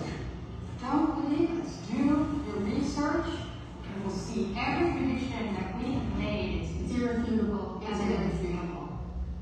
ISIS is now claiming it was their men who carried out the suicide attack. It's a race against time, and if this evidence can help stop a possible terror attack, I've done my job.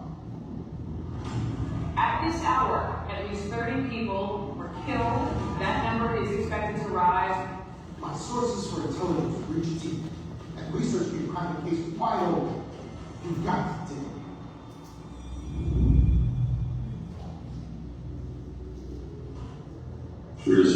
believing that this is a different climate chart, it's a different kind of human. They think different. They are completely different. We are seeing very terrorist attacks for the World Trade Center in 2002. There are a lot of people that have premonitions on driving on days and weeks before the event actually happens. Probably what you do is Anybody who's in Boston, be on the lookout for the sea terror attack. I believe that James Smith's predictions about 9/11 and Boston were correct. Now they made a prediction about Washington, D.C. My conclusion from the interview I did with twins and the evidence I've gathered on their background leads me to believe their powers are real and the threat is real. The investigation in Brussels continues. It's put on lockdown. We feared a terrorist attack would happen, and this is what happened. When I started this case, 14 were dead, over 180 injured. The numbers are now up to over 30 lives lost, over 200. I hope this investigation will help stop future tragedies from happening.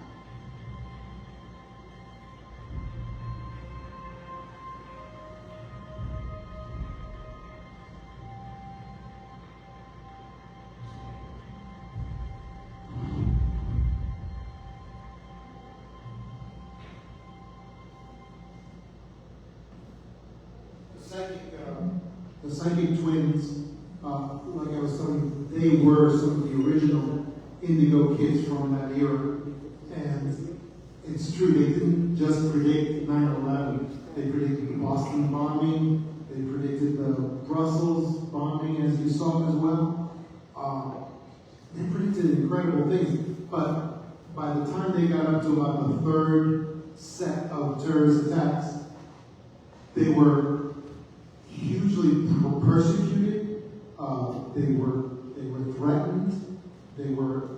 People went after them. And I believe these people, the people who go after people who do genuine paranormal supernatural events, I believe they are a group of former intelligence workers, what do you call them? People who used to work with the CIA, with God knows any of the other intelligence agencies, and they just are told by their bosses to persecute these people because these people make them look bad. They just make them look bad, and they don't want it. They don't want the psychic twins out there predicting things that they should be taken care of. So what you saw in that show was just me trying to bring some attention to the psychic twins and just showing them what a shame that these psychic twins now, they can't make any more predictions about terrorist events at all, and they never do, they don't anymore. All they do now is they're just working with giving psychic readings to celebrities. That's all they do now. And they stay far away. If they get a revelation about a terrorist attack, guess what they do now? They keep it to themselves. And they don't share that stuff anymore. That's a shame. That's an unbelievable shame right there.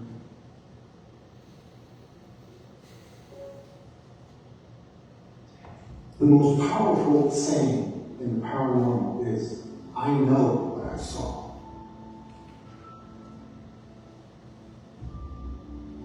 My name is John D'Souza. I was a special agent of the FBI for over 20 years.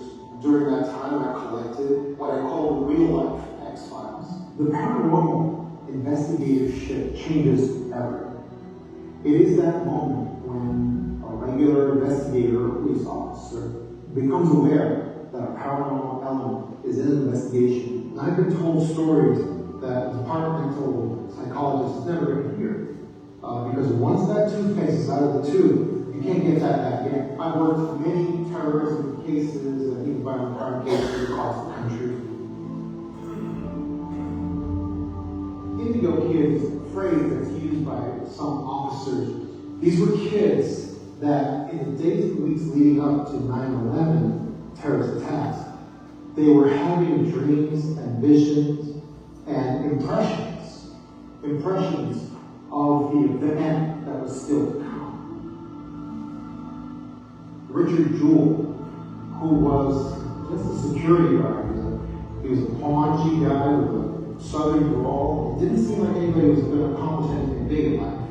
But there was one night when he became the greatest investigator in the world. In Atlanta, Georgia, he spotted one of these giant hiking bags that was just laying. He sprang into action, screaming at people to get out of not just the inner perimeter, but the outer perimeter to get as far away from this package as possible. He knew it was a bomb. The question is, how did he know it was a bomb? Investigators on scene concluded the only way he could know it was a bomb was because he planted the bomb so that he could be a hero. And that's the conclusion they came to. My conclusion was very different. He knew it was a bomb because he had some type of vision or a remote ability to see inside that bag. Somehow, he was able to envision what was inside that package. There are homicides that have paranormal elements to them. There's a large group of homicides that are going on right now.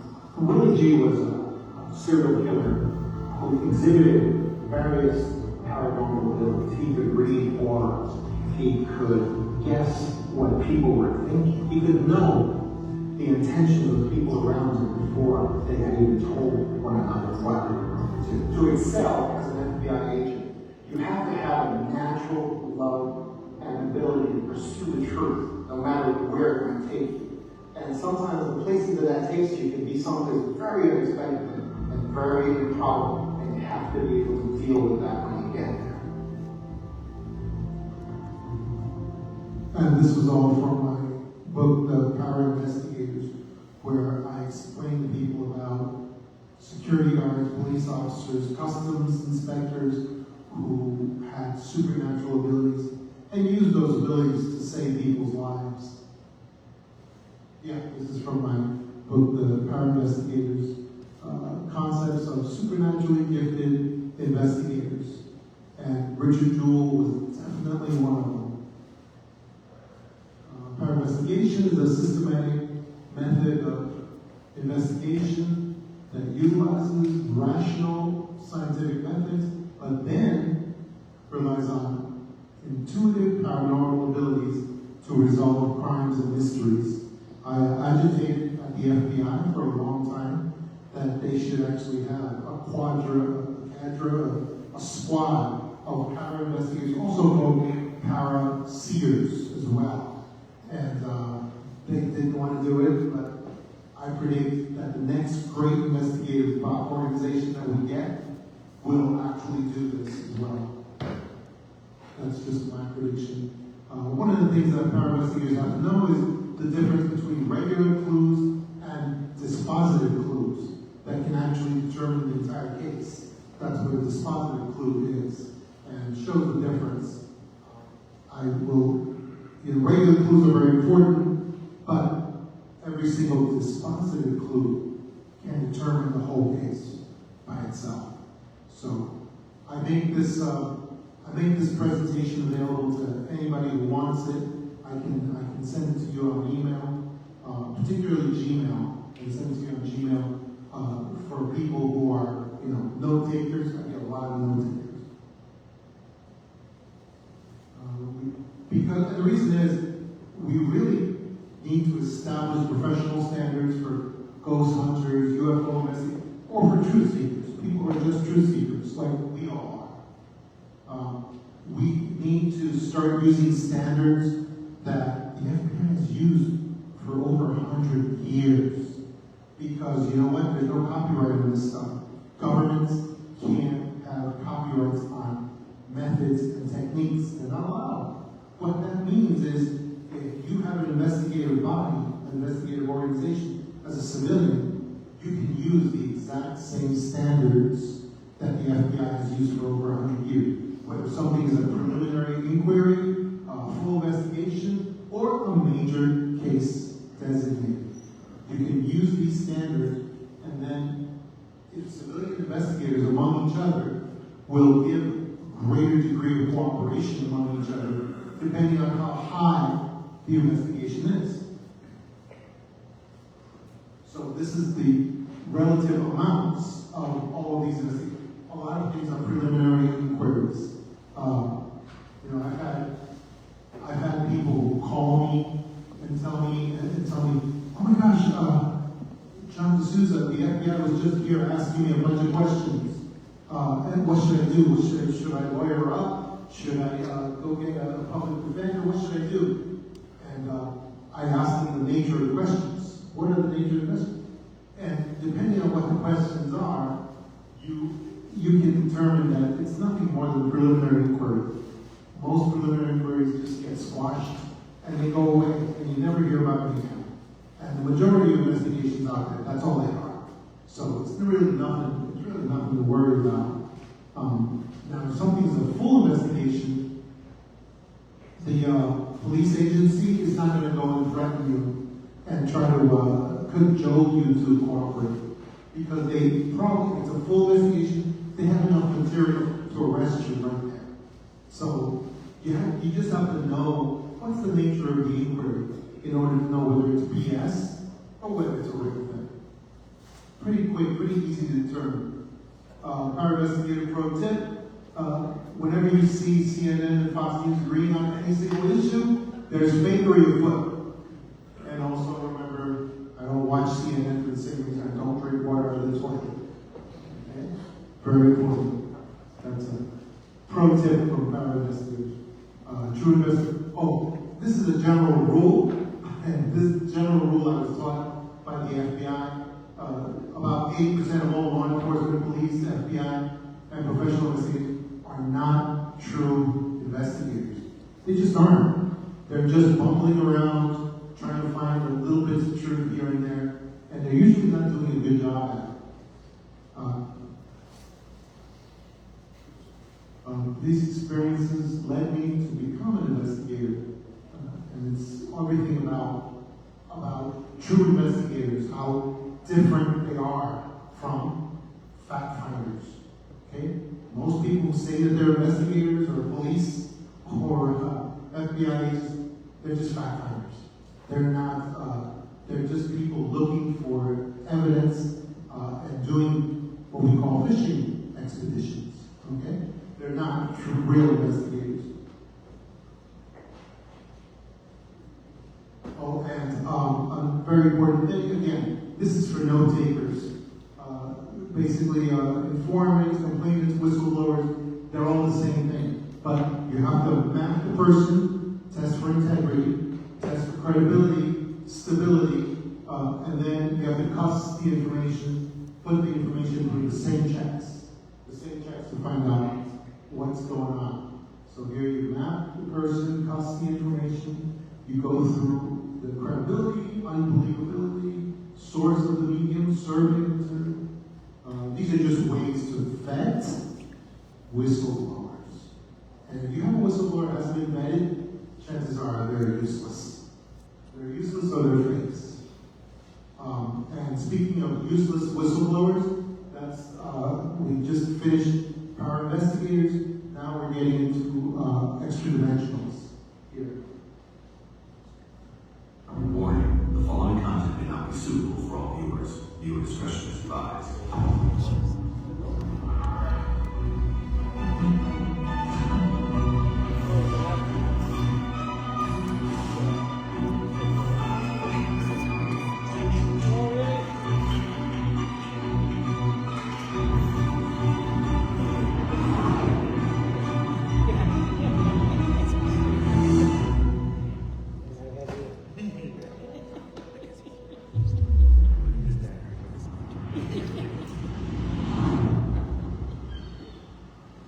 November 2004, off the coast of San Diego.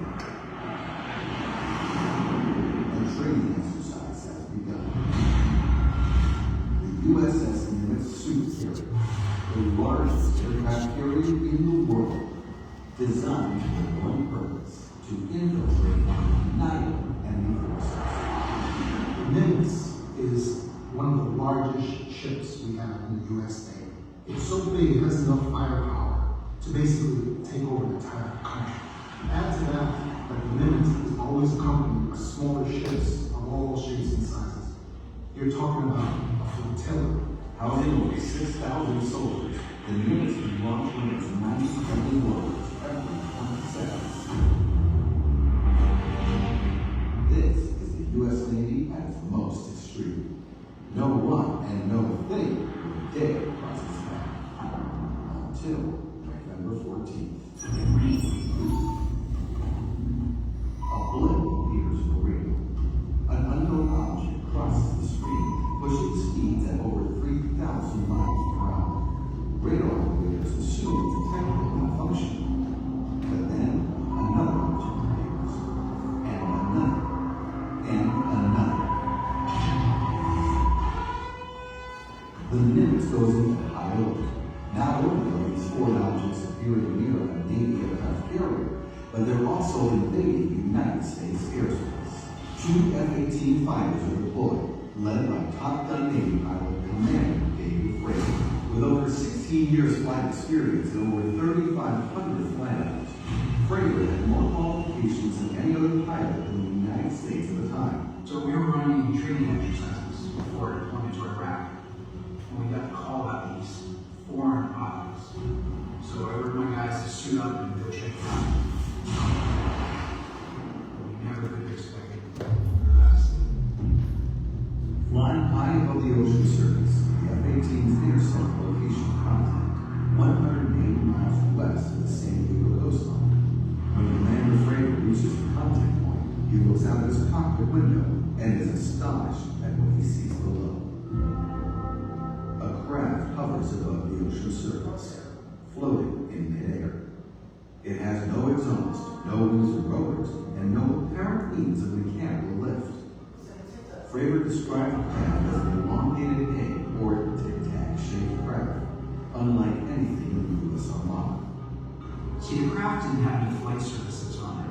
There was no wings, no tail, no jet engine. It was just solid and white. And it hovered like a helicopter. It's like a real rotor wash on the surface of the water. And if the presence of the craft wasn't strange enough, what happens next defies all known physical laws. The craft began moving at instantaneous speeds, starting and stopping without any acceleration or deceleration. Commander Fraser said it looked like a ping pong ball scanning across the water, and that the G-forces of such maneuvers should have been enough to destroy the craft itself, or at least instantly kill any human occupants inside. When we're dealing with advanced technology, we're in the realm of the unknown. We don't actually know what it is that's animating the craft. We don't know how it's moving. It's beyond the realm of our physics and our understanding of how physics work. Therefore, when we're thinking about things like G-force, to us, it makes sense that it doesn't make sense. But when we traverse into that unknown territory, we have to start asking more questions about what we think we know. At this point, all I could know was, I'm going to get a look at this thing. Fraser pilots within a half mile of the craft and chases it throughout the sky.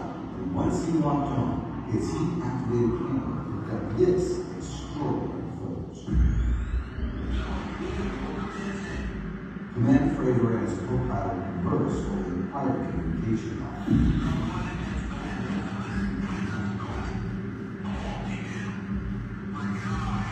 The seasoned pilots are completely baffled by the craft's speed, lack of heat exhaust, and impossible maneuverability. Then, something amazing happens. The craft begins rotating on its side. The pilots are shocked. It becomes clear to these professional pilots that what they're witnessing is not of this world. Never seen it. I mean, Dad, no exhaust. Every aircraft has exhaust. Even drones like hundreds that see on the roof. There was nothing coming out of this thing above. I've seen every aircraft on Earth. And this thing was not on Earth. You can believe that there's a line up there. You can believe it's coming here to visit. But it's much different than when you actually staring at it. Because your entire worldview is shattered. This thing shows up out of nowhere. It's not part of your current reality. You can't deny it. It is there. When the footage was released in 2017 in the Pentagon, the military classified the object as an AAV, an anomalous aerial vehicle, the new military term, UFO. But this wasn't the first sign. Over the following 2-week period, the Nimitz continued to spot hundreds of craft, and new footage kept rolling in.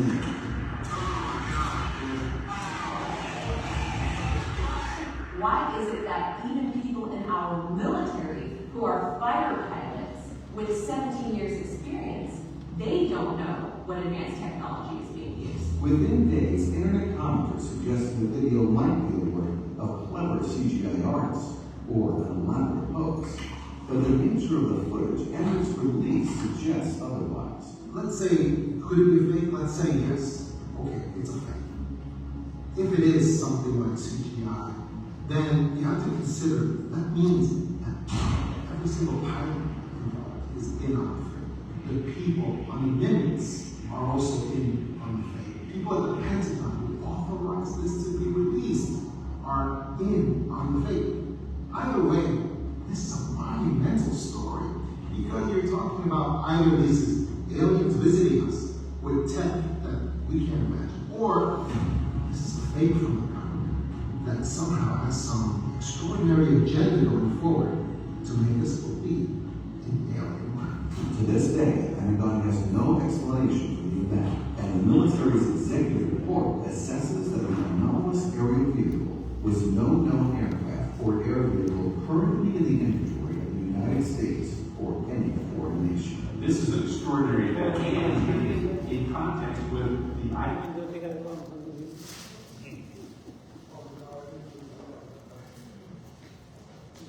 Warning, the following content may not be suitable for all viewers.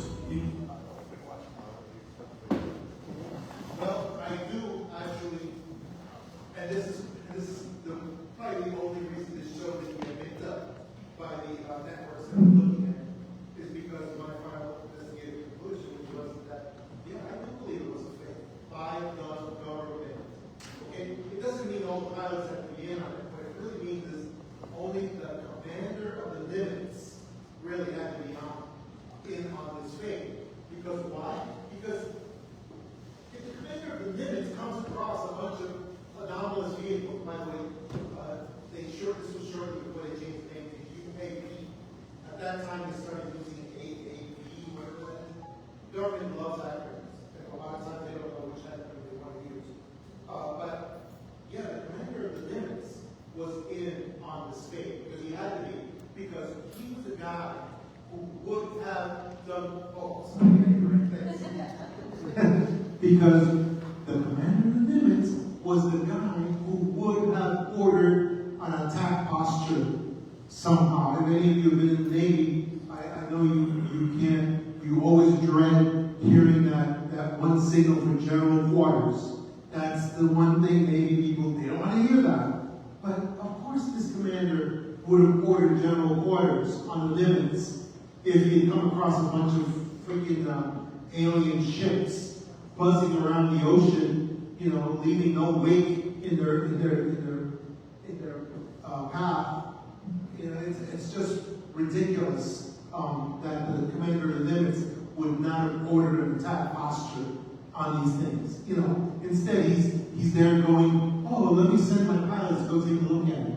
Let's all check it out. Well, of course, later on, this was 2017, and then later on, we learned that the greatest fakers of all, the New York Times, decided that these were actual aliens, and also this group of hoo-has, pretty much almost all of the former CIA officials, then also got in on this gravy train, and also decided that, this is all UAPs now. This is all UAPs. And what's the other thing they did? Here's stuff you won't know unless you know history. UFOs have always been taken care of by the Air Force, the United States Air Force. That's for a good reason. Why? Because they're in the air. And so the Air Force has always taken care of and done the investigations into UFOs. It's a normal thing. Well, once this happened, in 2017, guess what they did? They changed over UFOs to the Navy, the United States Navy for some reason. For the first time in American history, since Roswell, we now have the United States Navy taking care of UFO investigation. The way I know that is because the FBI always fought to do UFO investigations, but the presidents were always no. It stays with the Air Force. Well, now suddenly it goes to the United States Navy.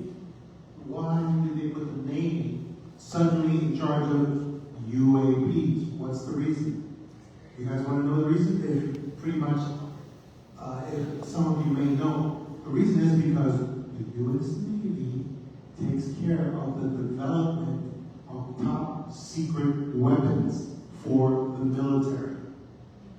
And I personally believe that these UAPs, the little Tic Tacs and stuff, I think they are part of top secret weapons development. I think that's what they were. And I think that's what the government, and that's also why the show is not picked up in the networks, because that's not what they want to hear. They want to hear, everybody wants to hear, yeah, those are aliens, man. We got to get our stuff together and go check out the alien, of course. Yeah, because that's what we all want to hear. But anyway, so speaking of fakers and fake whistleblowers, these guys, where's that's Tom DeLonge, the rock star from, Blink 182 or something? Yeah. Is that it? Yeah, that's Tom DeLonge. There's Lozano. There's Christopher Mellon, former chief of station for the CIA. And the rest of them have been CIA contractors at one time or another. And they're the guys who are going to bring us the truth about these UAPs. Like I said, not popular viewpoint in the world of ufology, but basically, these guys basically took over the whole world of ufology, along with the United States Navy and the New York Times as well. Oh my God, these guys. Yeah, I don't know if many of you remember To the Stars Academy. This guy went on national television, they bought time, and he humiliated himself by telling us that there's so many examples of UAPs, and he said, oh, here's an example of a UAP that we got this other time. Well, some people went and checked on these images, and they actually did some comparisons, and it turns out this thing that he was touting, this is Christopher Mellon, by the way, former CIA top official, okay, who now is bringing everybody truth about UAPs, supposedly, right? Now, and later on, when this stuff was checked, it was found out that this thing that he said was a UAP was actually a child's Mylar birthday balloon for a 1-year-old. That's a 1 upside down Mylar balloon that was from a 1-year-old's birthday party and ended up going up into the air with helium. That's what a shame these guys are. So when you hear whistleblowers, you gotta just watch it very, very carefully, because these are the types of guys we get sometimes.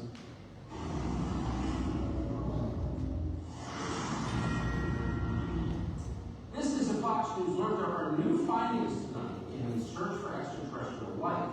The New York Times reported that the secret Pentagon Ian Tucker was thinking is quite likely releasing some of its findings soon. Those findings being studied, particularly for people who have doubted they existed. The Pentagon has been conducting classified hearings on UFOs for more than a decade. We know very little about the fact.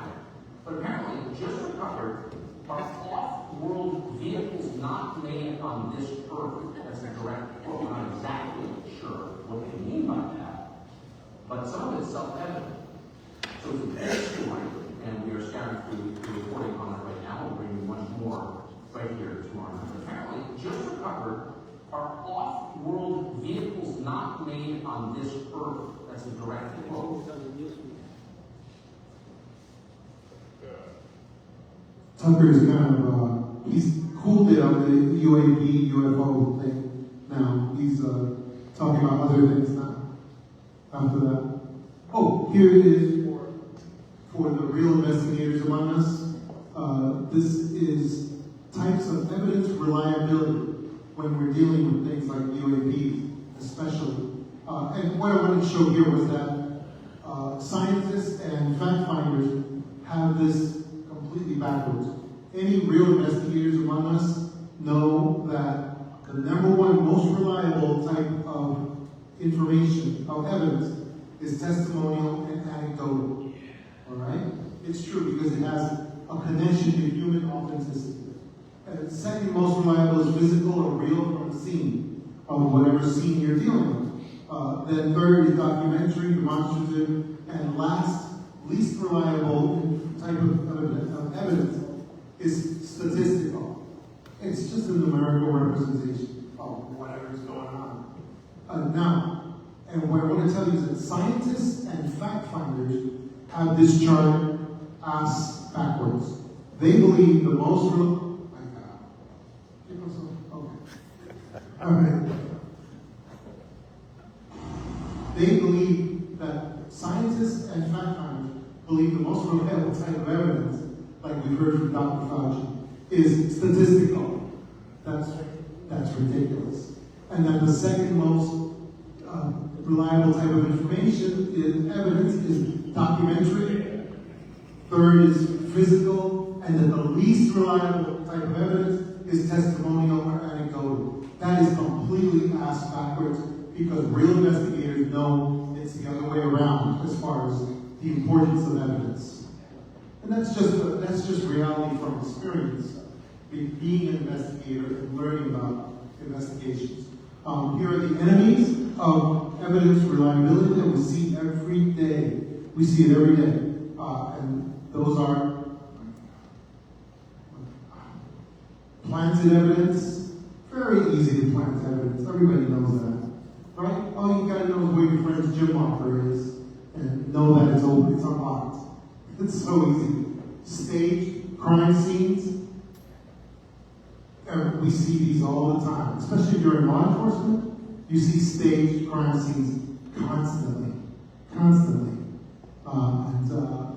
Corrupt government officials, that's another big one. And frame jobs and cover stories, of course. So these are all enemies of evidence reliability, and people need to be on the lookout for it.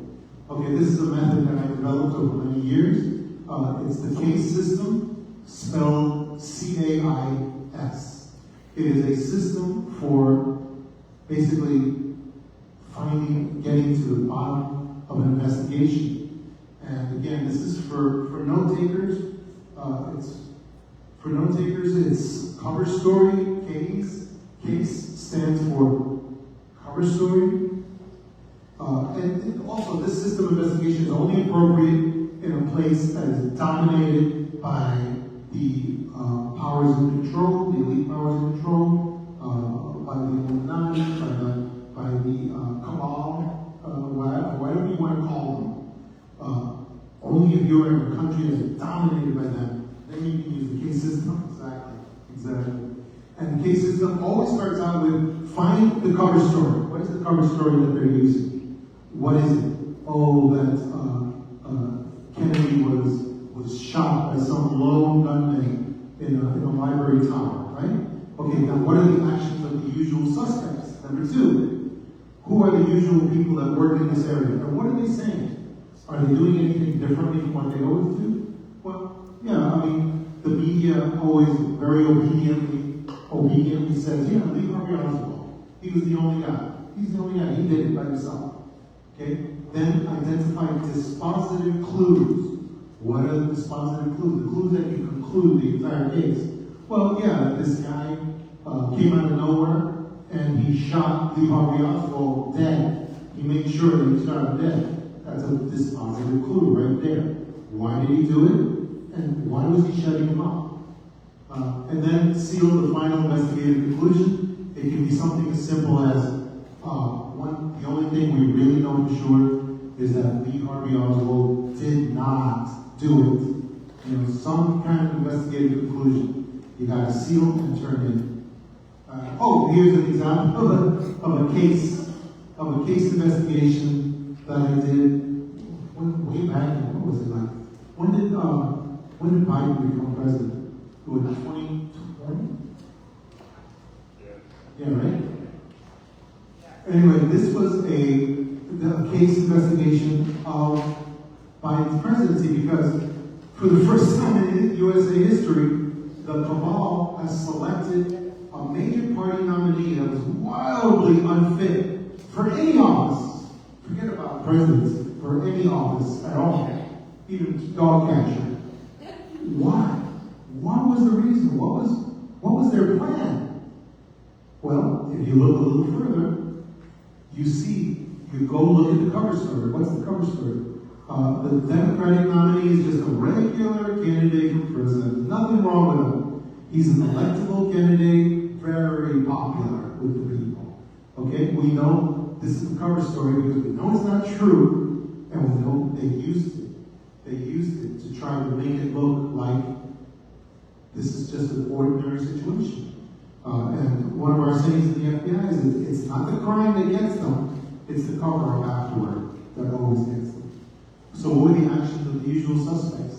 The thousands of newspapers with the same exact cover story that that they covered up his conditions and his mistakes so that he's a serious candidate. They covered up that he had mental deficiency, of course. And then what's the dispositive clues? That Biden continues to deteriorate in his mental condition.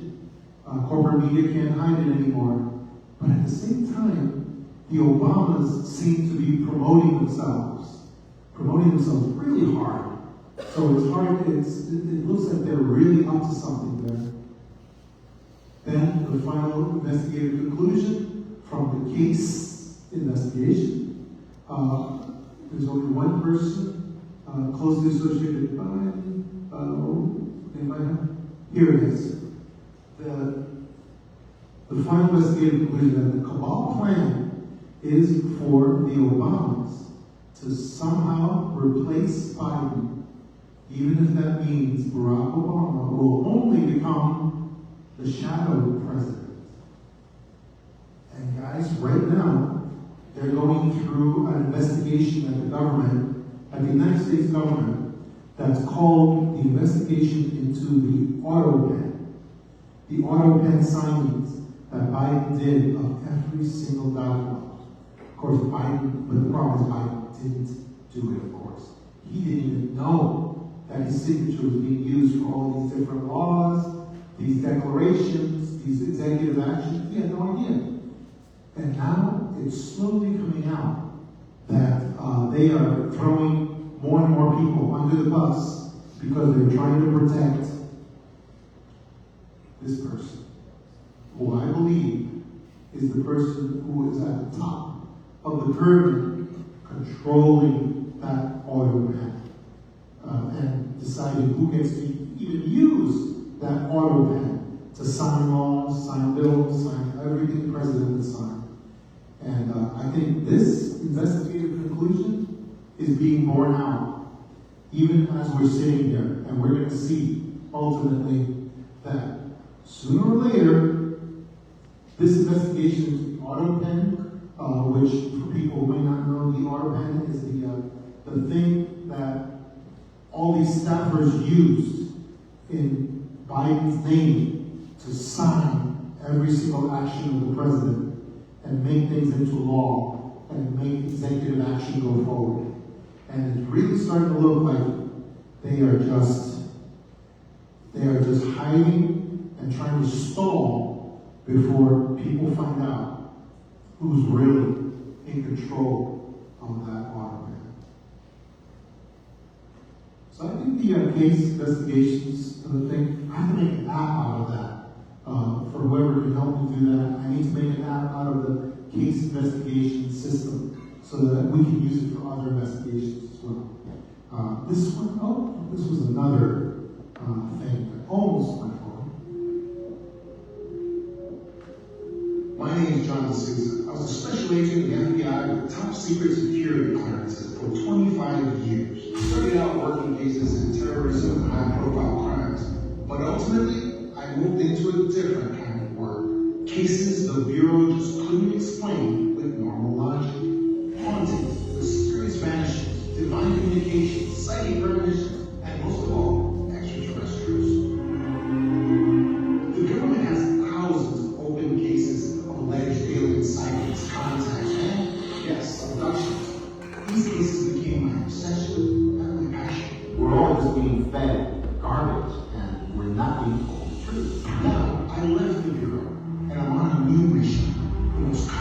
comprehensive search ever done for proof of alien life here on Earth.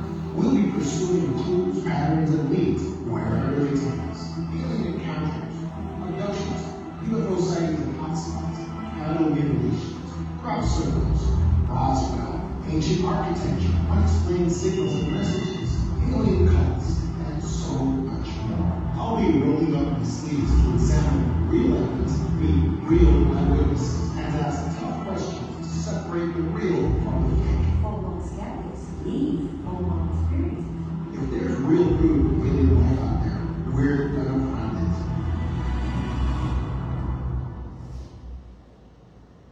And this leads me into my discussion of Bigfoot, Sasquatch.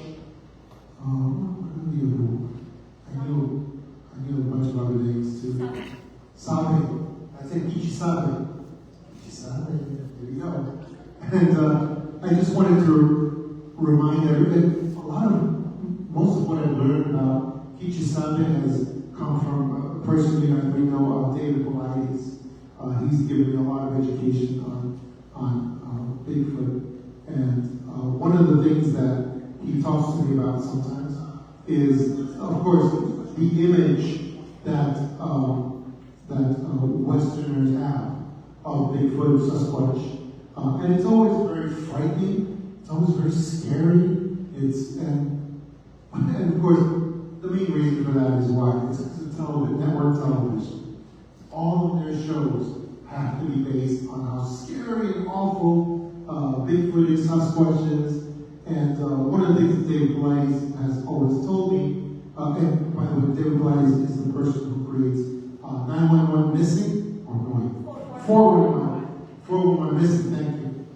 411 Missing is a bunch of books and movies, always with how and why people are disappearing in the national parks of America, which are enormous territories.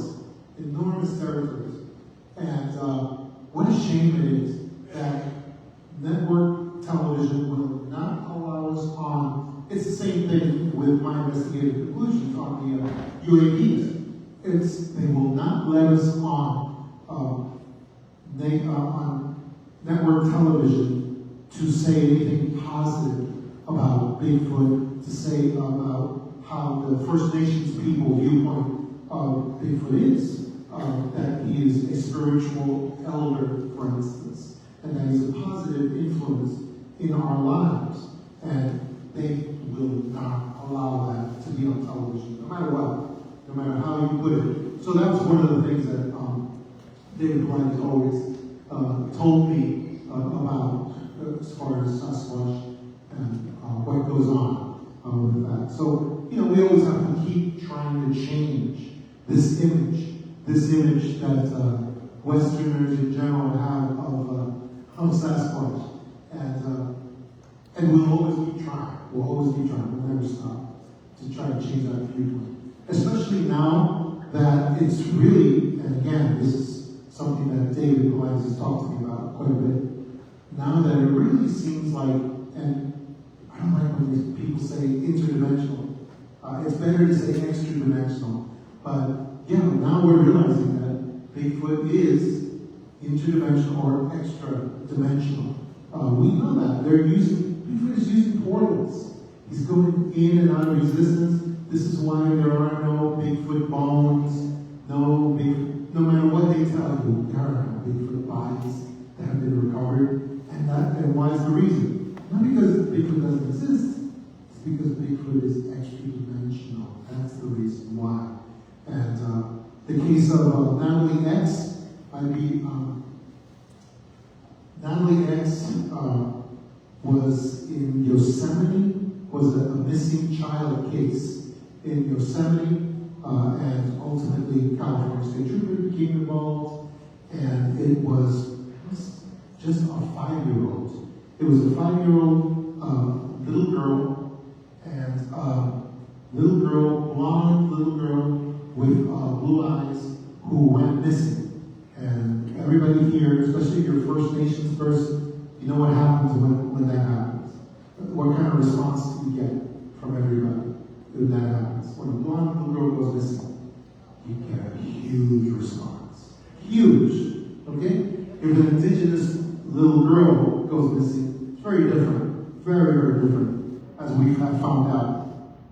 But Natalie went missing, and in the way this case is different because she was recovered alive. She was recovered alive, and she was almost frozen to death, but she was recovered alive, and we got a story out of her because what happened is we don't have anything from this case because it was sealed up in California under aggravated circumstances. Well, aggravated circumstances always means sexual abuse. There was no sexual abuse in this case.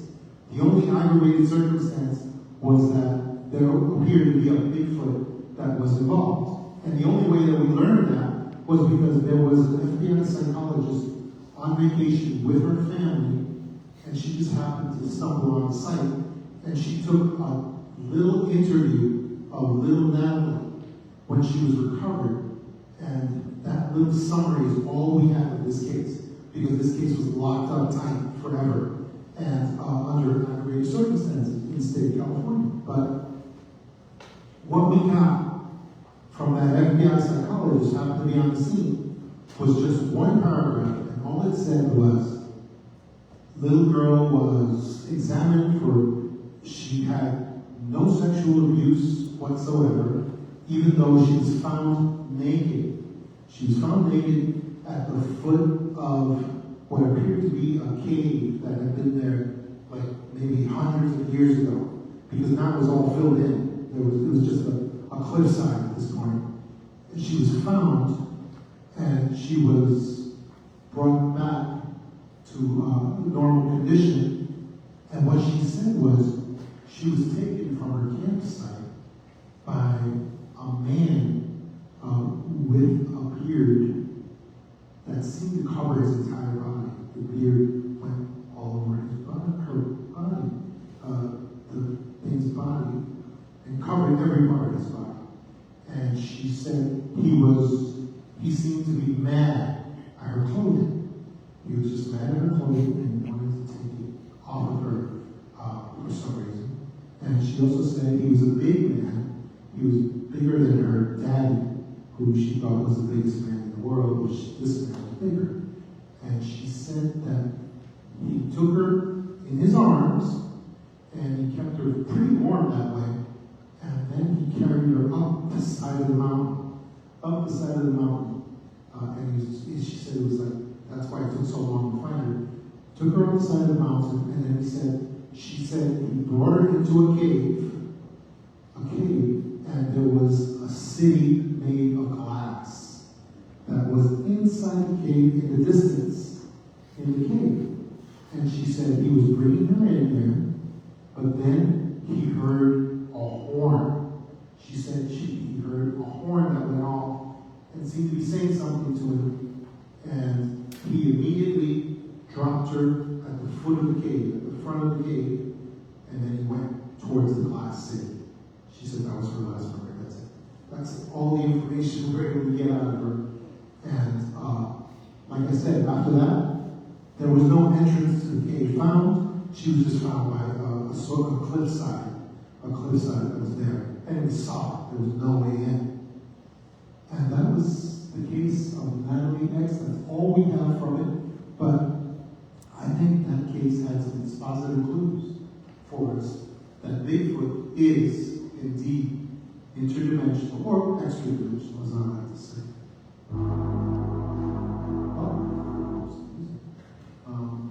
Yes, even at the FBI, the growing body of evidence is that Bigfoot is extra-dimensional. And that relates to my book, The Extra Dimensions, in the class. Now, here's another thing I wanted to show you. Oh, wow, I'm really... Okay, anyway. Here's another thing I wanted to show you. For you guys, I don't know if you know this, but anybody who shows anything real in the paranormal or the supernatural, on YouTube, they tend to disappear, they get persecuted, people go after them, people dox them. Anyway, they're subject to all kinds of extraordinary attacks. And when I say extraordinary, I mean people go to a lot of trouble to do these attacks. And here's one of the people that put something that I have always maintained appears authentic to me. It appears authentic. And, but of course, the other way I feel it's authentic is because they disappeared completely shortly after posting this. The OP, the original poster.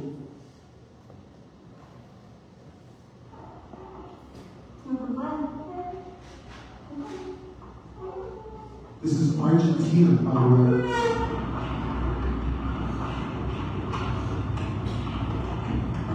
And one of the things that makes it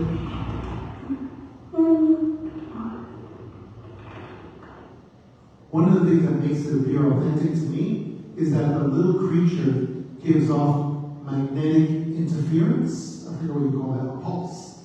Magnetic interference that interferes with the camera. And it's long been theorized, especially in Argentina, in the Atacama Desert, that a lot of these little creatures exist, and that the only way they avoid birds killing them all, is that they have electromagnetic frequency interference that throw the birds off when they're going after them. And this video tends to bear that out.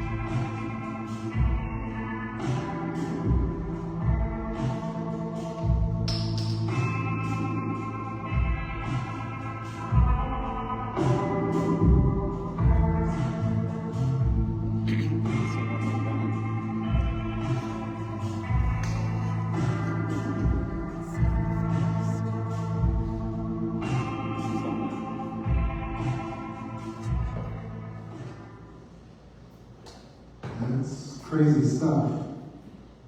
Absolutely. Best evidence is, and the other thing I wanted to tell you guys, just a little something about human nature.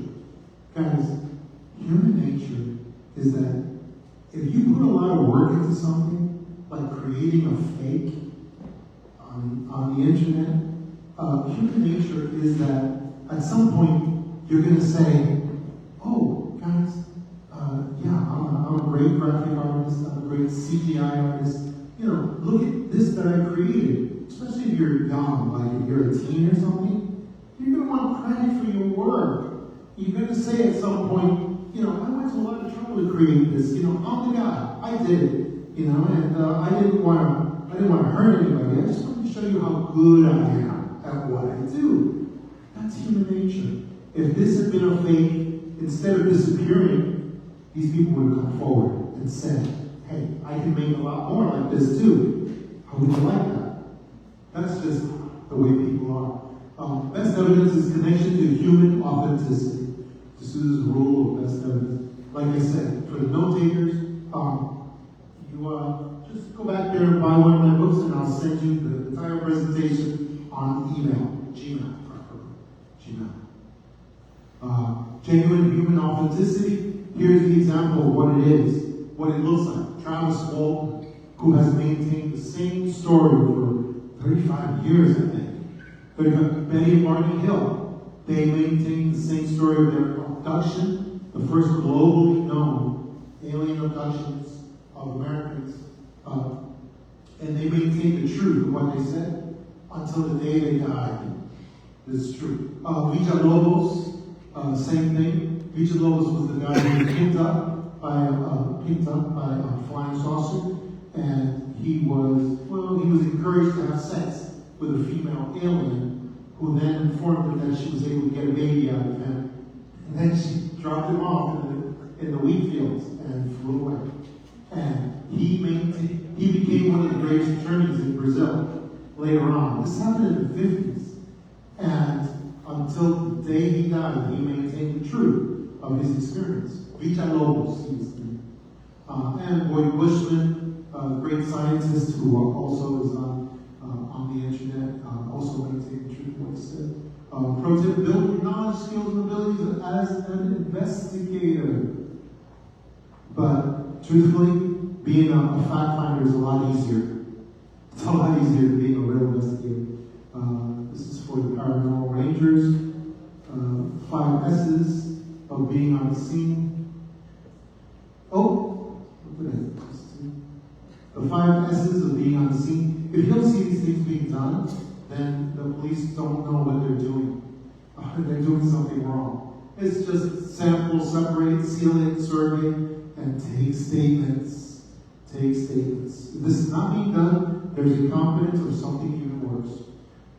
Here's all the things fact finders do wrong. Fact finders are just scientists, analysts, and researchers who do not investigate. Because if you don't give a final investigative conclusion, you're not investigating.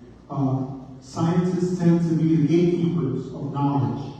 They're not trying to help you to find knowledge. Instead, they're trying to keep knowledge from you. I have a friend, Mike Barrow, who has written books on this, on when they found the face on Mars. They found the face on Mars. And what do you think scientists did? Do you think they said, oh, let's find out who built the face on Mars? No, they didn't. Instead, they created this new doctrine of pareidolia and apophenia that basically says investigation and matching patterns are a mental disease. It's not a true investigation, it's a mental condition. That's what the scientists' reactions were. So scientists are not your friend when it comes to finding knowledge. Scientists disagree with true investigation. Apophenia. And so in the 70s, after the face on Mars was found, they basically just created these doctrines, apophenia, pareidolia, out of whole cloth. And then they put them right into the scientific journals and the encyclopedias and the dictionaries. They put them all in there. And they pretended they were always there. That's what they did. Common sense and investigation. One of the things I learned as an FBI agent is it's not that I learned to believe in conspiracy anymore. What I learned to know is when I'm caught up in a river of perception and everybody else around me being taken on the same current, and we're all being taken in one direction, and suddenly one guy has to stick his head up and say, this isn't right. This is all wrong. We're all just being fed garbage, and we're not being told the truth. Well, how is it that technology today is aging? Our technology has moved forward by leaps and bounds in so many areas. Yet, we're still driving the entire world, we're still driving automobiles that function essentially with the same technology that we have for 100 years. 100 years, and we're still using fossil fuels to fill up our gas tanks. How is that possible? That has not moved forward. Hardly one iota. I mean, they blend stuff sometimes, but I mean, essentially, that technology was stuck for 100 years. Well, that's because that's one of the economic factors from globals that is so dead set against distributing real energy, which is free energy, which we know was discovered during Tesla's time. And it's coming soon, guys. It's coming soon. Here we go, William Casey. We will know our disinformation program is complete when everything the U.S. public believes is false. He was the director of the CIA, of course. Of course he was. Fact finders posing as true investigators. When you have fact finders involved, it's always bad news. It's always bad news. Accusing the hero as the perpetrator, like we saw with Richard Jewell. Just grabbed the nearest ex-con, a homeless guy, and just accused them of the crime. That was a standard thing in communist countries, like the Soviet Union. They used to do that all the time. Also here in America, we do the old boyfriend-husband fallback. The boyfriend did it. Of course the boyfriend did it. I mean, it's just the easiest, it's the easiest way to go. And the extra dimension. Oh, this is the most famous quote from my book, The Extra Dimensionals. This has been read all over. And it basically goes like this. Once the black swans arrive, once we awaken to numerous mile-long shadows cast by these ancient ships hanging over our major cities, soundless, motionless, mad thing, it will be too late. It will be. It'll be too late to educate ourselves. It'll be too late to learn what these ships really are. Because one of the themes in my work is always that there is another great deception coming. The great deception that is coming will be, it's called fake alien invasion. Oh, the turkey UFO. You guys have probably seen this before, right?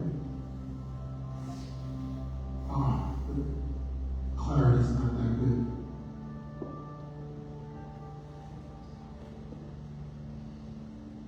Clarity's not good enough on this. Let me go to the other one. These are the most authentic. Okay. The Dome of the Rock UFO. You can see that there. It happened in 2011 in Jerusalem. And it was basically a plasma-type orb disc, as far as we could tell. It had so much light, it was hard to tell. But it came down over the dome of the rock. It just sat there for a second, gave off a huge light signature, and then it went straight up. So these are, the way we know it's true is because a lot of different tourists and locals got the same film. And they're all here. And it all happened January 28th, 2011, in Jerusalem, Israel. Wish we had lower lights here to see that.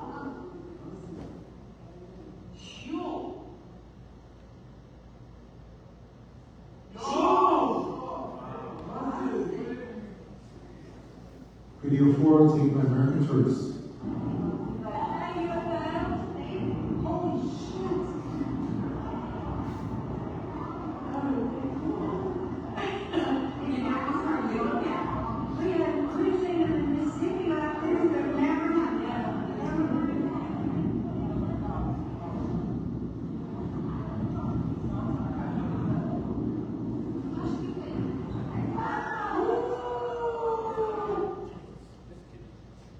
Let's look at all 4 videos synchronized.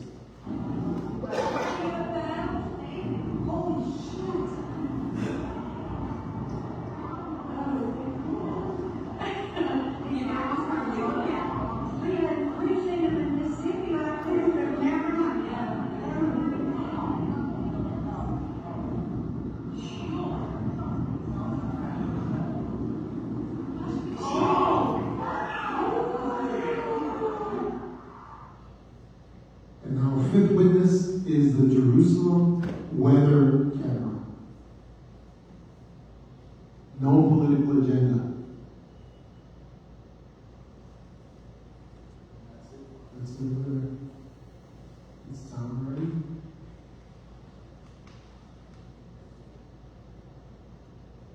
There it goes. There it goes. There were so many witnesses to this incident. At a certain point, you just can't say it's not true.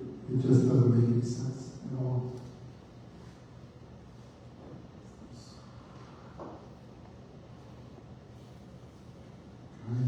Oh, this is another thing actually.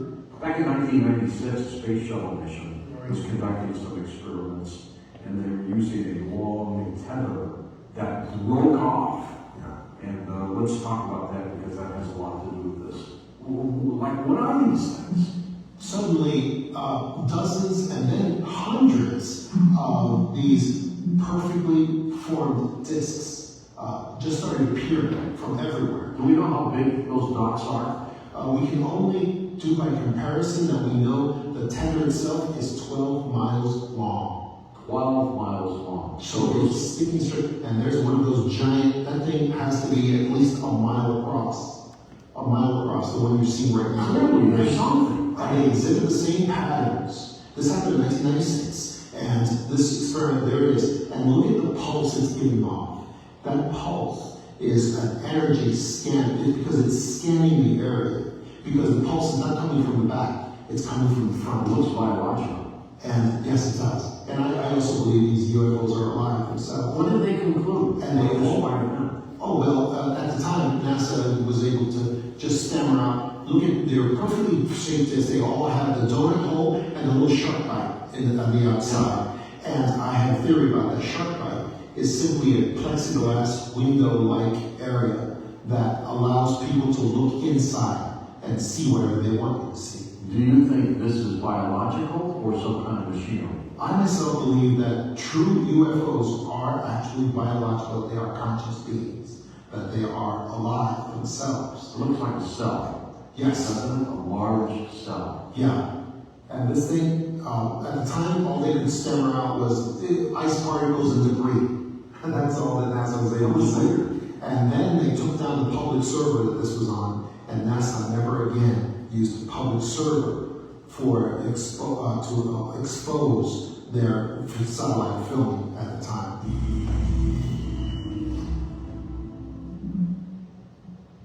And you guys know that the word NASA in Hebrew means deception. NASA is always about deception. Back in 1990.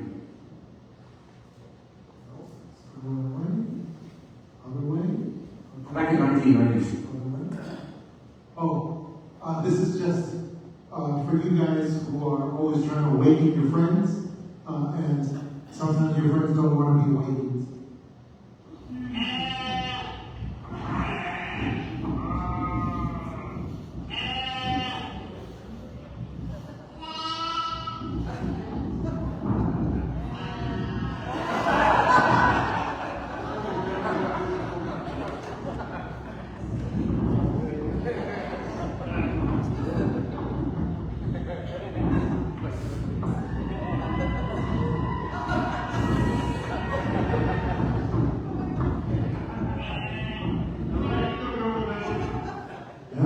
Sometimes that's the way it goes. So, like I was saying, and I encountered that a lot too. If you think this was bad, wait till they fake the alien invasion. It's going to be a lot worse than the Twin Towers reality show. But the thing is, the aliens will be fake. This is not a popular opinion. The aliens will be fake, but the destruction of our cities will be real. Because the weapons they have are real. And here's what fake aliens can look like sometimes. Very plastic, very artificial, but every one of those drones can probably level an entire building. So, as long as you are in the struggle for liberty, then you have already won. The awakening is going mainstream. They cannot stop it. Even if the fake alien invasion is coming, as long as you know, as long as you're aware, as long as you're in that fight for liberty, it will help. It will help, and you will be helped.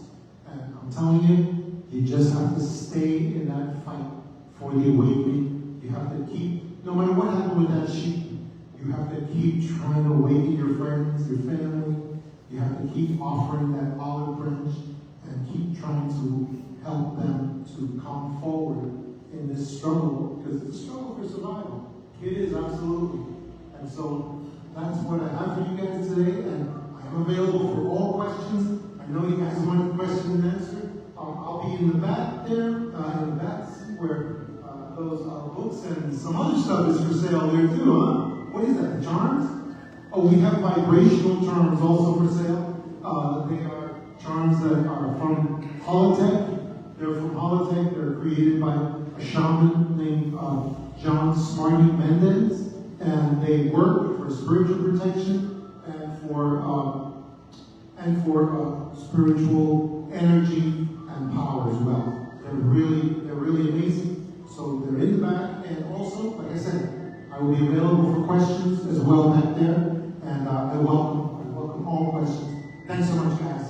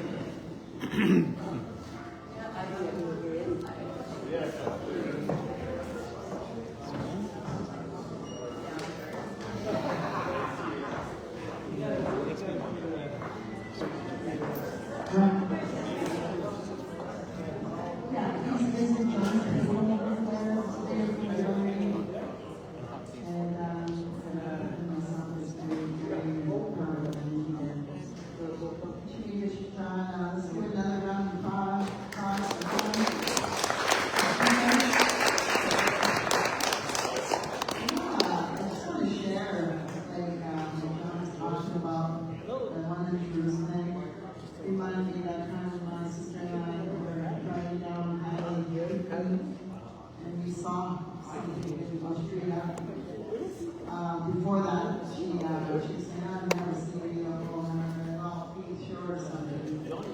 Just be sure or something. I was driving and we saw, she goes, that's a helicopter. I went to go look. No, it's not. And then went poof, really fast, like that, really clear. And then we both running next to each other. So in shock now, and she was, go forward. So I did, and then she asked me when we come back again. I said, they only wanted to show her that, and just by asking. While I was sitting there listening to John and talking about messages from the other side, I put my mom's bracelet on, my late mother's bracelet on, and she came in, she asked me, you gotta paint what she saw when she was a little girl, and the stories that she told me about the lights coming from the bay out of Ochiskicho. The bay, the James Bay, and she told me to paint that. And I'm trying not to cry here because when you get those images and those messages from your loved ones, it's really still hard for me to believe what I'm seeing. And as soon as I put that on, John was talking about something that my mom came in and said, you gotta paint that they do live in the earth as well. That's one of her teachings that she shared with me when I was asking about the aliens and the star people. John's willing to sign his books over there and take photos, so why don't we take a little break so people can go see him and visit his table and meet his beautiful wife Bella too, that's assisting him, his manager. So we'll take a 5-minute break, okay?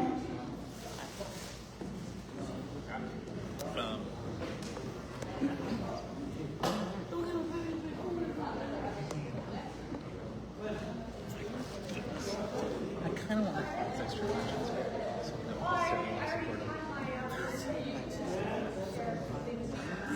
Yeah. Do you have any questions, John?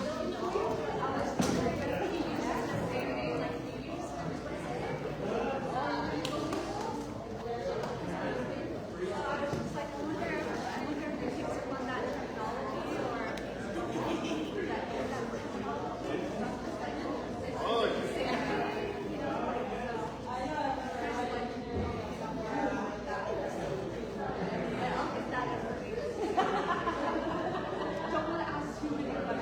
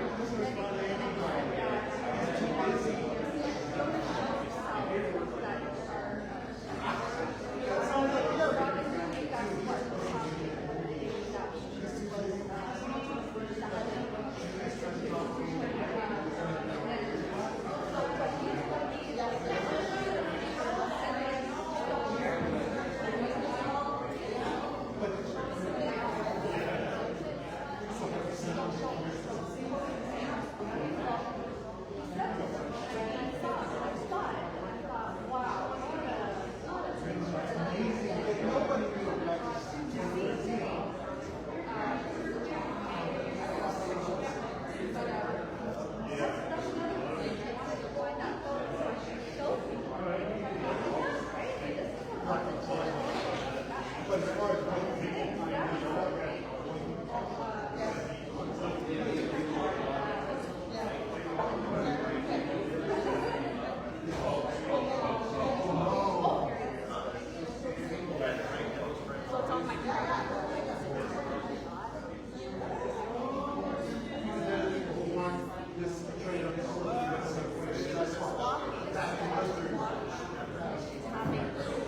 you.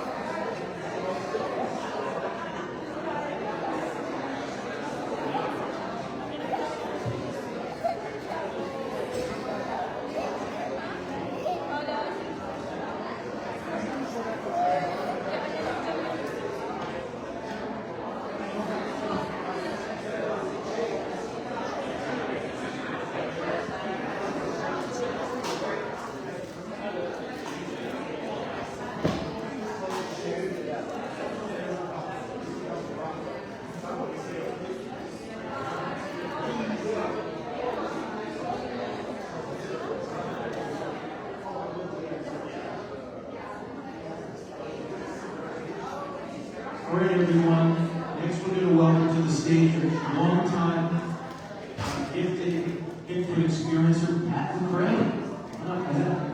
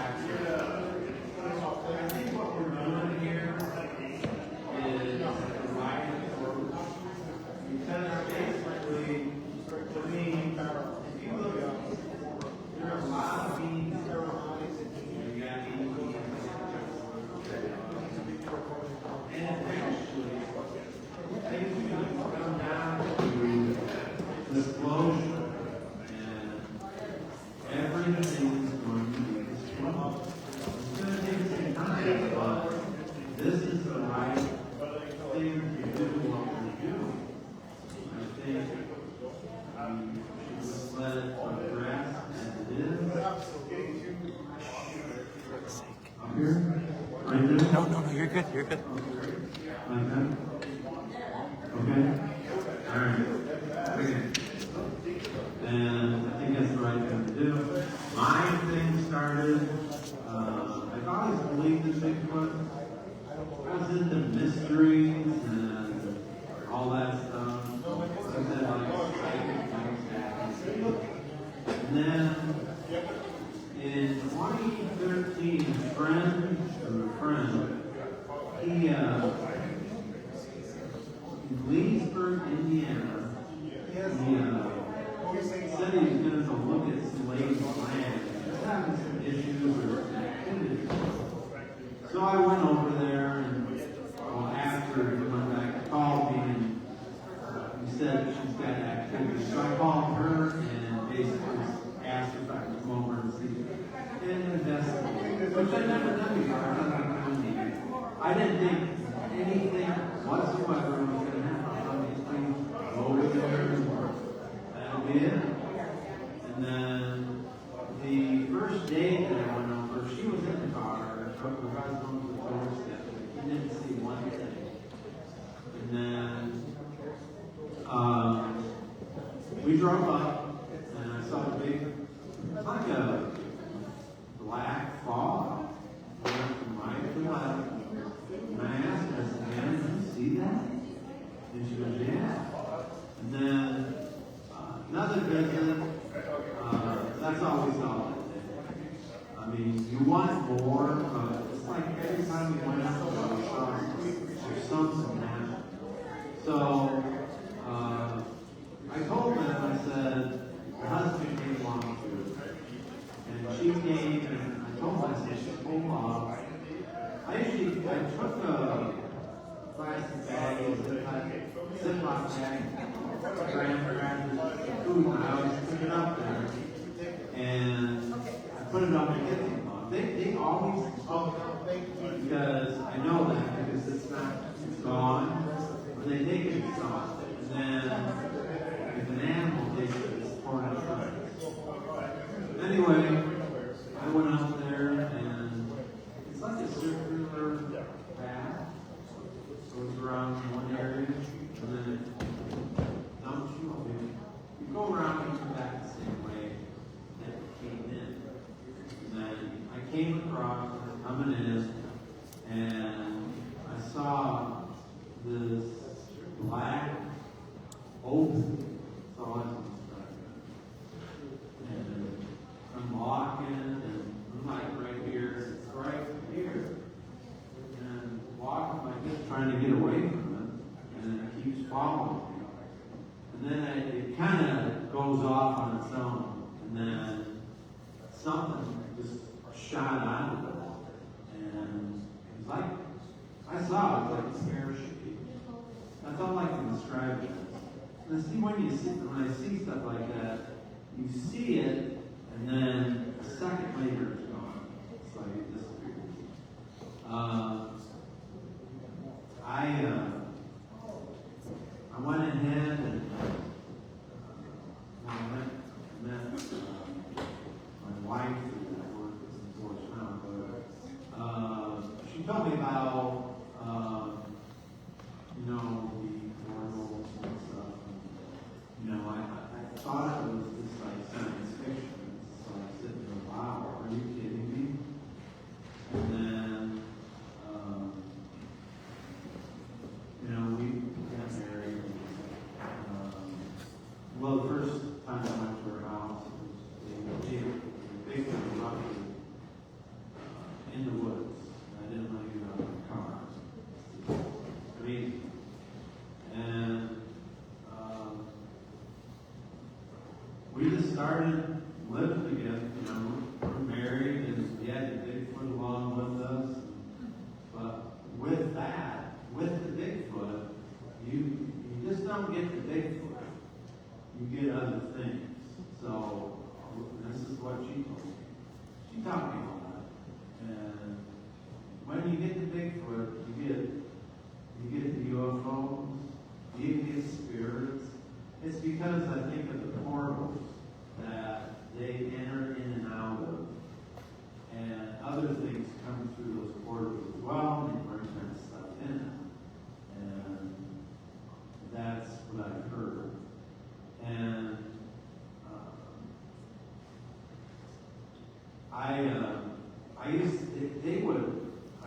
they would come to my work a lot of times, but I used to work at a place called Schindler Elevator, and I would go up to Fort Wayne a lot. I went to Fort Wayne, and on the way back,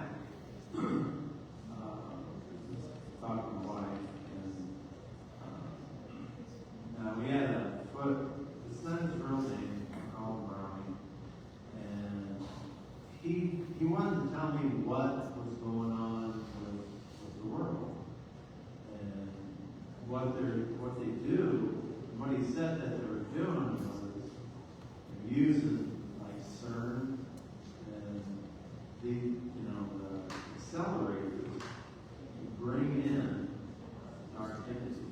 Now the dark entities disguise themselves. People that were bringing them in had absolutely no idea what they were doing. And this is what I imagine is still going on today. That's what he said. I've had a lot of experiences. I just don't know how to delve into it. I live in South Carolina. I know that. And I live in an absolute paranormal zone in the house. I don't even have to go outside. They always tell you to go in the woods and stuff like that. I don't have to. They come in the house, go outside. I can take any picture I want. They're always there. Go in the front, walk them in the front, you got them in the bushes, you got them in the back. I had a female, took a picture of her. She's like ducking her head like that. You can tell. And I got her.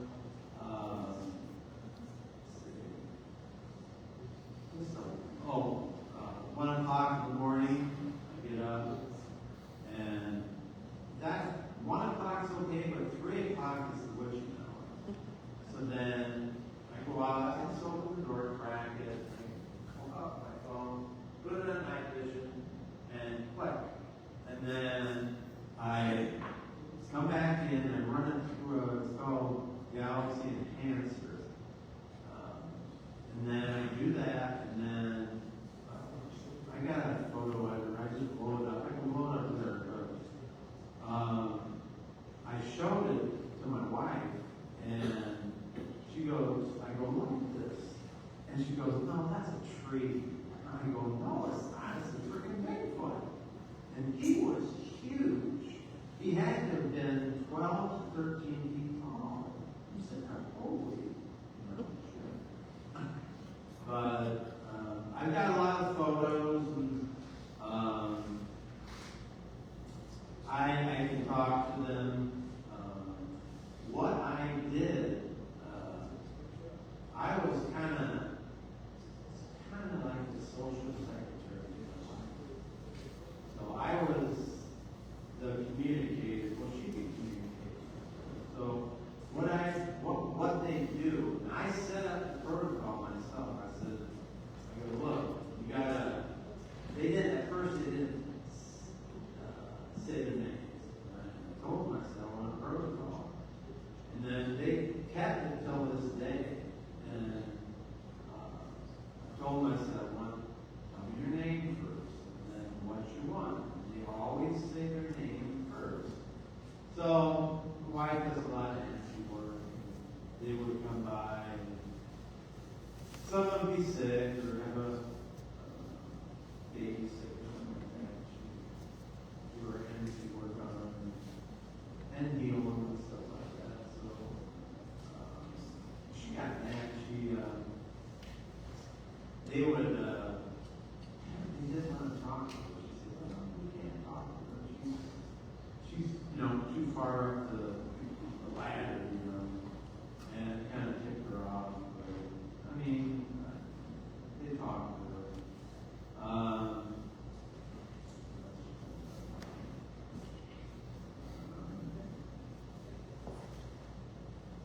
Why was that, home?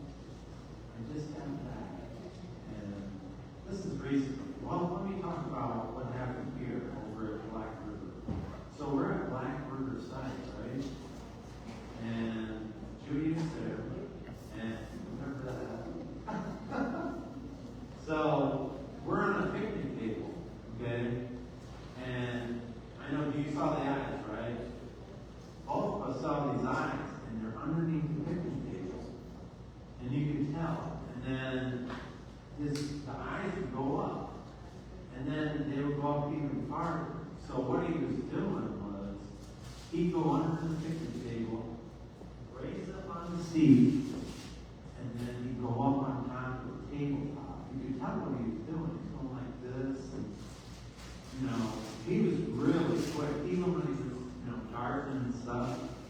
And then John over there, he goes, oh, I'm going to go see let's go see where it is and stuff. In a minute, a millisecond, he got up and gone. I mean, you could see it. There was nothing left. We kept on, I got pictures of it. If you guys want to see the picture, I'll show you. But we kept seeing these flashes, and Michelle saw it first. These flashes. I'm figuring, because I got a picture of one of them, and they got, I don't know if he's harnessing energy, maybe drawing portal. That's the only thing I can think of. If he had the flashes, and then they do the flashes, and they enter the portal, and then they stayed about 6 of them. And that was a fun night. Yeah.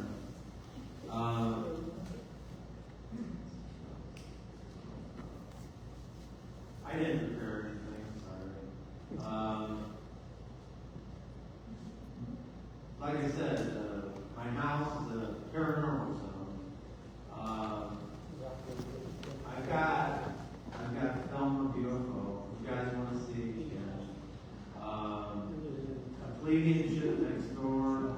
I saw one above the house, saucer, but like I said, when you get the Bigfoot, you get the other stuff along with it. And I got Mike gave me that's Marvel, so I appreciate that.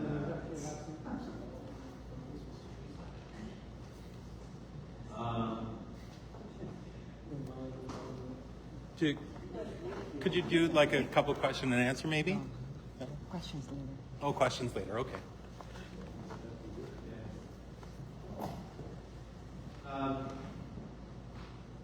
With time constraints, I gotta stop my presentation. These two were in the floor.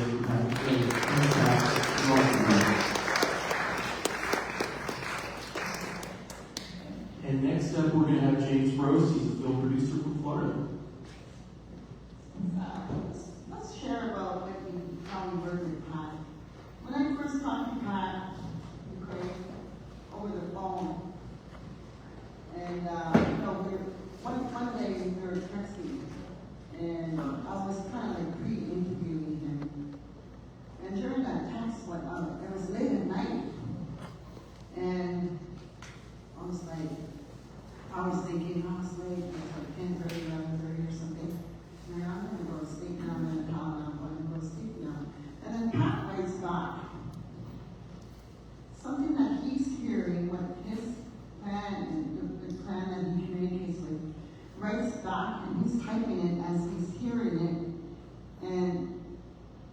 And what he wrote, I looked at it, I go, hey, that's Cree. And what they were saying is that we're going to sleep now. Exactly what I was going to tell Pat before that. So they started talking Cree, typing Cree. Pat was typing as what he can hear, how he can make it out. And I thought that was very, very incredible how the clan he communicates outside his backyard, how they can talk Cree. And then after that, soon after that, I was laying in my bed and there was a flash, just a flash, and I could see something real, like head poked in real fast. And I told Pat, wow, I've just seen a flash and poke head real fast. And oh yeah, then come in, just check who you are, and to see who you are.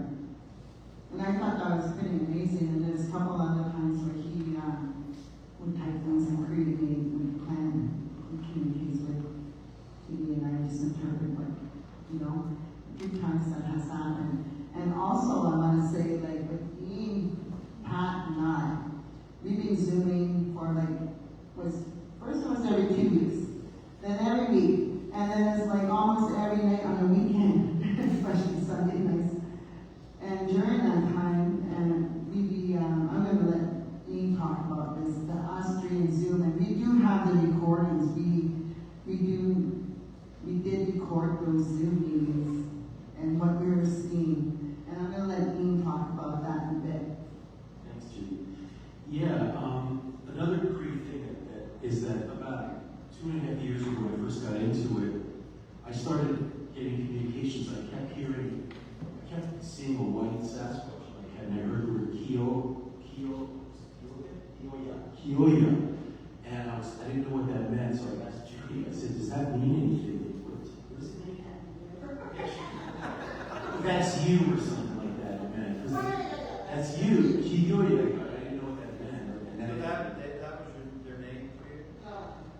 And so, but because what happens is at my window, I had a friend, Michael, along at Bigfoot, used to say, you don't have to go anywhere, they're in your yard, man. And so I started seeing eyes at the windows, and then we started doing this Zoom thing because I wanted them to see what I saw, but I couldn't always see it with my naked eye sometimes. So I said, I'll tell you what I'll do. I had Judy and Pat on Zoom, and I just put my phone up to the window so I couldn't see it, but I wanted them to see it, and they'd be like, oh my God, yeah, I see his face, oh my God. This would go on, and I wanted to share the experience. I thought it was really cool that the three of us were getting a chance to experience it. I wanted to really show them some of them. And his particular individual was mostly a small, what they call a young man, and he has a wounded eye from a fighter. And so he says, it's true, it's not just the Sasquatch, there's other things. But anyway, there's other things that we can get into, but basically, the collective experience was great because we can share that together, because we've all had it. They've seen it, I've seen it, and, we'll more on that tomorrow. But, so we're ready for James? Yeah. James, I set the Zoom meeting for James. I was just wondering if anybody could hook this back up with how it was. If you can remember how, yeah, so that's what we do have those recordings. I'll send those files to Moore and to put in part of the documentary. They're kind of long, but at least you can just skim through it. I'll give you the minutes and stuff. And even with my own sister, Jennifer, we had some others. But with Pat, my God, I just love the way we work together. And Ian too, us three, how we work together and how we're going to talk about that more with Ian's presentation, how they communicate with us. So James is going to be online, see if he'll come. And I'm going to just message him there and ask him I'm going to tell him we're going to start the Zoom, because James has a pretty good, interesting story to tell.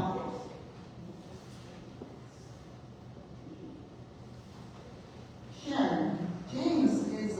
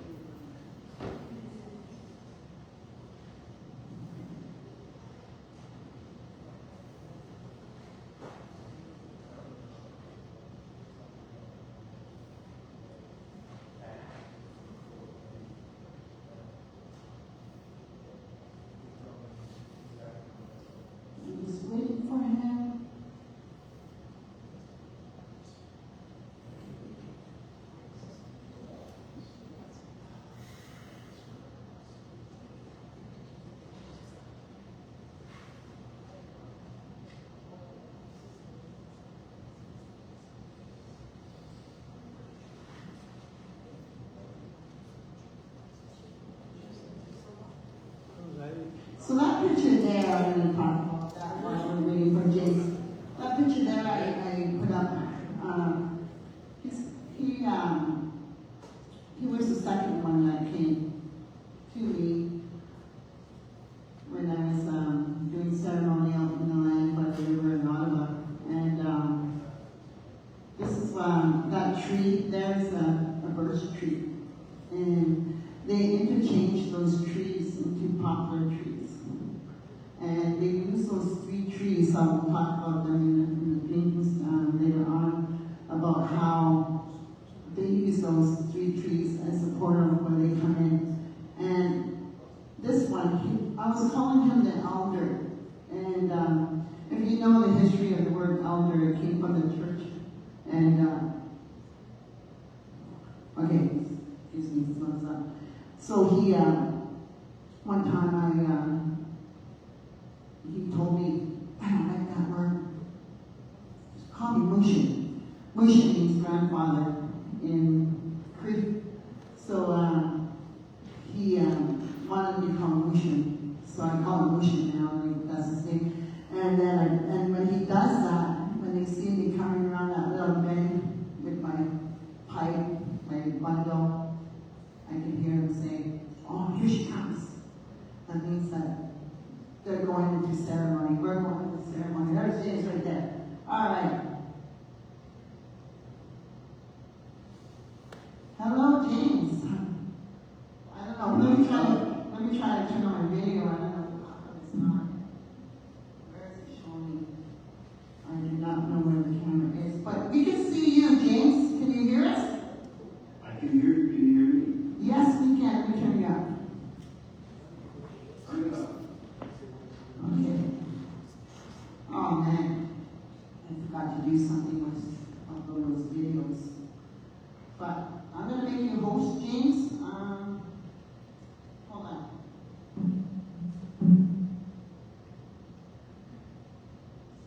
Share. Sure.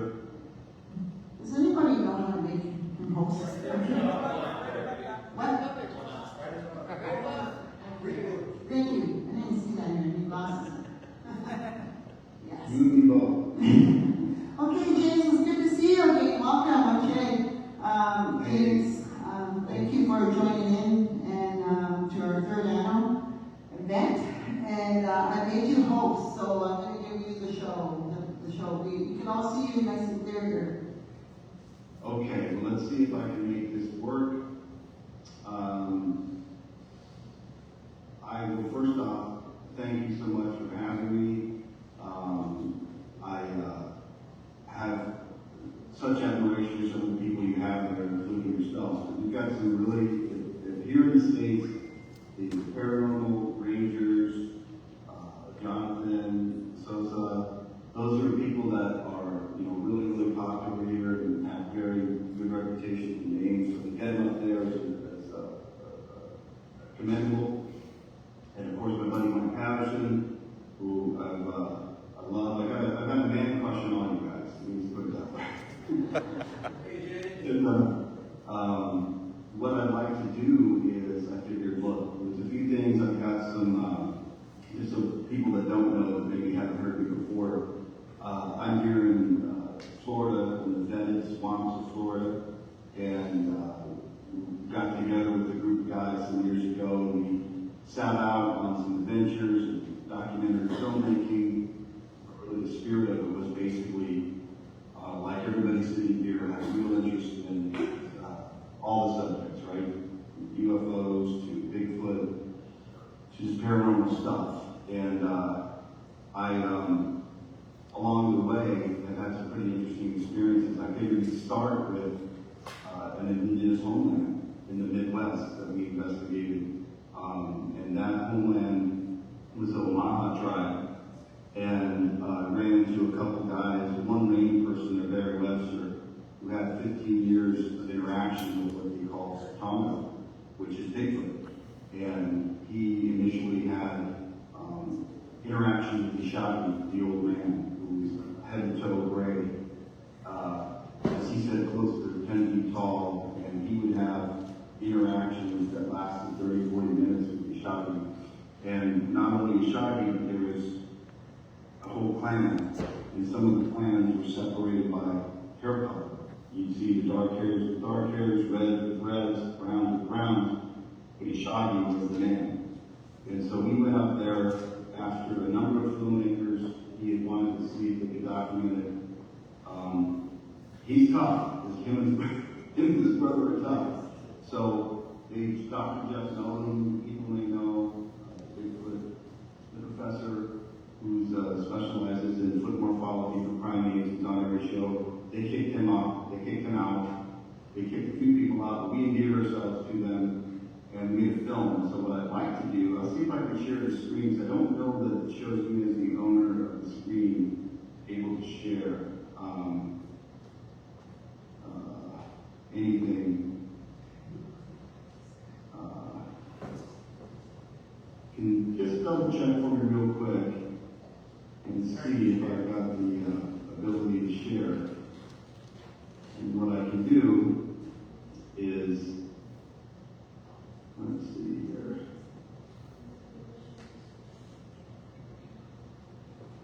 And you guys tell me, can you see my screen? No. You had it there for a second. Okay. Press the share.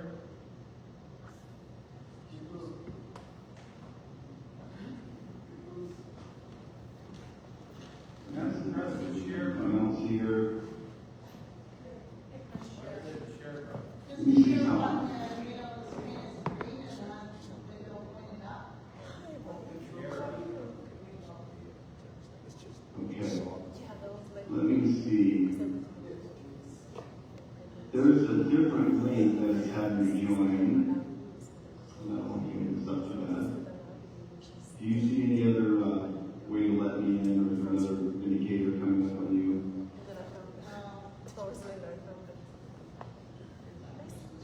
Okay, hold on 1 second.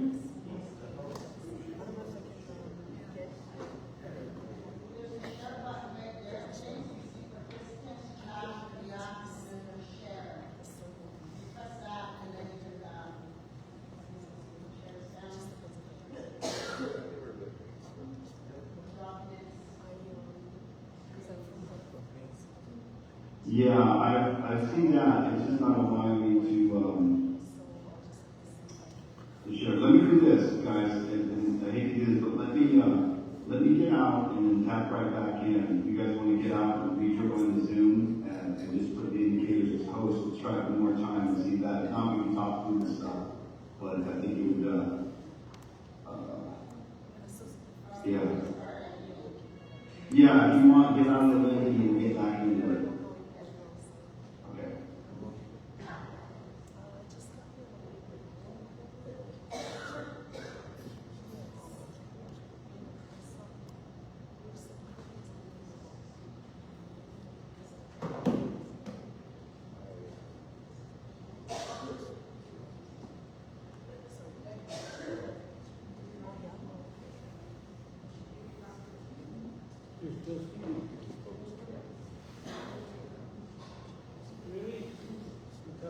Okay, there we go. Okay, now we're going. Now we're going here. So, let us begin. I'm going to share with you a trailer, and it kind of sets the table for the work we did on the Wahkotowin reservation. And then it was load quickly, and we will be on our way. And then what I'll do after is I'll comment on some of the things we see there and our experiences there, and I have a few other things to share with you as well. Can you see that? Yes. Okay. Ready to rock? You're up.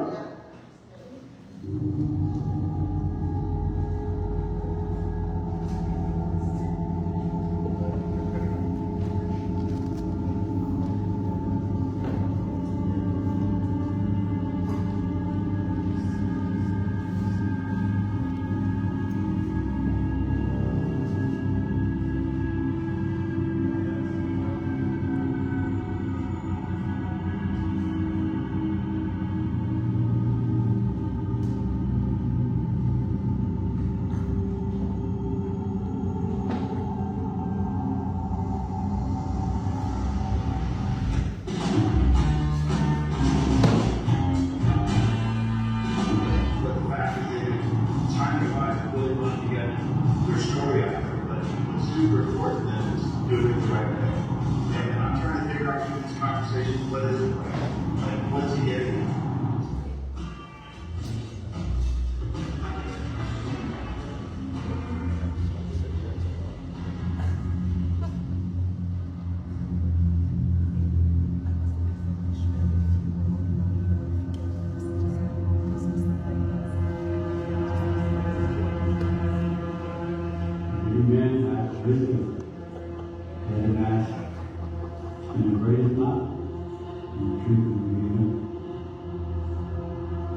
Faith is like a muscle. You have to build it and you have to build it on. You know, they chose who they wanted to interact with. Let us know that you're here any way you want. And I guess I'm blessed, you know, to be able to have had that experience.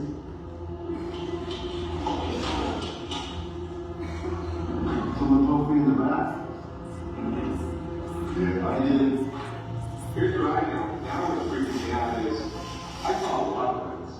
I didn't just see the two pairs. There was so many lights that I was like, it just has to be process. Because that's too many lights. Maybe you were shot from here to the head off. I'm going to get something swatting right down in there. Really intelligent beings. They knew who maybe had the truth. This compassion for our people is what it is. I mean, that keeps us going. This is where it's at.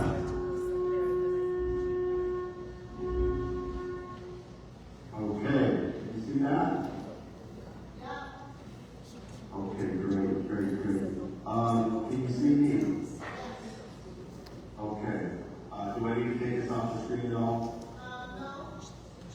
Okay. There we go.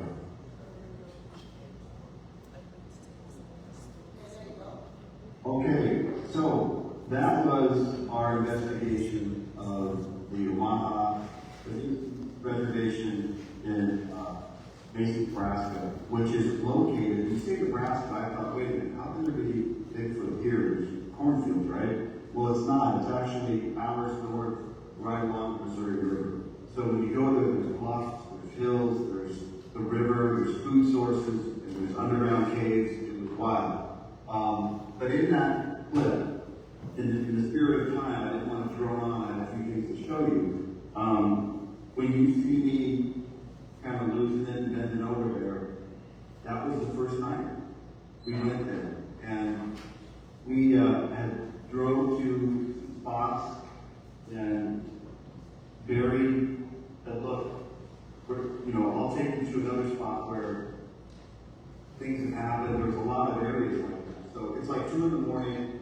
We drive on this dirt road and we just stop randomly. We get out.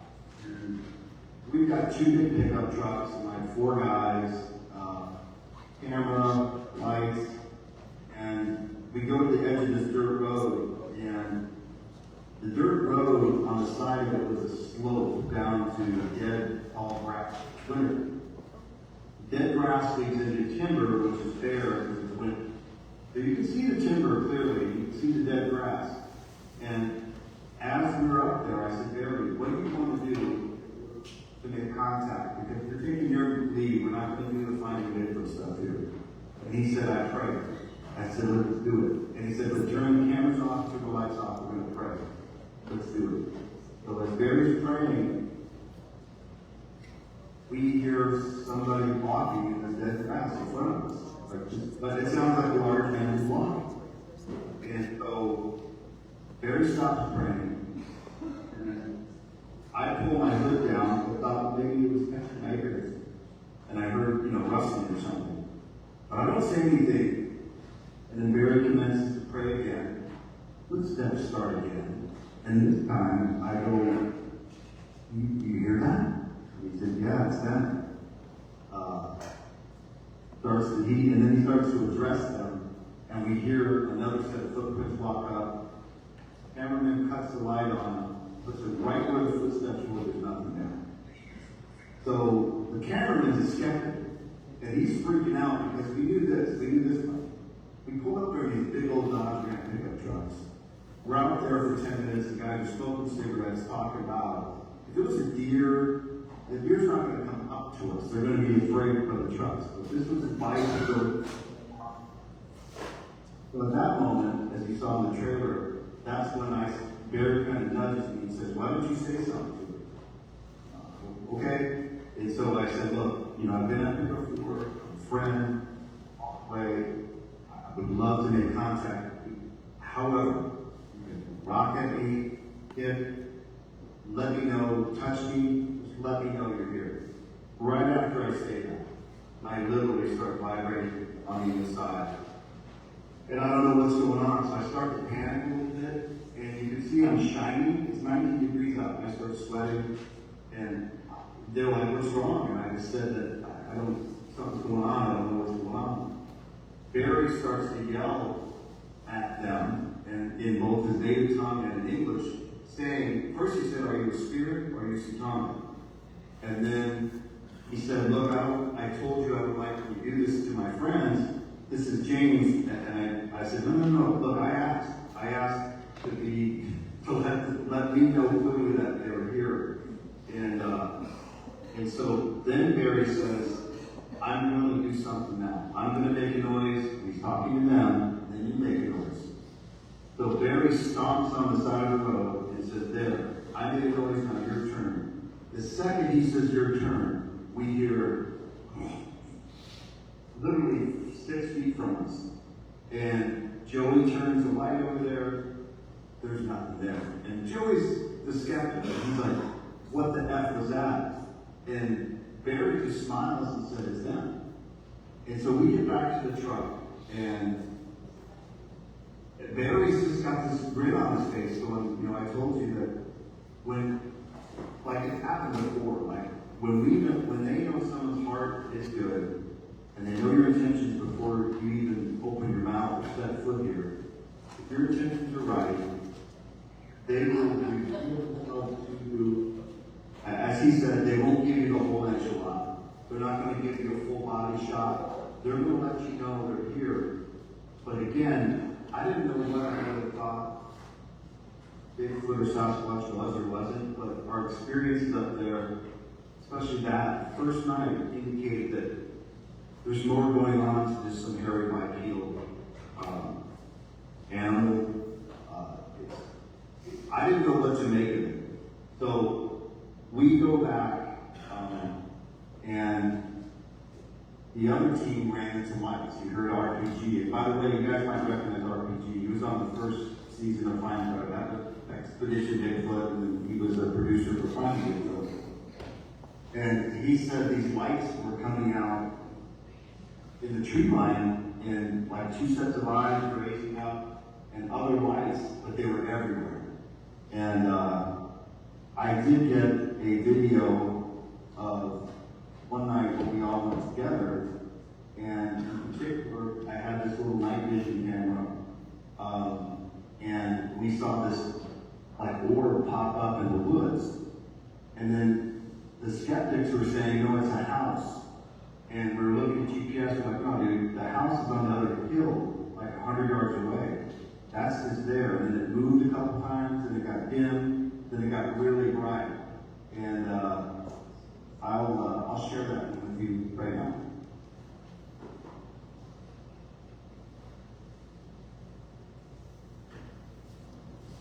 You see that?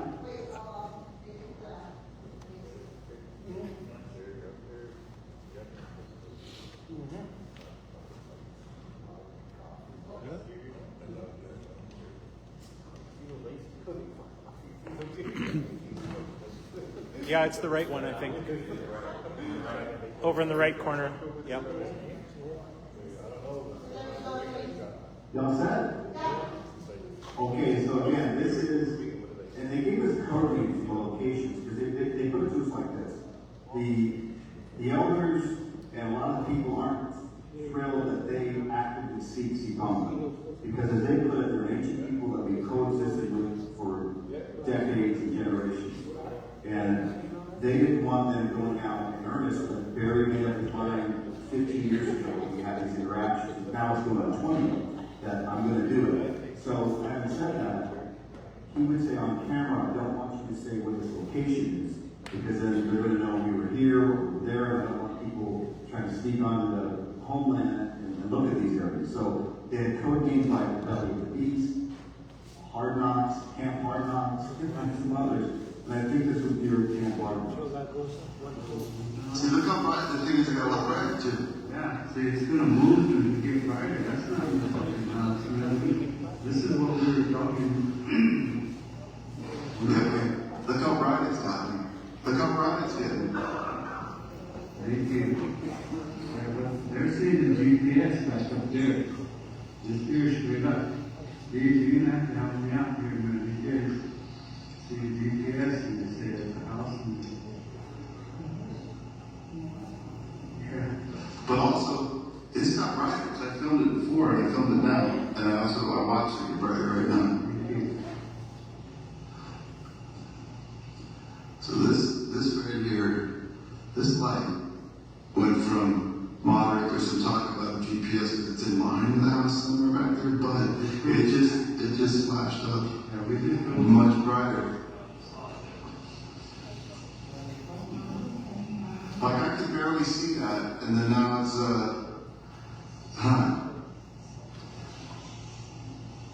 Did you notice the hill came down? How steep that hill is? Yeah. There's those houses are way back there, dude. I'm telling you. Me and Terry just drove. I'm a lot fucking out there, dude. So, pardon the language, I'm very excited. But I did see this slope right here. You see my arrow or not? No. Okay. Well, there's a slope there. I ran, instead of hold my finger, right? I ran in the middle of the night there. I ran over the hill, up this gully, and there's nothing there. And then I walked like 400 yards over to the right of it, and that's where a house is. But this light we saw move dimly lower, and then raise up, and then almost disappear, then pop, and just stand right in front of us brightly. So again, even the skeptics there were like, and I'm glad we did have skeptics, because I was trying to make it impartial, because I thought, candidly, we might go up there and experience absolutely nothing. And the last thing I'll say about this, in the spirit of time, is the house, the abandoned house clip you saw, they took us to, and that was like a 100-plus-year-old abandoned house, which looked like it was straight out of a horror movie. And they said, look, no white guys have ever been here.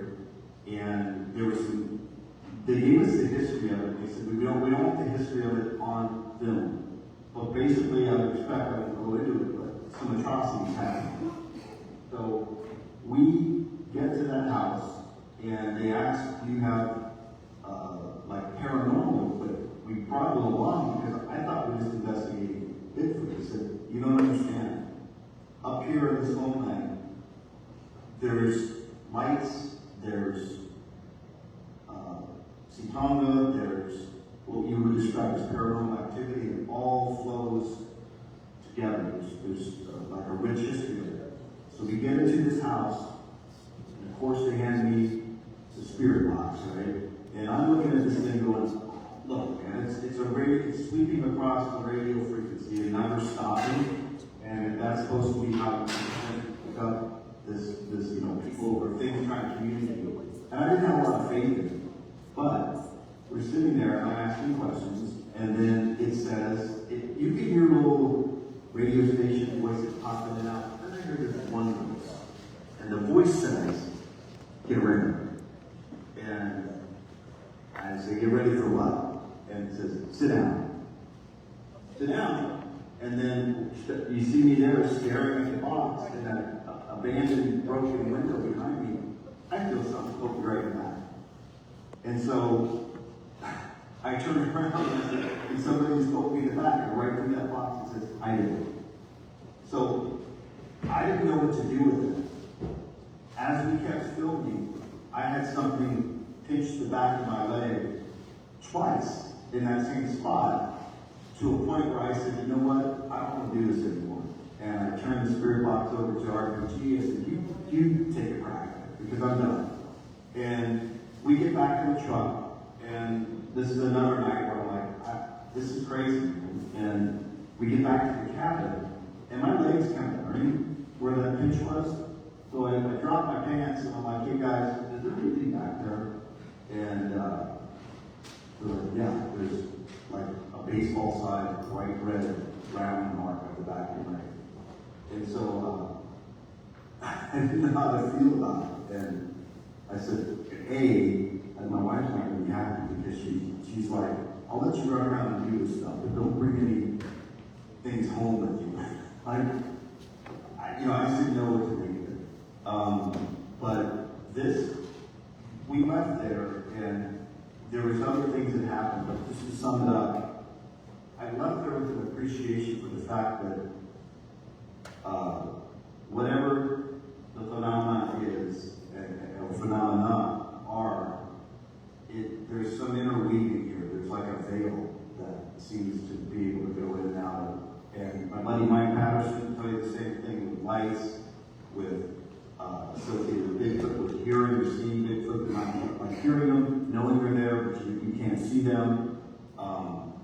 And I got a chance to talk to this whole team about 10 years of research, and the stories were amazing. But let's keep moving. I want to be able to share, a few things here on my adventures. So that will take us to another situation we had where the Bigfoot and the light phenomena intersect. There's a group of filmmakers here in the U.S. the company's called Small Town Monsters. And down here, they've got the market cornered on independent Bigfoot films. And they do a very good job. It's very traditional documentary. Their crew wanted to do a YouTube series and travel around the country and hook up with other people like us that looked into this stuff.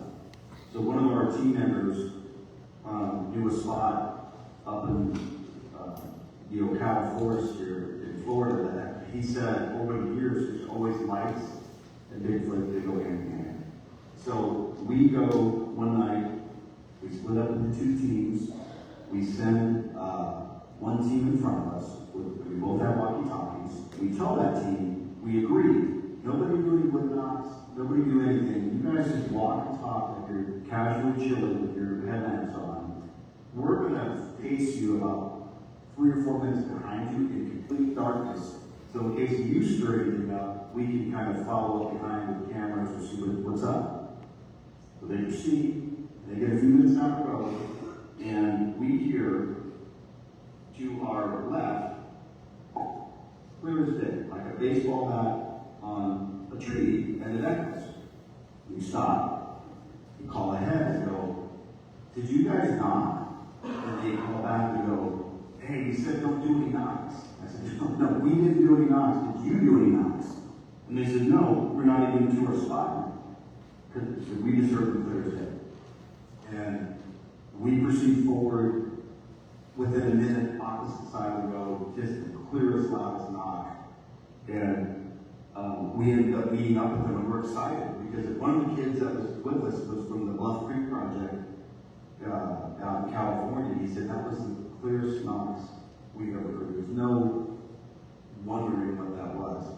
So we come back to where we all are, and we're milling around, we're talking, and one guy that was on their team and I were facing the wood line, and we're just rapping, right? And I'll play the clip and I'll describe what happened.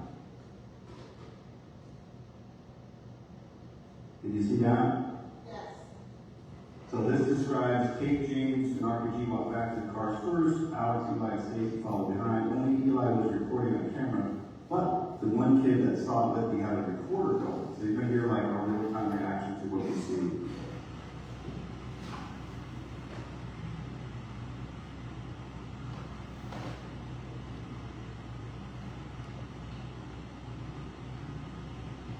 Oh, what was that? You saw it, right? I did. It wasn't a shooting star. No. It was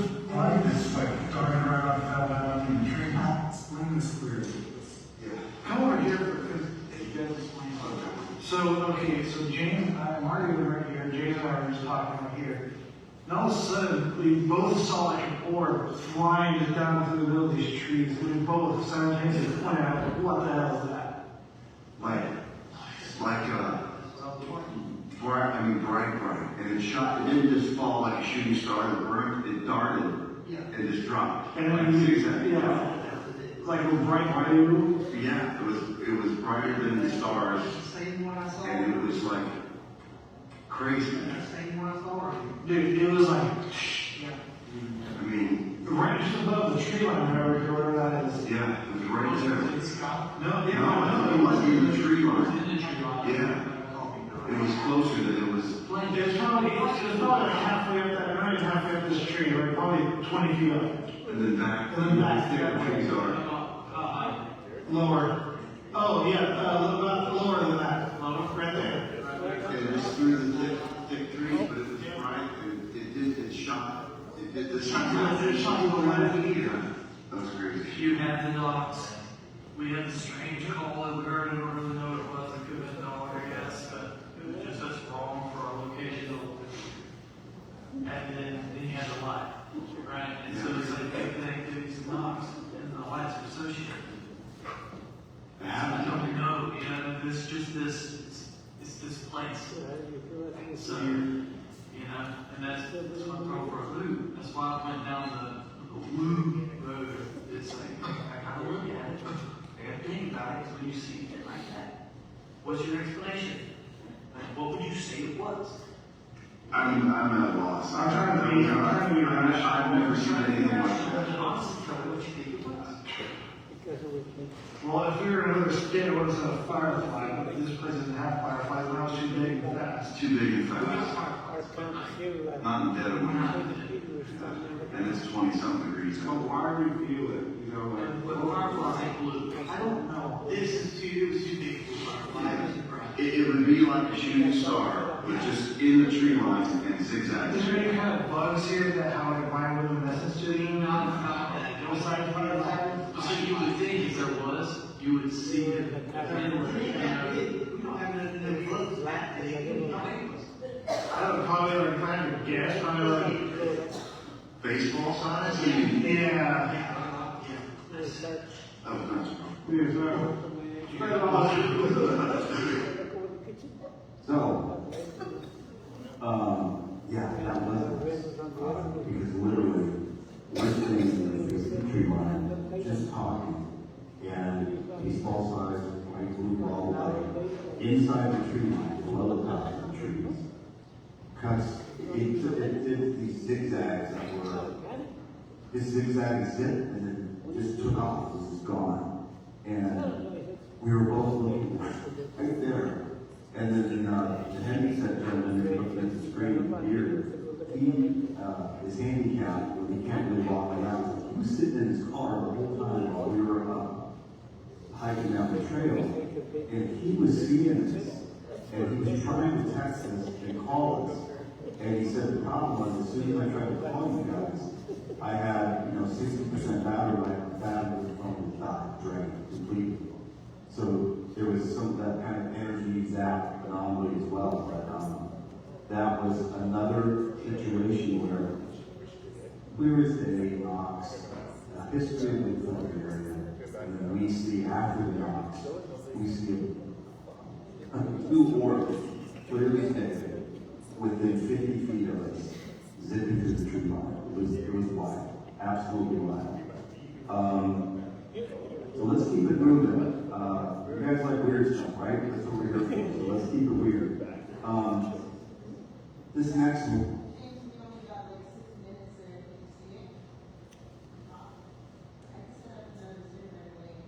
I think if I don't know if it'll expire, but if you want to set one up, go for it. I'll take maybe 15 more minutes. I know you guys are on a time crunch. North Florida, there's a guy with a history of abduction experiences, and we went to his house. His family literally split apart because of this. A lifetime of experiences. His wife, or ex-wife at the time, I interviewed her, and she said, whatever this is, people want us together. And they couldn't have kids, that doesn't want to have kids, we adopted. He was on a show that featured here in the States some years back. And the activity there can only be described as, you would say alien abduction, but there's so much more around it that you wouldn't believe if I sat there for 2 hours and talked to you. But I did want to bring one clip, two clips. One of one night with him and his wife sitting in the bedroom, lights start flashing in the bedroom, and this noise starts emanating, and he just turns on his cell phone. And he says this is when the portal seems to open, or we were on alert. He even bought stun guns so he could wake himself up in case he would get abducted. Tasers, and then they disabled the tasers. He had 3 cases of Tupperware, giant Tupperware full of dead cell phones. And he said, once I get good pictures or evidence, they kill my phone. So he's got hundreds of phones set up in these cases, right? Nuts. So this is a portal video. The audio and the video done in the room, the lights going, the portal music, portal noise.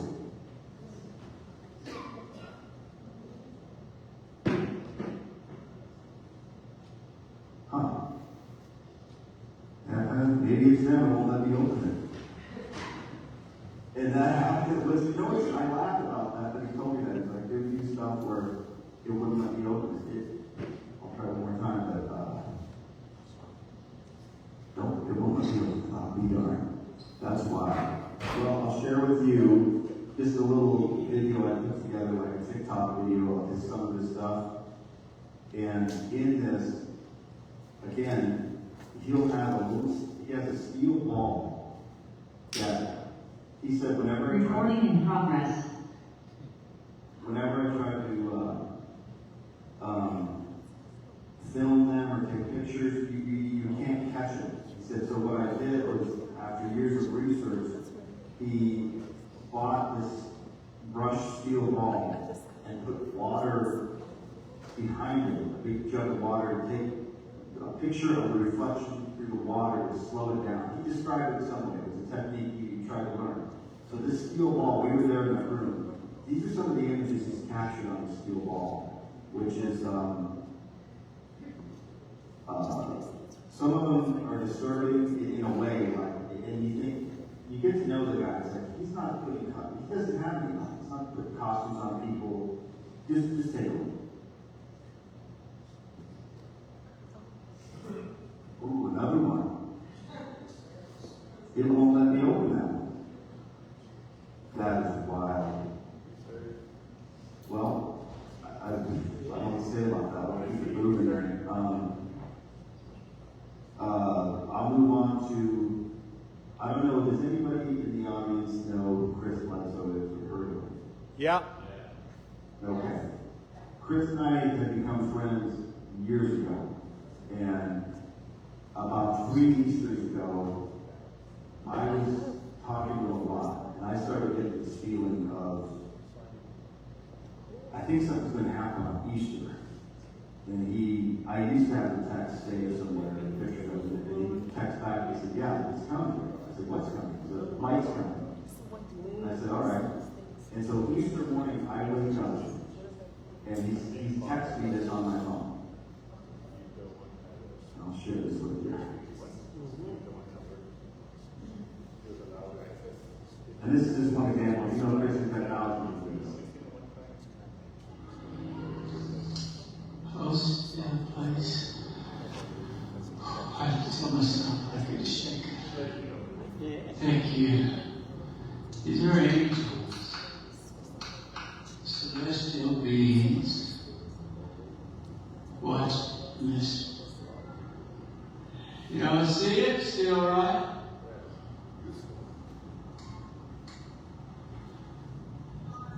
Let's go behind the tree. Okay. I'm walking out to the pond. It's very bright. This is the pond, the pier, and there it goes. I live east, where we get something spectacular. to the lady.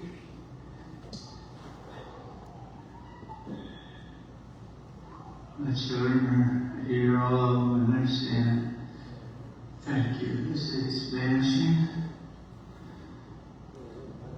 It was really close. Hard to kiss my brow. Wasn't it? Okay. Okay. And just like that, it's gone. And these are, when you know the yard and everything, these are like 50 feet above those trees. It's not like an airplane in the distance or a drone. It just comes gently float along and disappear. And if you know Chris, the story from the time I met him now has taken on epic proportions. He's featured on Beyond Wahkotowin. Yeah.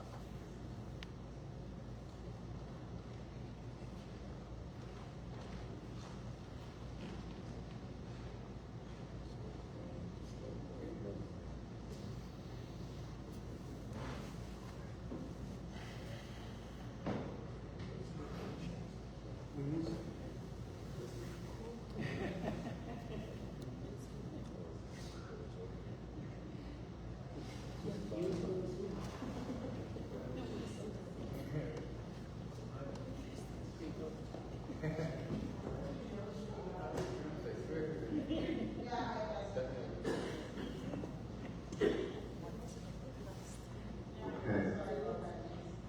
No worries. Okay, yeah.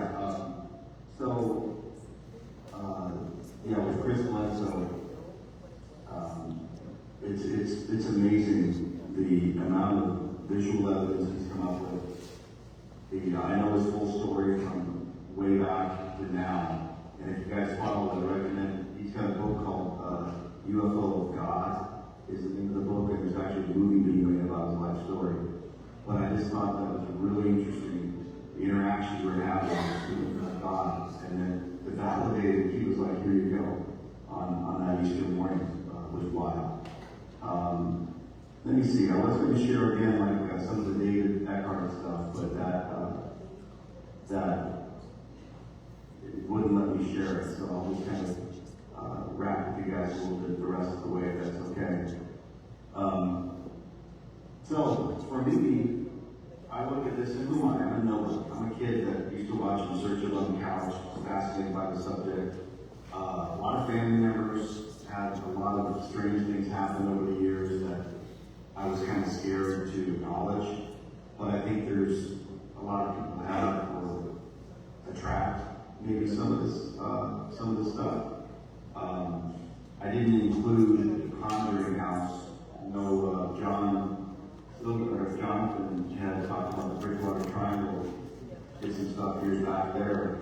We kind of up in that area of Rhode Island, and we were the last crew to do a documentary in the house when the old owner sold it to the new owner. We hit the middle in between, and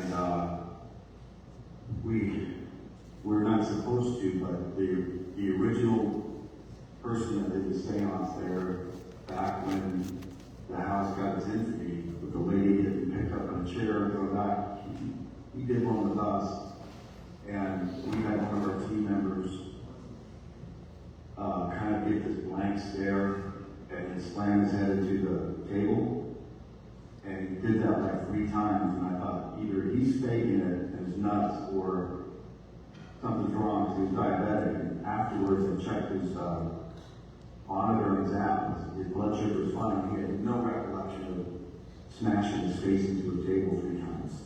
And then another guy got violently ill and ran outside and got sick. And we saw a light flash above us in broad daylight in the library there, and all the static just filled my head and arms, and camera crew, and once the static stopped, everybody said it stopped. Like we all felt it start and stop at the same time. So I'll kind of say this, that for me, on this journey, whether it's dealing with areas that experience Bigfoot, or houses that are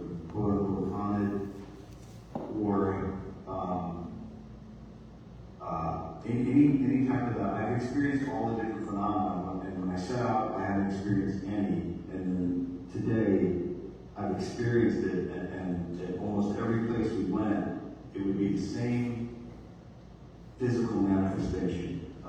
Always starting in my head with static, and then moving to my forearms or legs. The one house that wouldn't let me show the videos right now. I play it earlier. It's crazy, but that house, all the hair of my calves, I have shorts on standing like that in the kitchen. What's disturbing about that particular house is he had shared with a friend of his, a foreman at his company, construction company, when all this stuff started going on.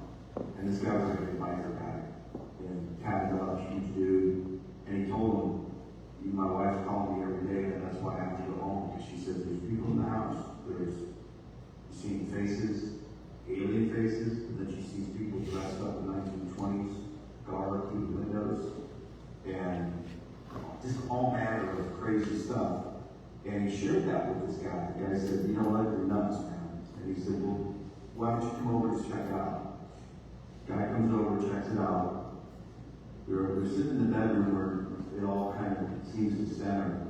And they're just sitting around. It's a big bedroom, sitting in chairs and stuff. And then, sure enough, that static starts. The air gets cold. And then kind of almost like a plasma E. Walmart started. And then David, the guy that owns it, he's like, you put your hand in it, go ahead. Guy puts his hand in it so it feels like wet static. And then says, okay, that's enough. He takes his hand out, sits down on the chair, and as they're waiting for it to stop, David looks over at his friend, he just sees tears coming down his face. And David didn't want to tell me this for a long time, but I verified it. About months after that incident, the guy was upset and said that he felt like David and his wife somehow tricked him, somehow played some kind of psychosis on him, because he wouldn't accept the fact that he had witnessed something like that. And he ended up taking his own life. And so we got the disclaimer or the warning from David, if you guys come up here and you want to film, do it at your own peril, because sometimes these things will attach themselves, and some people left here, they weren't quite right after that. But we're not with that, so we did it anyway. And some things happened there that some people's relationships started falling apart, like the day we got there. Again, this is multiple times it happened. When I go to play a clip for somebody or investigation there or some stuff there, won't let me play it. I had a whole presentation I did on this guy, and I pulled it up right now and it says it's no longer your Google Drive. I wanted that. I paid money to have that presentation done. It's not there anymore. So what does that mean? I don't know. I know that somehow this is all connected. If you ask Chris Bledsoe, he's like you heard him say, he thinks they're angels. Chris had chronic Crohn's disease before this incident happened, before the first incident happened. And he had Crohn's disease to a point where he was getting hospitalized every other week. He had, this is at 2007, 2008, when the mortgage crisis hit the United States, and he was a builder of homes. And he had all this inventory, and literally hundreds of thousands of dollars a month in construction loans, and not a house selling. He couldn't even pay for his kids to go to lunch. And so he was constantly walking around praying, God. And then when after that incident happened, his Crohn's is done. It's gone. Never to return again. At his original property, a tree started on fire from the inside out. They call it the burning tree. People would come. He had a lady from North Carolina where he lives, and she had 7 tumors in her esophagus, and found out about Chris, and they started talking, and he invited her up and kind of asked for some healing. And he has a video of them all standing around talking, and this flash happens right in front of the mall. And the next day, whenever she's supposed to go back to get her scan, all the tumors are gone except for one small nodule left. And on. He showed me pictures of text streams of him going back and forth. I think it was a former Food and Drug Secretary of Food and Drug or Food and Drug Administrator for the government in D.C. back in the Obama administration. And his son, his little boy, couldn't take any nutrients and was dying. And again, he found out about Chris, because Chris, a lot of the DC people and the people that are involved in the Digital Project showed interest in Chris, and he started getting these connections, whether he wanted to or not. He did the same thing with that boy, and then every year on the anniversary when they did that, he was showing me a picture of the kids now strapped with like 20-something-year-old in the service, stud kid, and he says, "Thank you, I'll never forget it, you saved my son's life." So again, these are things you could say they're all BS, but just don't think so, you know. And then for me, as the Joe couch surfer, to experience these things, it's changed. You know, I can watch all the videos and documentaries I want, but I wanted to be dropped in the middle of these scenarios, and I did. And in some cases, it wasn't for the best. Because when I left that concrete house, I got back, and my life fell apart for like 2 years. I mean, literally. I landed on the plane, went to my brother-in-law's house to celebrate my niece's birthday, and they asked me about how the filming went. I'm talking about it, and instantly I started out of feel good. And his wife's a nurse, and I go inside, I'm not feeling so good. And then I'm burning up. I get 102 temperature out of nowhere. They put me up in the guest room. I'm getting horrible back cramps. Almost delusional all night long. Get up the next day, 8 o'clock in the morning, it stops. Just like it never happened. And I don't know if I can relate it to that, but I do know that I lost a brother died, a business died. It just was one thing after another, and some of the other people that, the best way we can put it, the 3 principles that made the movie was all right from the shit for a while.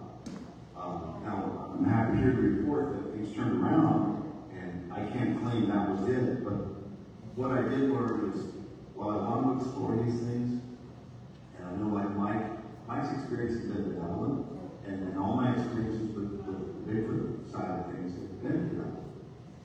But if there's darkness, there's light. And so what I did was took the path, let me explore the light from scholars, and I'll kind of end up with this. It ties into what I'm doing next. What I'm doing next is creating a documentary that right now, as John pointed out, there's all this information, disinformation, you know, the hot ticket is disclosure, whistleblowers being discredited, whistleblowers saying, look, we're running up against a legacy program that the government's always had. When we get up to that wall, we can't crack it. So here we are, we're the government saying the government's covering it up. It's another level. People don't know who to trust. And it's kind of creating a disclosure fatigue.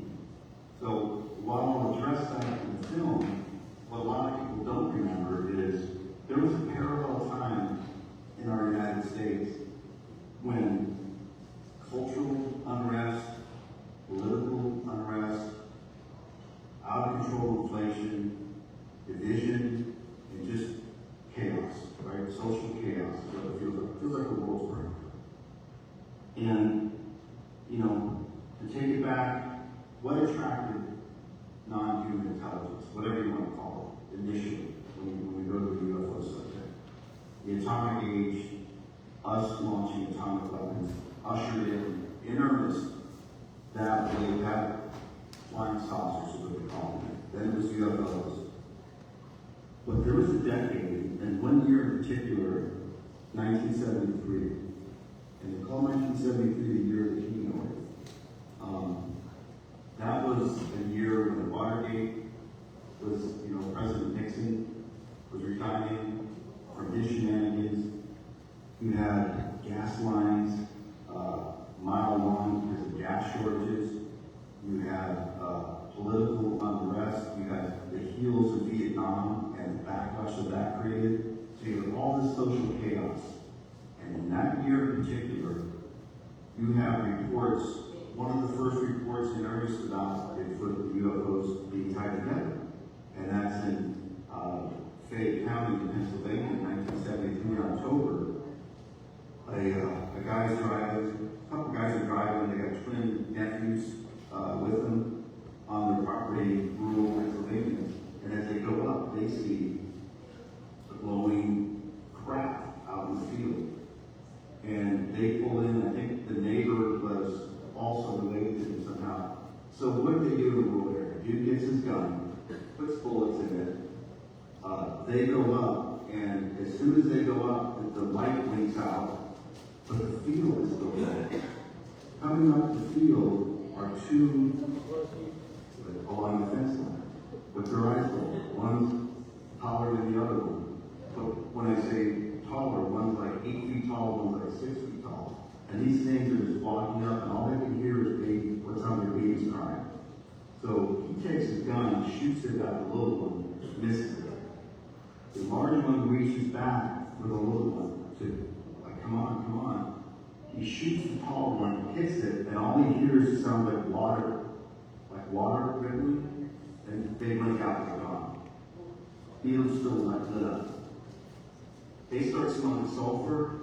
This guy starts getting visions, starts getting sick. They call the sheriff, and we have a report. The sheriff report. Sheriff shows up. The sheriff's quote was this: "Still smells sulfur in there," and he could read a newspaper because the field was still illuminated. Right? Same month, a lady sees what she can only describe as a Bigfoot running across the road, holding an oar in its arm like a football. Right? And these people haven't experienced that. One of the main principles for that was a guy named Stan Gordon, like Stan was 18, 19 years old and started investigating this stuff. He was there at those sites. Well, Stan still investigates these things all these years later. So I'm going to go up and talk with Stan and have him kind of walk through, the state of the UFO. I could do a little Dutch case the same year. Tin Man that a cop saw in Alabama and ended up losing his job and his wife by showing a picture of this Tin Man that he saw while investigating the UFO report. And years later, they talked to this cop. Someone broke into his house and took the only three things that remained from that night: the picture, the shotgun, and his revolver. That when he investigated it, nothing else. And this was like 10 years later. So very odd that he went on his deathbed and said that happened. And on. Around the world, there's this type of cases where humanoids, they look like creatures, were associated with UFOs. It was more than just saucers in the sky or on radar. But now, you go to 2020s, and I talked to Stan because he's got a hotline, he still takes reports today. And he said the similarity between 73 and starting in 2020 was an increase in reports melding those two things together.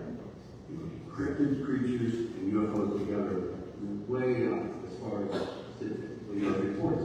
What's the common theme with both of them? Social chaos. So the consideration I'm asking people to think about is, if the atomic age and our chaos that mankind created starting then was a signal to attract things. 70s, our souls, our social chaos, again, at a peak. Things happen. 2020 now, our social chaos is at the peak. It's almost like we're the signal, right? Our chaos, our unrest, and maybe it's because we're made in the Creator's image and we have souls. Maybe that's the attraction to our souls in charge, right? And that seems to be the theme of people that Kathleen Martin, Betty Marty Hill, you guys remember that case, that abduction case? I got to know Kathleen, spent 5 hours at her house this summer, last summer, June, with her, talking about this stuff and all the people she's dealt with and tried to help. And the common theme is they're fascinated with their souls, you know? And it depends who you talk to. Some people say they're malevolent, some people say they're benevolent. But through it all, I'm going to go down the 2 eras and featuring some of the cases in 1973 and talk about some of the closure now and the parallels with our social chaos in between. So I should have a trailer out for that here in the next 2 or 3 months. I'll try to share with you guys however I can. But I know you've got other speakers coming up, and I just want to say, you know, as I get more stuff, I'll be happy to provide it, and I will get up there someday. I know I say that every year, but this year I had 2 beautiful daughters. One graduated from middle school, one high school. Both have performed in my theater, ballet, and had big shows. And so it was the month of May was blessed and crazy, and otherwise I'd love to be up there. And you know, keep rocking. Again, I would love to put this out there. Some of the people that are speaking at this event right now, I would love to get your input on the documentary I'm getting. Open to be an interview or something if I could. Maybe get your thoughts on some of this stuff too. And you got Mike Patterson coming out tomorrow. I don't know if Big Mike's sitting there or not, but yeah, it's my guy, man. And I always look forward to what he say. The Paranormal Rangers, Michelle, I know we've talked a few times. She had me on a podcast, and I was anxious to meet the other guys too. I followed you guys before a decade ago. I was trying to, my wife's not into this stuff, so I remember telling her a decade ago, so look at this, and I'm trying to explain to her the cases and stuff, and she's rolling her eyes, going, oh, that sounds great to me. But, and same with Mike Patterson. It must have been like 8 years ago or something, I showed you this stuff. So at some point we'll get to meet face to face, but Judy, you're killing it. Great job organizing this, and as I get more stuff, I'd love to share more stuff.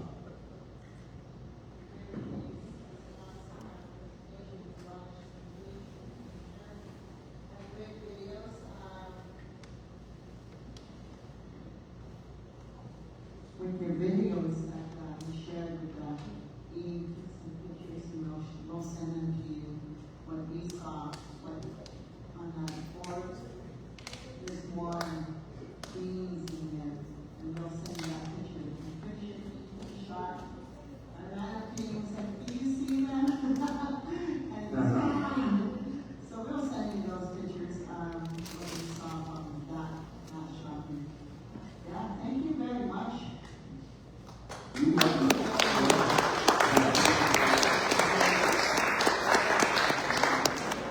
I know it's tough to do remote via Zoom, but I will get a proper presentation together for you, bring a film or something. But I love you guys. Peace and love to you all. Yes.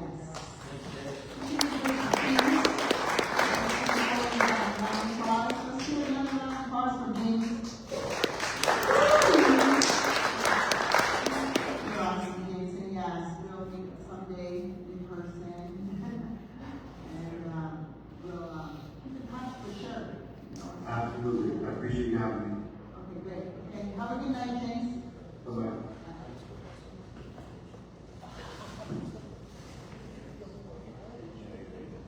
Wow. All right, James. I always say, it's no business. We always meet the spirit of time. Come together as one and share this information, create safe places for them. It's 5 o'clock right now, and I know it's been a long day. We started a little bit late.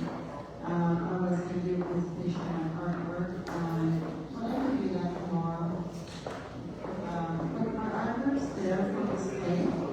Just to let you know that I do have some prints available, but not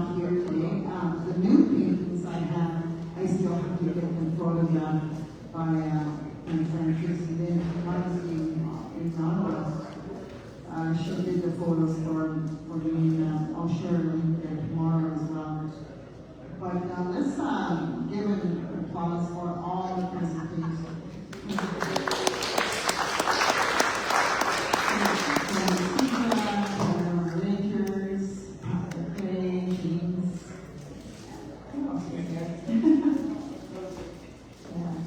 So, have a good night, everyone. We're going to be going out in the land. We're going to be doing another out in the field tonight. Hopefully get some we're going to go out in the field and do some recording for the filming for the documentary. And then tomorrow night, tomorrow we got a full house again. Tomorrow we're going to start. Let's see, Mike Harrison, and myself, and Derek Martin. If I can upload the videos that my friends sent me, like Louisa, I gotta figure out how, she doesn't have the technology like Zoom and stuff. She sent me a video, so I'll figure out how to play that. I'm trying to email it to myself, and it won't work. But, give a hand applause to everyone today, and even yourself, and the firekeeper out there, John Sackaney, this firekeeper, has been keeping us, holding space for us, sick of fire. And I want to give a big hand applause to Lauren. So I'll see you guys tomorrow. And we're going to interview people tomorrow as well, the speakers and everyone else. Okay? Gitchi Meegwetch. And I also want to send a big hand of applause to the vendors today, selling their wares, selling their art as well. Gitchi Meegwetch, have a good night. Okay, everyone, thank you for watching the stream today. I will do the same tomorrow. So we'll see you then. Hope you enjoyed it.